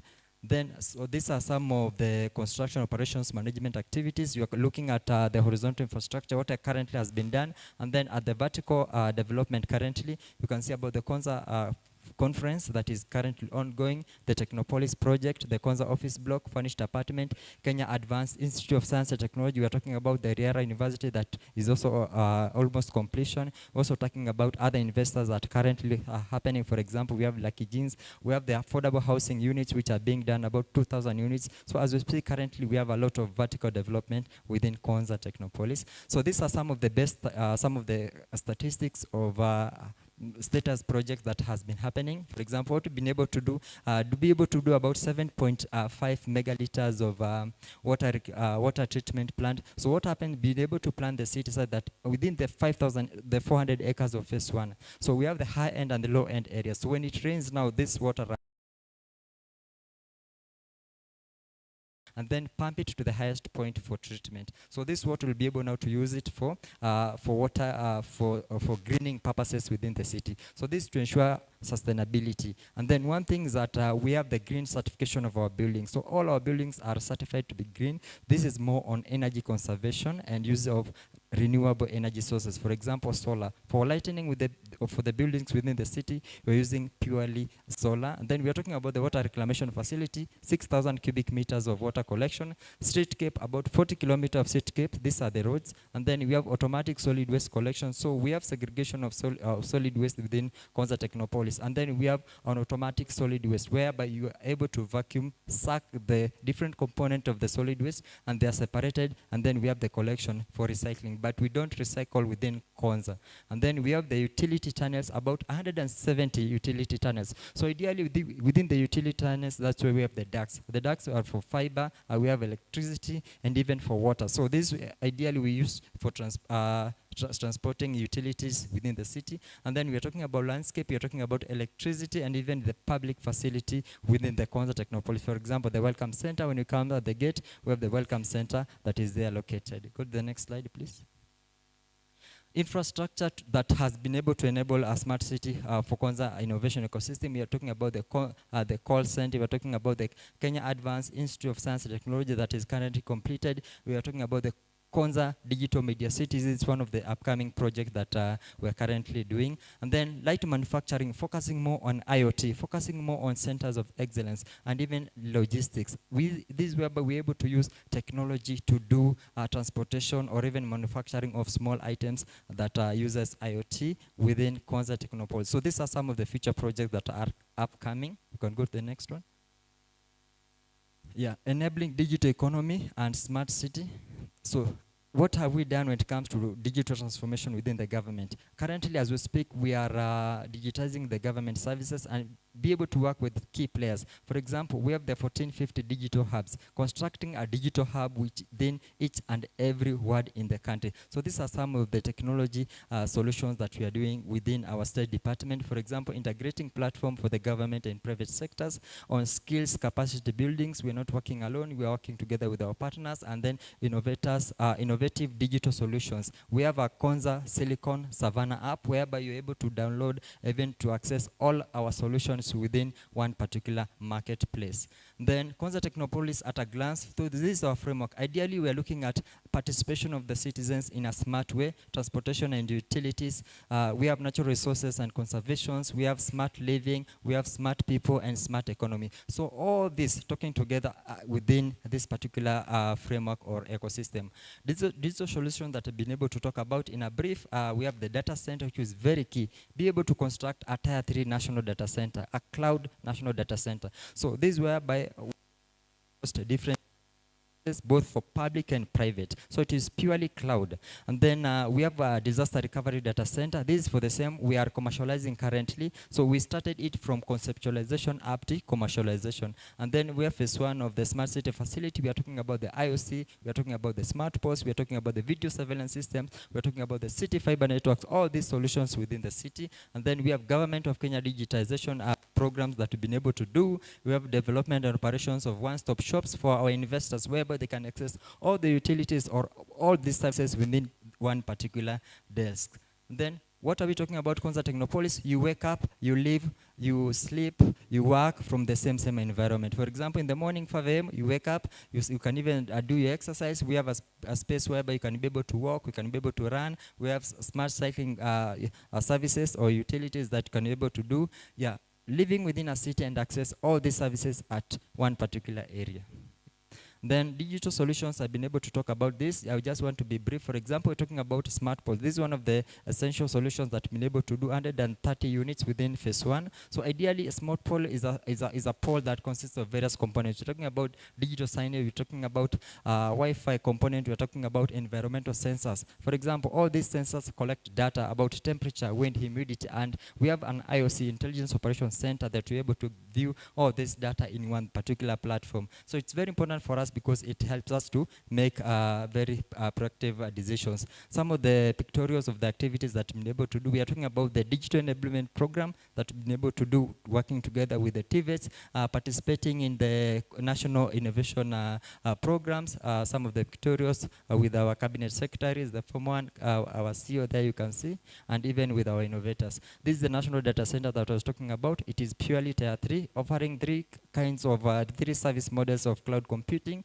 infrastructure as a service, platform as a service, and even software as a service. So it is a complete ecosystem for all our innovators. This is the model of the approach that we've been able to do when it comes to deployment of the data center, purely on a fusion module. So some of the assurance to our customers when it comes to uptime availability, we are certified by Uptime Institute. So this is to ensure that our services is 99.98.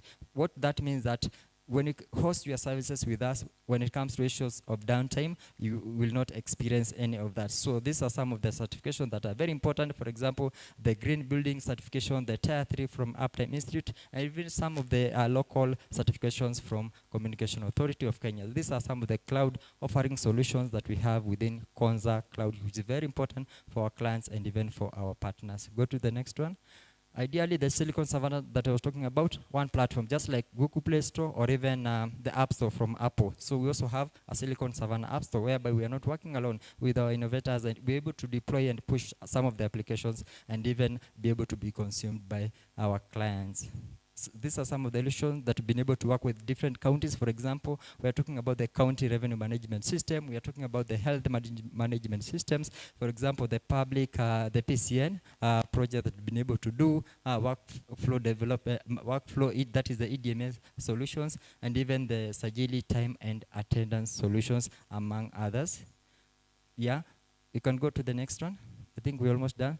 Our key partners when it comes to technology, we are talking about Microsoft, we're talking about Oracle, we're talking about Huawei. These are some of the key partners that we've been able to work together when it comes to operationalizing our data center and even driving the digital agenda for the government. I think that marks the end of my presentation. These are some of the opportunities that are there within Konza Technopolis. You can come and invest with us. When it comes to different categories, we are talking about technology, we are talking about health, we are talking about education, we are talking about commercial activity, real estate, and the rest. Thank you very much for your attention.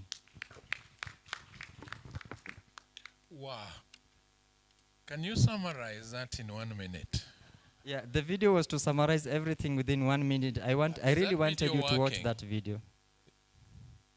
It's a brief video that is very good. I think this is important because we all know about Konza, but we don't know anything about Konza. So if we can at least leave this room with 1% of the people understanding. Exactly. And even as they put on, why isn't share data with you?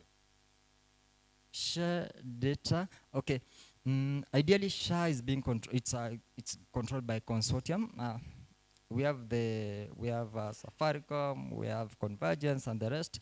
The solutions. Okay, we were not part of the implementations. They approach us when it comes to hosting the data, and we are open. We have the resources and everything.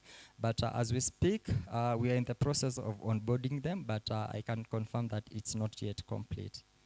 Yeah. Can you do it? Sorry? Yeah, we can do it because we've been able to do even for larger institutions that have programs that are bigger than the SHARP program eventually. Yeah. So Konza, actually the first facility provided by the Korea's KAIST. KAIST Exactly. is one of the top university in Yes. technologies, and I was delivering the master plan for South Korean smart city. It's basically very, very close model. What you're showing us. One already built cities. There are 2 cities in South Korea. Next time, I think maybe John needs to be coming down to Korea with governor of Kisumu together this December. And I'd like to show you around the 2 cities. One is Songdo. Another one is Pangyo. Pangyo city. Yes. Pangyo is the Silicon Valley of Asia now. Is actually, I believe that maybe 10% of the entire GDP it basically come out of a whole GDP of South Korea in one single platform.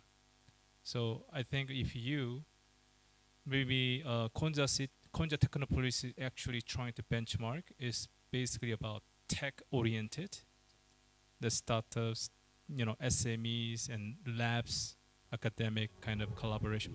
Everything should be really concentrated in that area. Just forget about 5,000 acres. I don't believe that 5,000 acres can be built that way.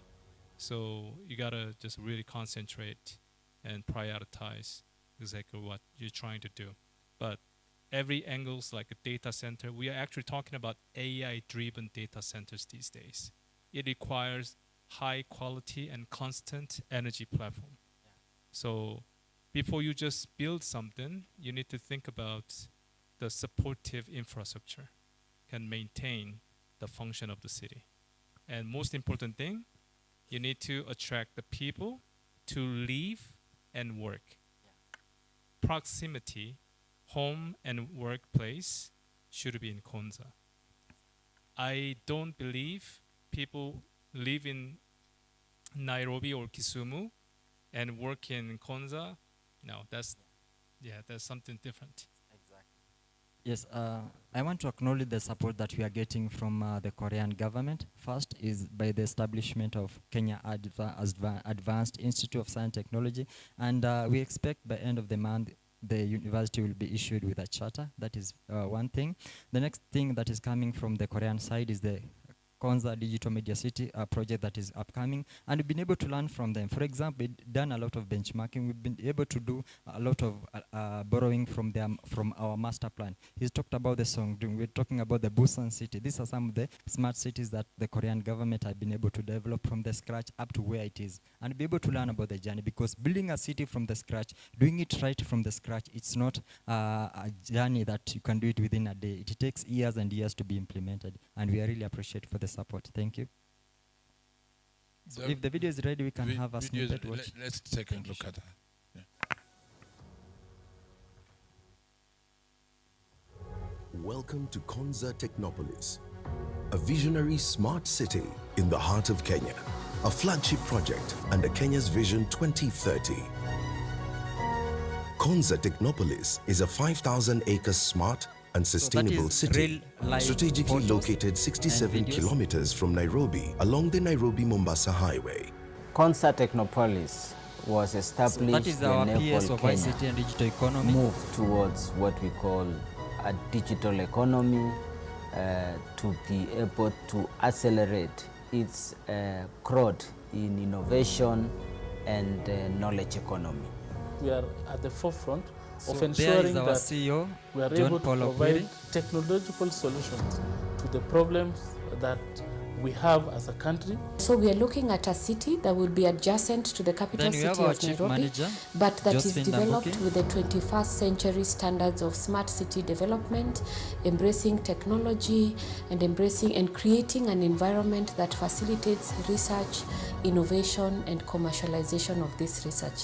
But why should you invest in Konza Technopolis? So that Join is our us national as we data explore center. the That is compelling a real reasons. video of Konza Technopolis, the street gates that I It was is a talking about. special economic zone with attractive fiscal and non-fiscal incentives for investors and businesses. The fiscal incentives Then we are have our tax-related able manager, benefits, Agatha like Kakui, who the is VAT currently in the is house. zero-rated.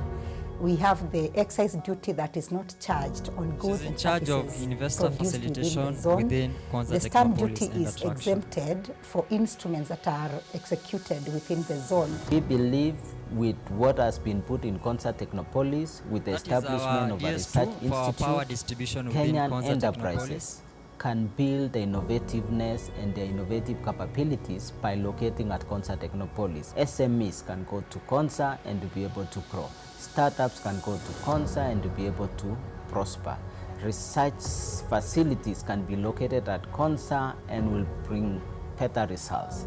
We have the streetscape, and that entails the road network, an area view sewerage of network, a different facility stormwater within drainage, Konza. That is the water reclamation the facility. clean water system, the irrigation network, the power system, the fiber optic. That is our power distribution The city center. also boasts of open spaces, sports and entertainment facilities, making it a wholesome place to work, live and play. We call this a 15-minute city. For every 15 minutes walk, come across an open park or a public utility. There are walkways, there are pedestrian cyclist ways. Gonna try your scooter right here in Konza. Very good quality of life, is very Current well status assured. of our street And this is gates. a place to be for your investment, for you to work, to live and to play. And you're calling it light industrial because you're concerned with assembly of vehicles, assembly of motorcycles, and production of end-user technology equipment, including laptops, phones, and all gadgets that can be used in technology. It also incorporates a 1,000-acre wildlife corridor with a wide variety of wildlife species and birds. The first residents of this city are the wildlife. We have different species. We have zebras, wild beasts, we have gazelles, and we have ostriches. We have a biodiversity management plan that seeks to safeguard the wildlife within the city. Investing in Konza Technopolis comes with numerous advantages.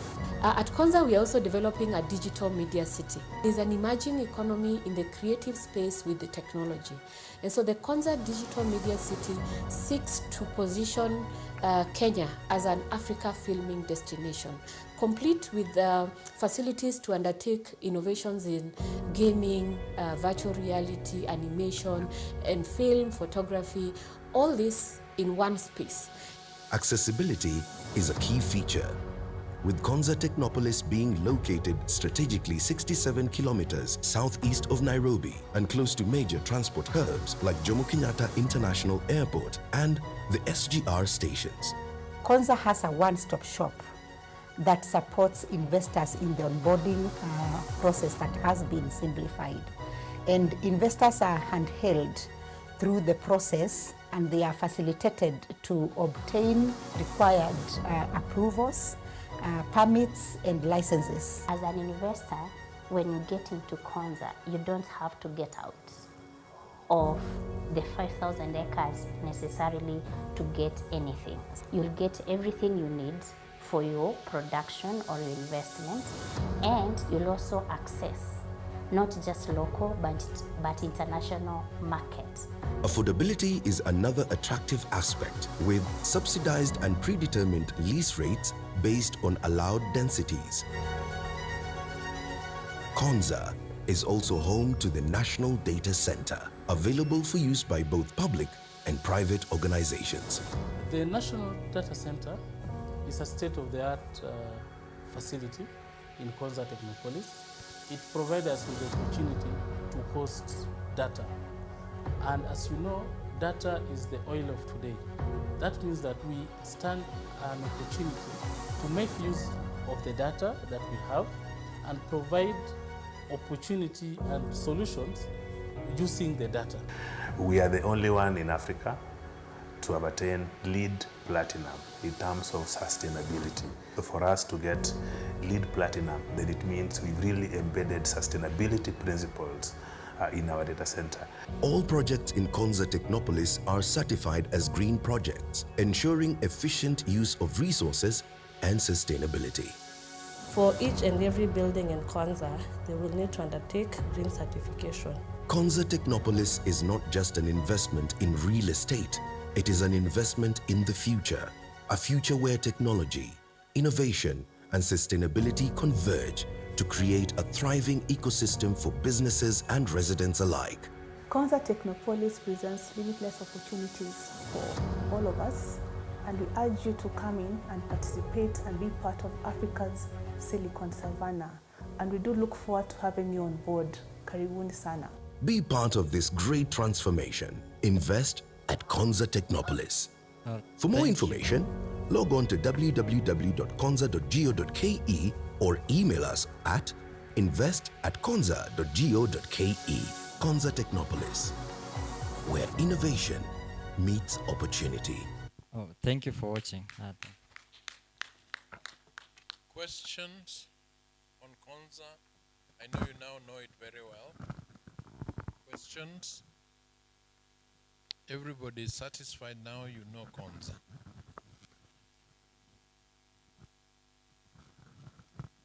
Dr. Rai? Yeah, of course.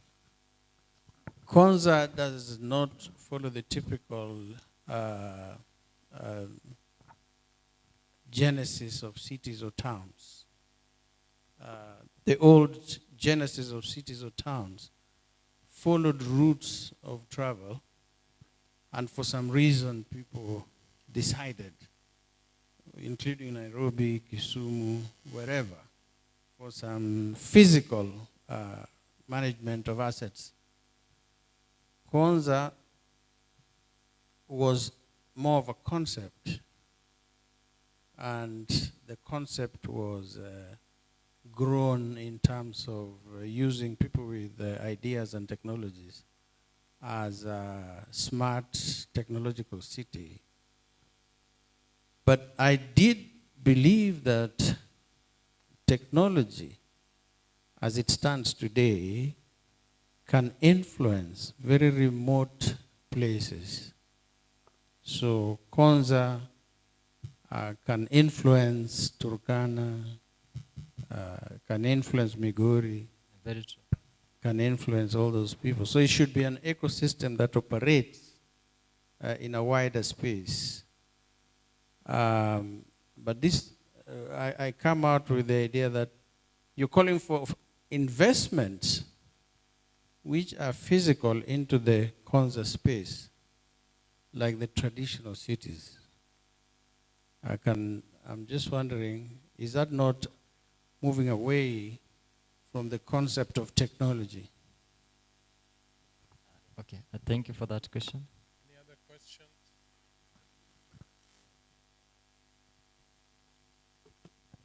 Thank you very much.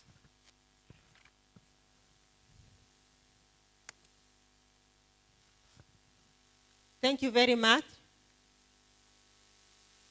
for taking us through Konza. Thank you. Karibu.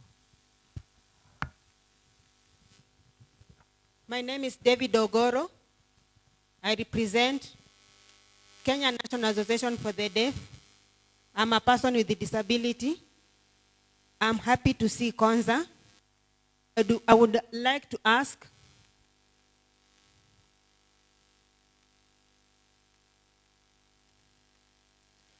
when you are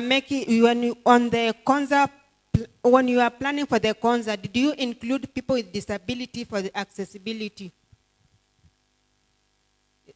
Is it possible for people with disability to access? How long?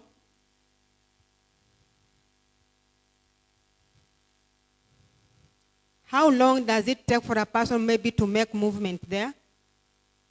Because I've seen a lot of movement, a lot of corners. How long does it take a person to make, or you can walk, or is it you can move around, moving with just making by footing, or you can be using vehicles or motorcycles. Thank you very much.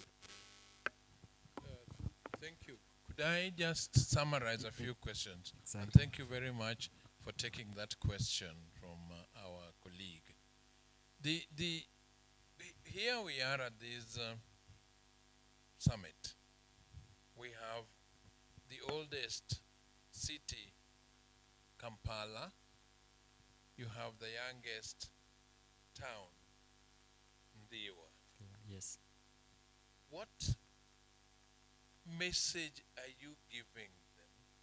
Some of the cities are represented here by their management boards and so on, like Kisumu. What does Konza offer them? Or what can they learn from your experience in Konza of things that they shouldn't do? And secondly, we have a regional presence here with Uganda and Tanzania and so on. What does that mean to our neighbor across the border in Uganda, given that technology now crosses borders? Yes, to start with the last one, that is with our neighbors Tanzania and Uganda and even Rwanda. And also I want to acknowledge that the city of Rwanda is also doing a very good job when it comes to development and even observing some of smarter solutions. Then what are we do? We are not competing with even our neighbors, but we are offering a platform or an ecosystem whereby they can come and integrate or work together with us. For example, we are talking about investors. And this one is also interlinked with the first question that why focus on physical investors who will do physical investment, coming and uptake of specific parcels of land, then doing the vertical development of those particular lands. Ideally, this is very important because what we are looking at is not only looking at physical development of Konza Technopolis, uptake and even doing vertical development, but also when it comes to other types of development like the technology development. Now, currently Konza, the word Konza came from the location where Konza Technopolis is. But then again, God willing, in few times to come, we are going to have the Technopolis, the Technopolis bill that it will see the day, the light of the day. So what that means that we are working with our Minister of ICT to establish a bill that will allow the establishment of Technopolis not only in Konza but in the entire country. So what that means is that even in Kisumu, we can have establishment of a Technopolis. Even in Lamu, even in Turkana, anywhere within the country, we can have establishment of these Technopolises that will be well master planned.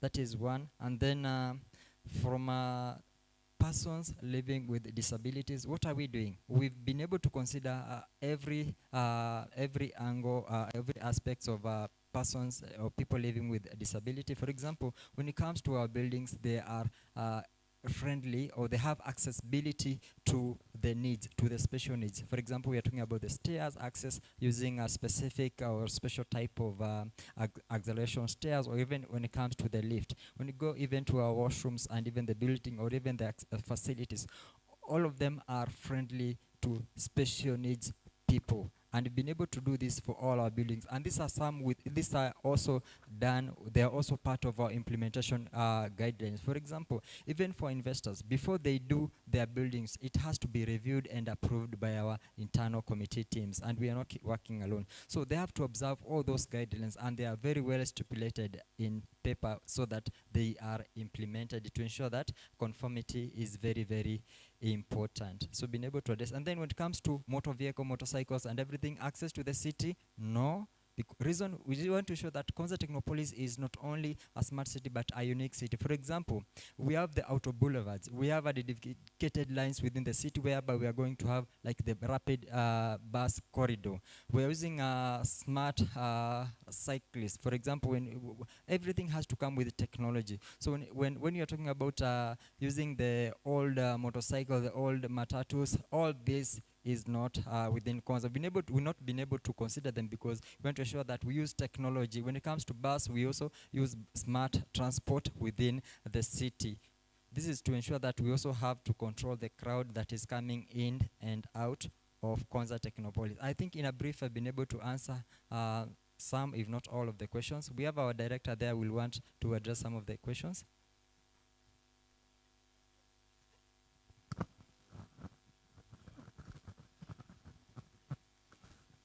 I think the issue of persons with disability, even in terms of employment, I mean, the national requirement is about 5% in the organization. We've attained 3%, and we work with the Association of the Physically Challenged, because even in terms of employment, we try and get that threshold. Not just for visitors, but we try as much as possible, and when we do, we have any opportunities, we get in touch with their associations as well.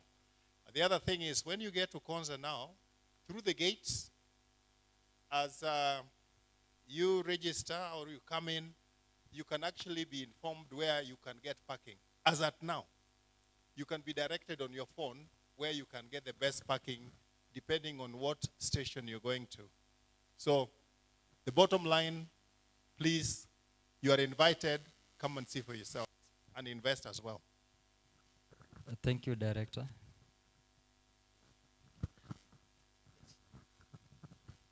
Yes, I have a question, an observation, and another question.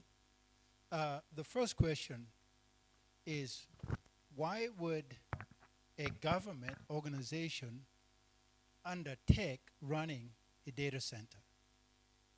That might be a very simple answer, but I would like to know why that is the case. Sorry? Come up again, sorry. I may have misunderstood, but I heard that the Konza has its own data center. Exactly.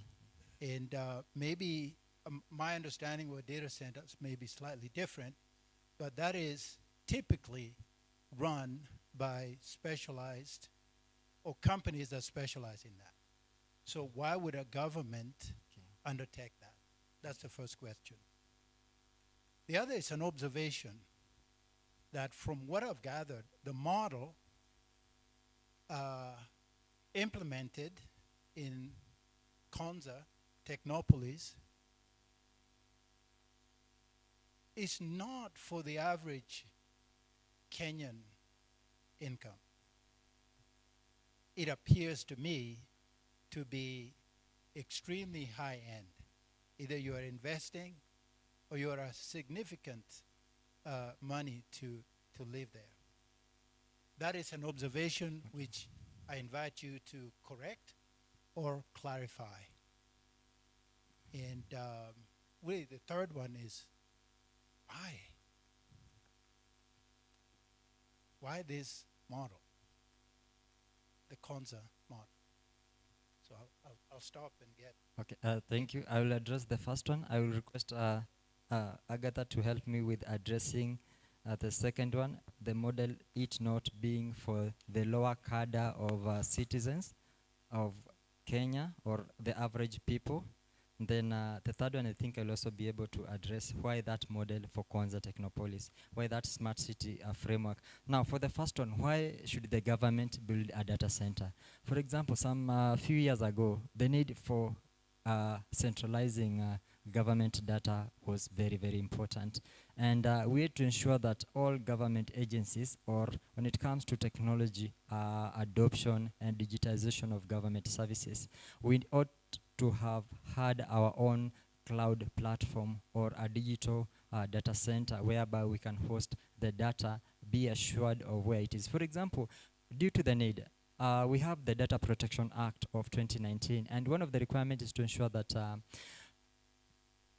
people's data, that is the Kenya citizens' data, is hosted either locally or a copy of it is hosted locally. Now we have the Google Cloud, that is being that is OEM from Google, and then we have the Microsoft, that is the Azure from Microsoft, and then we have AWS from that is the AWS company, the Amazon. Then why not Konza Cloud? We have the East African Data Center. Why not Konza Cloud? You see, we have a citizen, a lot of our data, and I don't want to confirm, but I believe that all of us in the room here, a part of our data is with eCitizen. And then you can assume that this data is hosted somewhere the government cannot even account for it. So due to the need, due to the risk and everything, it was agreed that it was found necessary to have or to establish a national government data center that has the same capacity, that has the same level as Google Cloud, as Microsoft Azure, as AWS, or as any type of international cloud service provider. And we are not only looking for local hosting, or even our clients are not only government, we even have private sectors. So when it comes to our service level agreement, our SLAs to ensure service is very high standard. This is to ensure that we are able to compete with the international cloud service provider. One is to ensure that we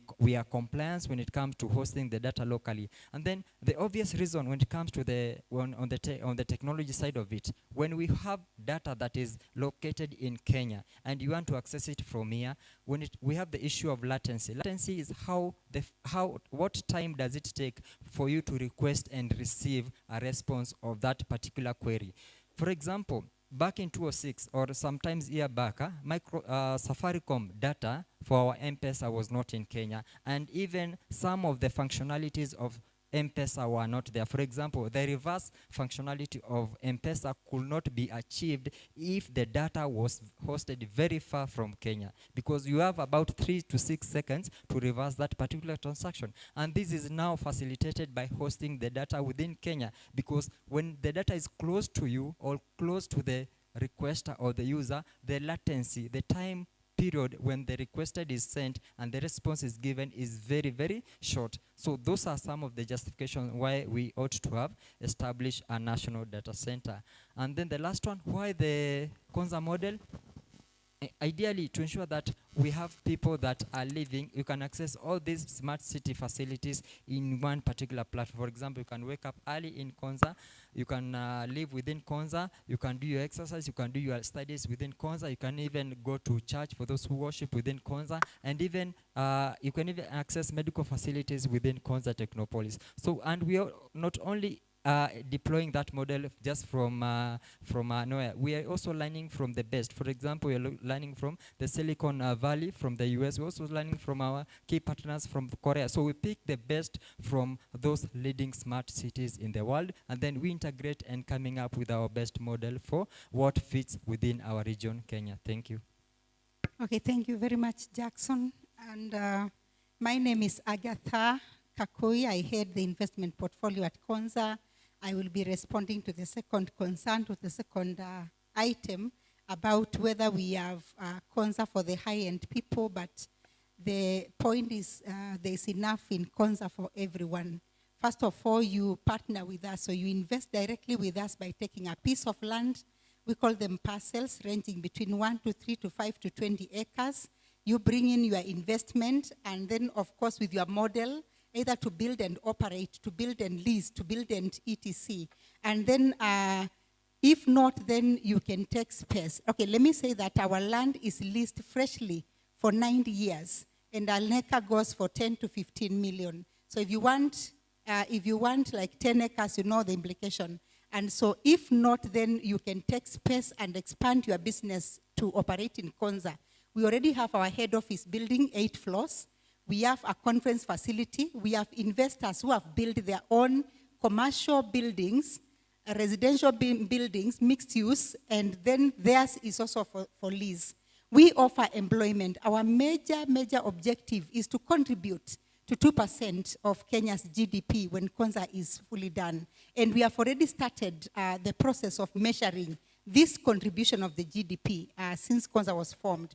Employment is critical, quite a concern in the country. And so we look at how we create over 3,000 jobs every year.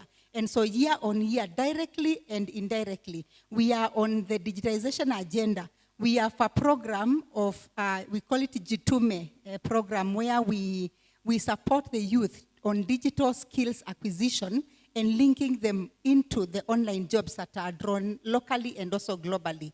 Looking at the innovations, we support the idea generators. So when our youths have ideas, they bring them to us. We work very closely with the innovation hubs in the country and also with partners in different parts of the world to bring the acceleration of this startup to fruition and to make sure that we support them to survive in the market. Remember, in the market, they can get there and die on arrival. We are looking at least 70% survival of this startup. So our youths are very well supported. And that is where we said, with the partnership of the Korean government, we have the digital media city that is coming to bring the creative economy, to support the youth. So Konza is not about the huge companies or investors who have a lot of money. And then we support academia.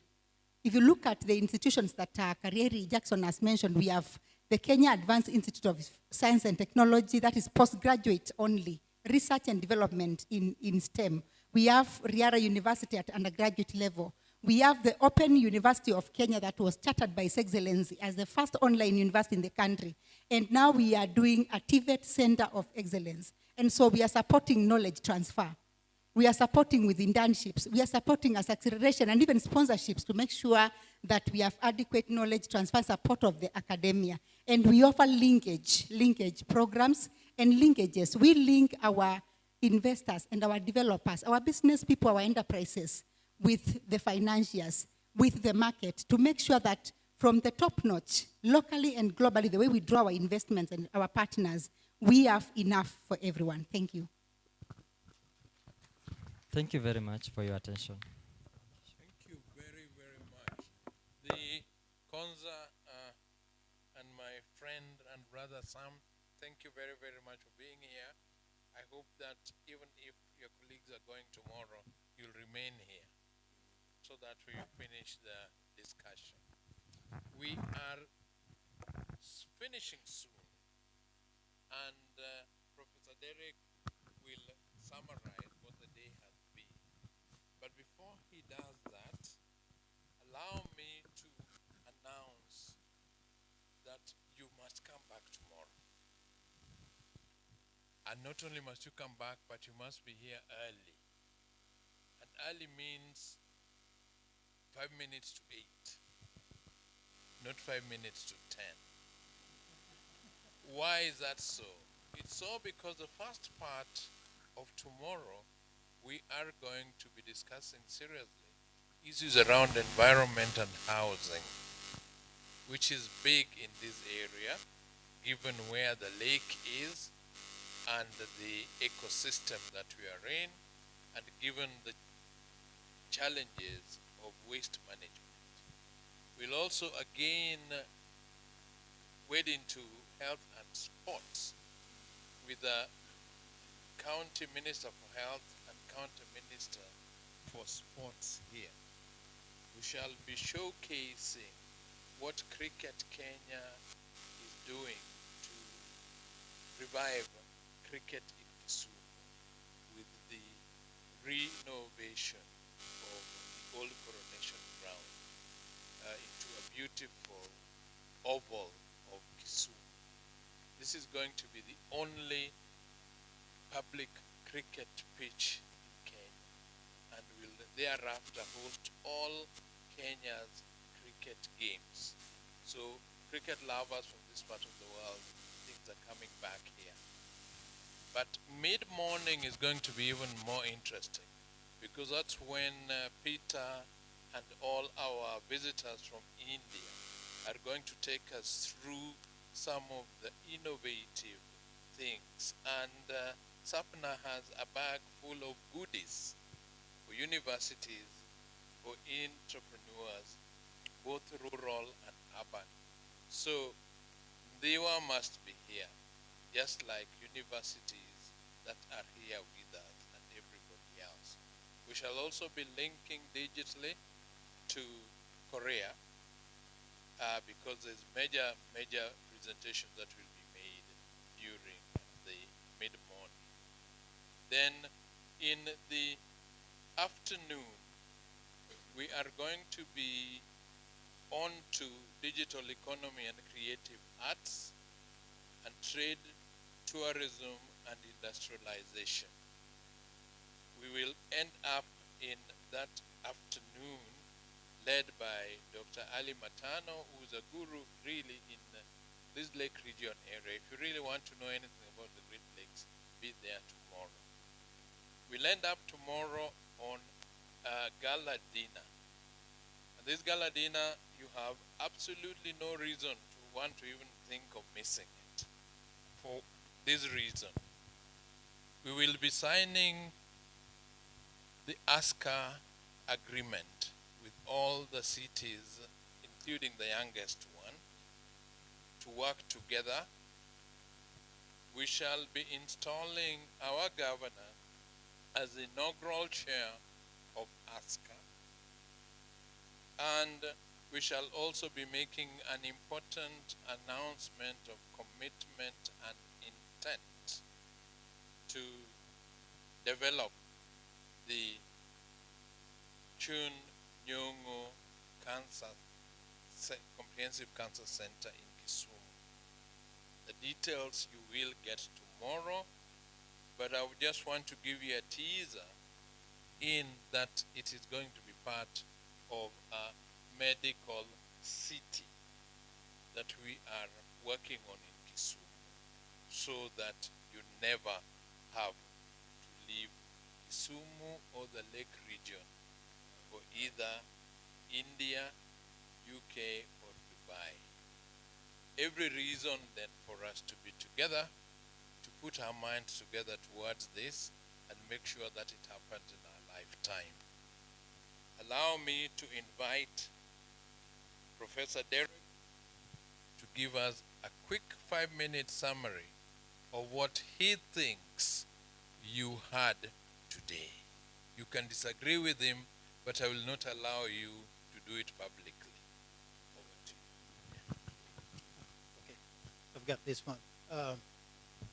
Actually, I prepared slides, and if you take issue with that, just know that professors are predisposed to verbosity. So the slides will keep me focused. So first of all, I do thank everybody, all the participants, and actually the good questions that were raised. Truly a good first day. So for those who missed it, I really regret that you missed Professor Rogo's welcoming remarks, as well as the not just the welcoming, but also the opening remarks, which gave you or gave very representative or very good representation of why we are here. Okay, I trust that this was recorded, so it will be available after the summit is over. So I encourage you to actually go back to that. And then Dr. Rai, with his booming voice, was able to gather everybody back in line and focused with the quotation that where two or three are gathered. And so there we were. So he started with that, gave everybody a chance to introduce themselves. That was very an icebreaker, if you will. So that was the second thing that we did. Okay, my slides, you may have gone way too fast. Go back. Go back. All right, so go back to His Excellency. His Excellency, the governor came in. He was warmly welcomed. And then he gave a very, very inspiring, informative, encouraging speech. And I'm hoping that I can get a copy of that, because that was a speech of substance. And again, those who may have missed it, I encourage you to go back to the recording so you get it. The next one was co-creating Africa's smart future. That was given by the city planner, Mr. Owinji. And by the way, any of you who may be thinking of being late tomorrow, don't. Because tomorrow I'll give a meaningful summary of what went on today. So this is just a highlight, but tomorrow a truly meaningful summary after I've gone through all the presentations. So make sure you are here Professor Rogo says 5 minutes before. I'd say 7 minutes before. All right. So the next was the Kisumu, the KLDC, Navigating the Future, Mr. Paul and Jenga Waweru.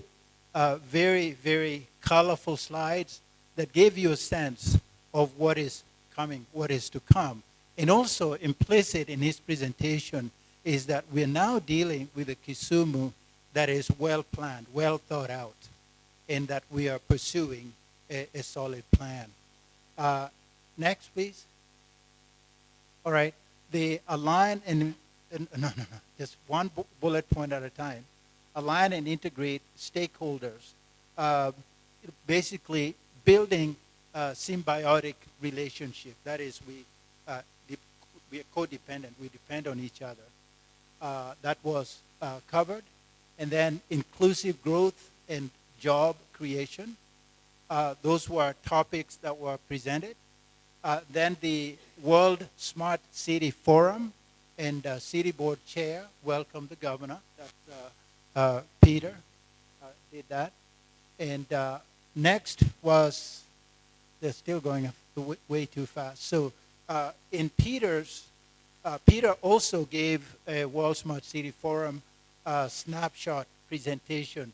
And again, tomorrow you'll see a good summary of what that was. It'll all be done within 15 minutes. Then we had highlights from our sister cities, namely Jinja, Kampala, and Homa Bay. And the one notable, I guess, observation that came from that is that they are being hampered by the lack of devolution.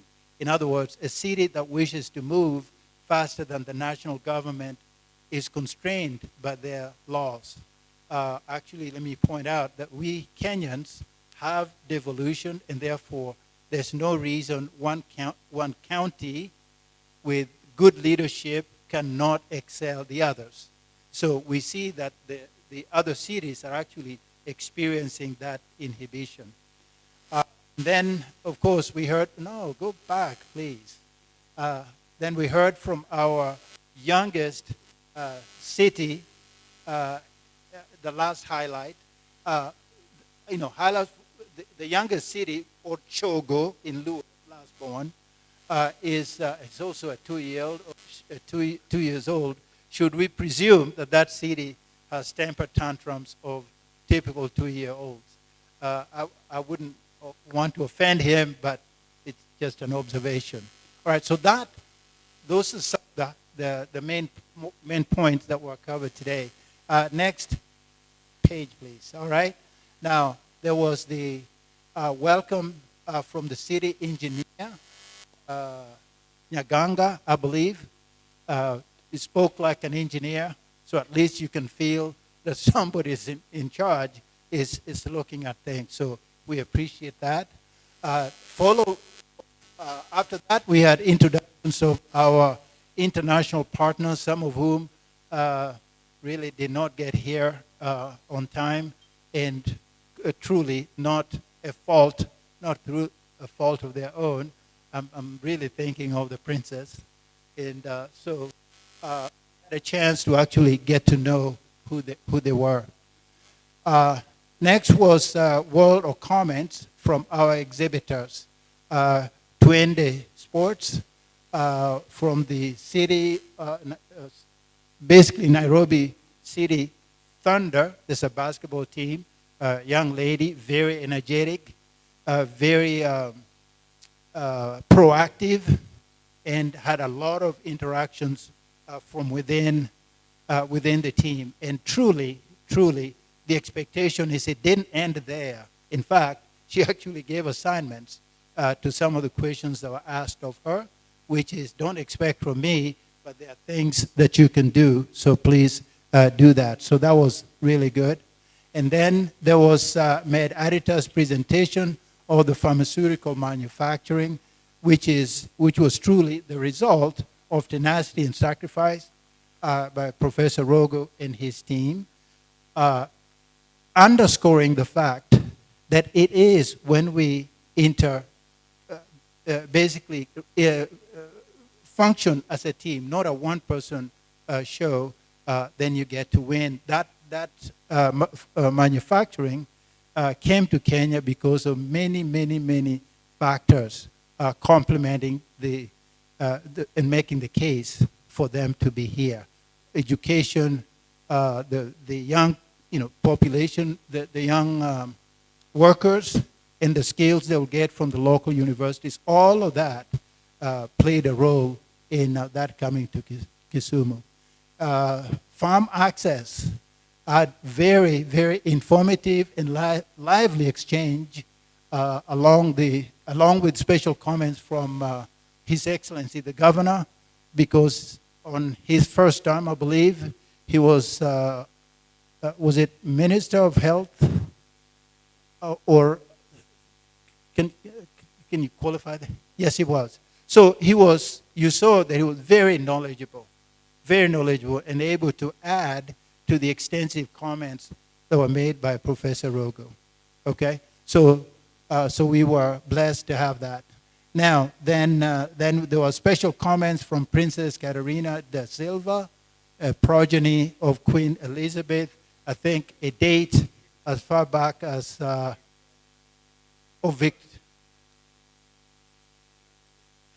Elizabeth. Okay. Forgiveness, please. There was a date of 1872 that was mentioned. And did I get that right? Okay. All right. Yes. Please do forgive me for that. But what became clear really is history repeating itself. The goodness that was expected almost 200 years ago is actually being expressed yet again. So truly grateful for that. And then there's the Konza city. Now, that is not metropolis, it's technopolis. It's quite a concept, quite a different concept. I appreciated the answers given very much. I still disagree with the government running a data center, because governments the world over are not very efficient. Private sector is. So, but be that as it may, we received very good and informative presentation from the presenters of Technopolis, as well as their response to the questions. Very thorough, and they clearly demonstrated their understanding and being in touch with the questions being asked, no matter how basic those questions were. And with that, I want to thank you for listening. I don't know if I exceeded the 5 minutes, but I did my best. Thank you very much. Thank you very much, Derek. You did 7 minutes. And 7 minutes it will be tomorrow before 8, when we shall all be here. There's a lot of us who've traveled long distances and therefore need some rest. So we deliberately left this evening for you to rest and catch up. But tomorrow evening we shall be busier at the dinner. So this is on behalf of the organizers to thank you most sincerely for the attention. The temptation to fall asleep was always there, but it looks like you are not tempted. So thank you for keeping awake. Let's see you tomorrow morning. Asanteni sana.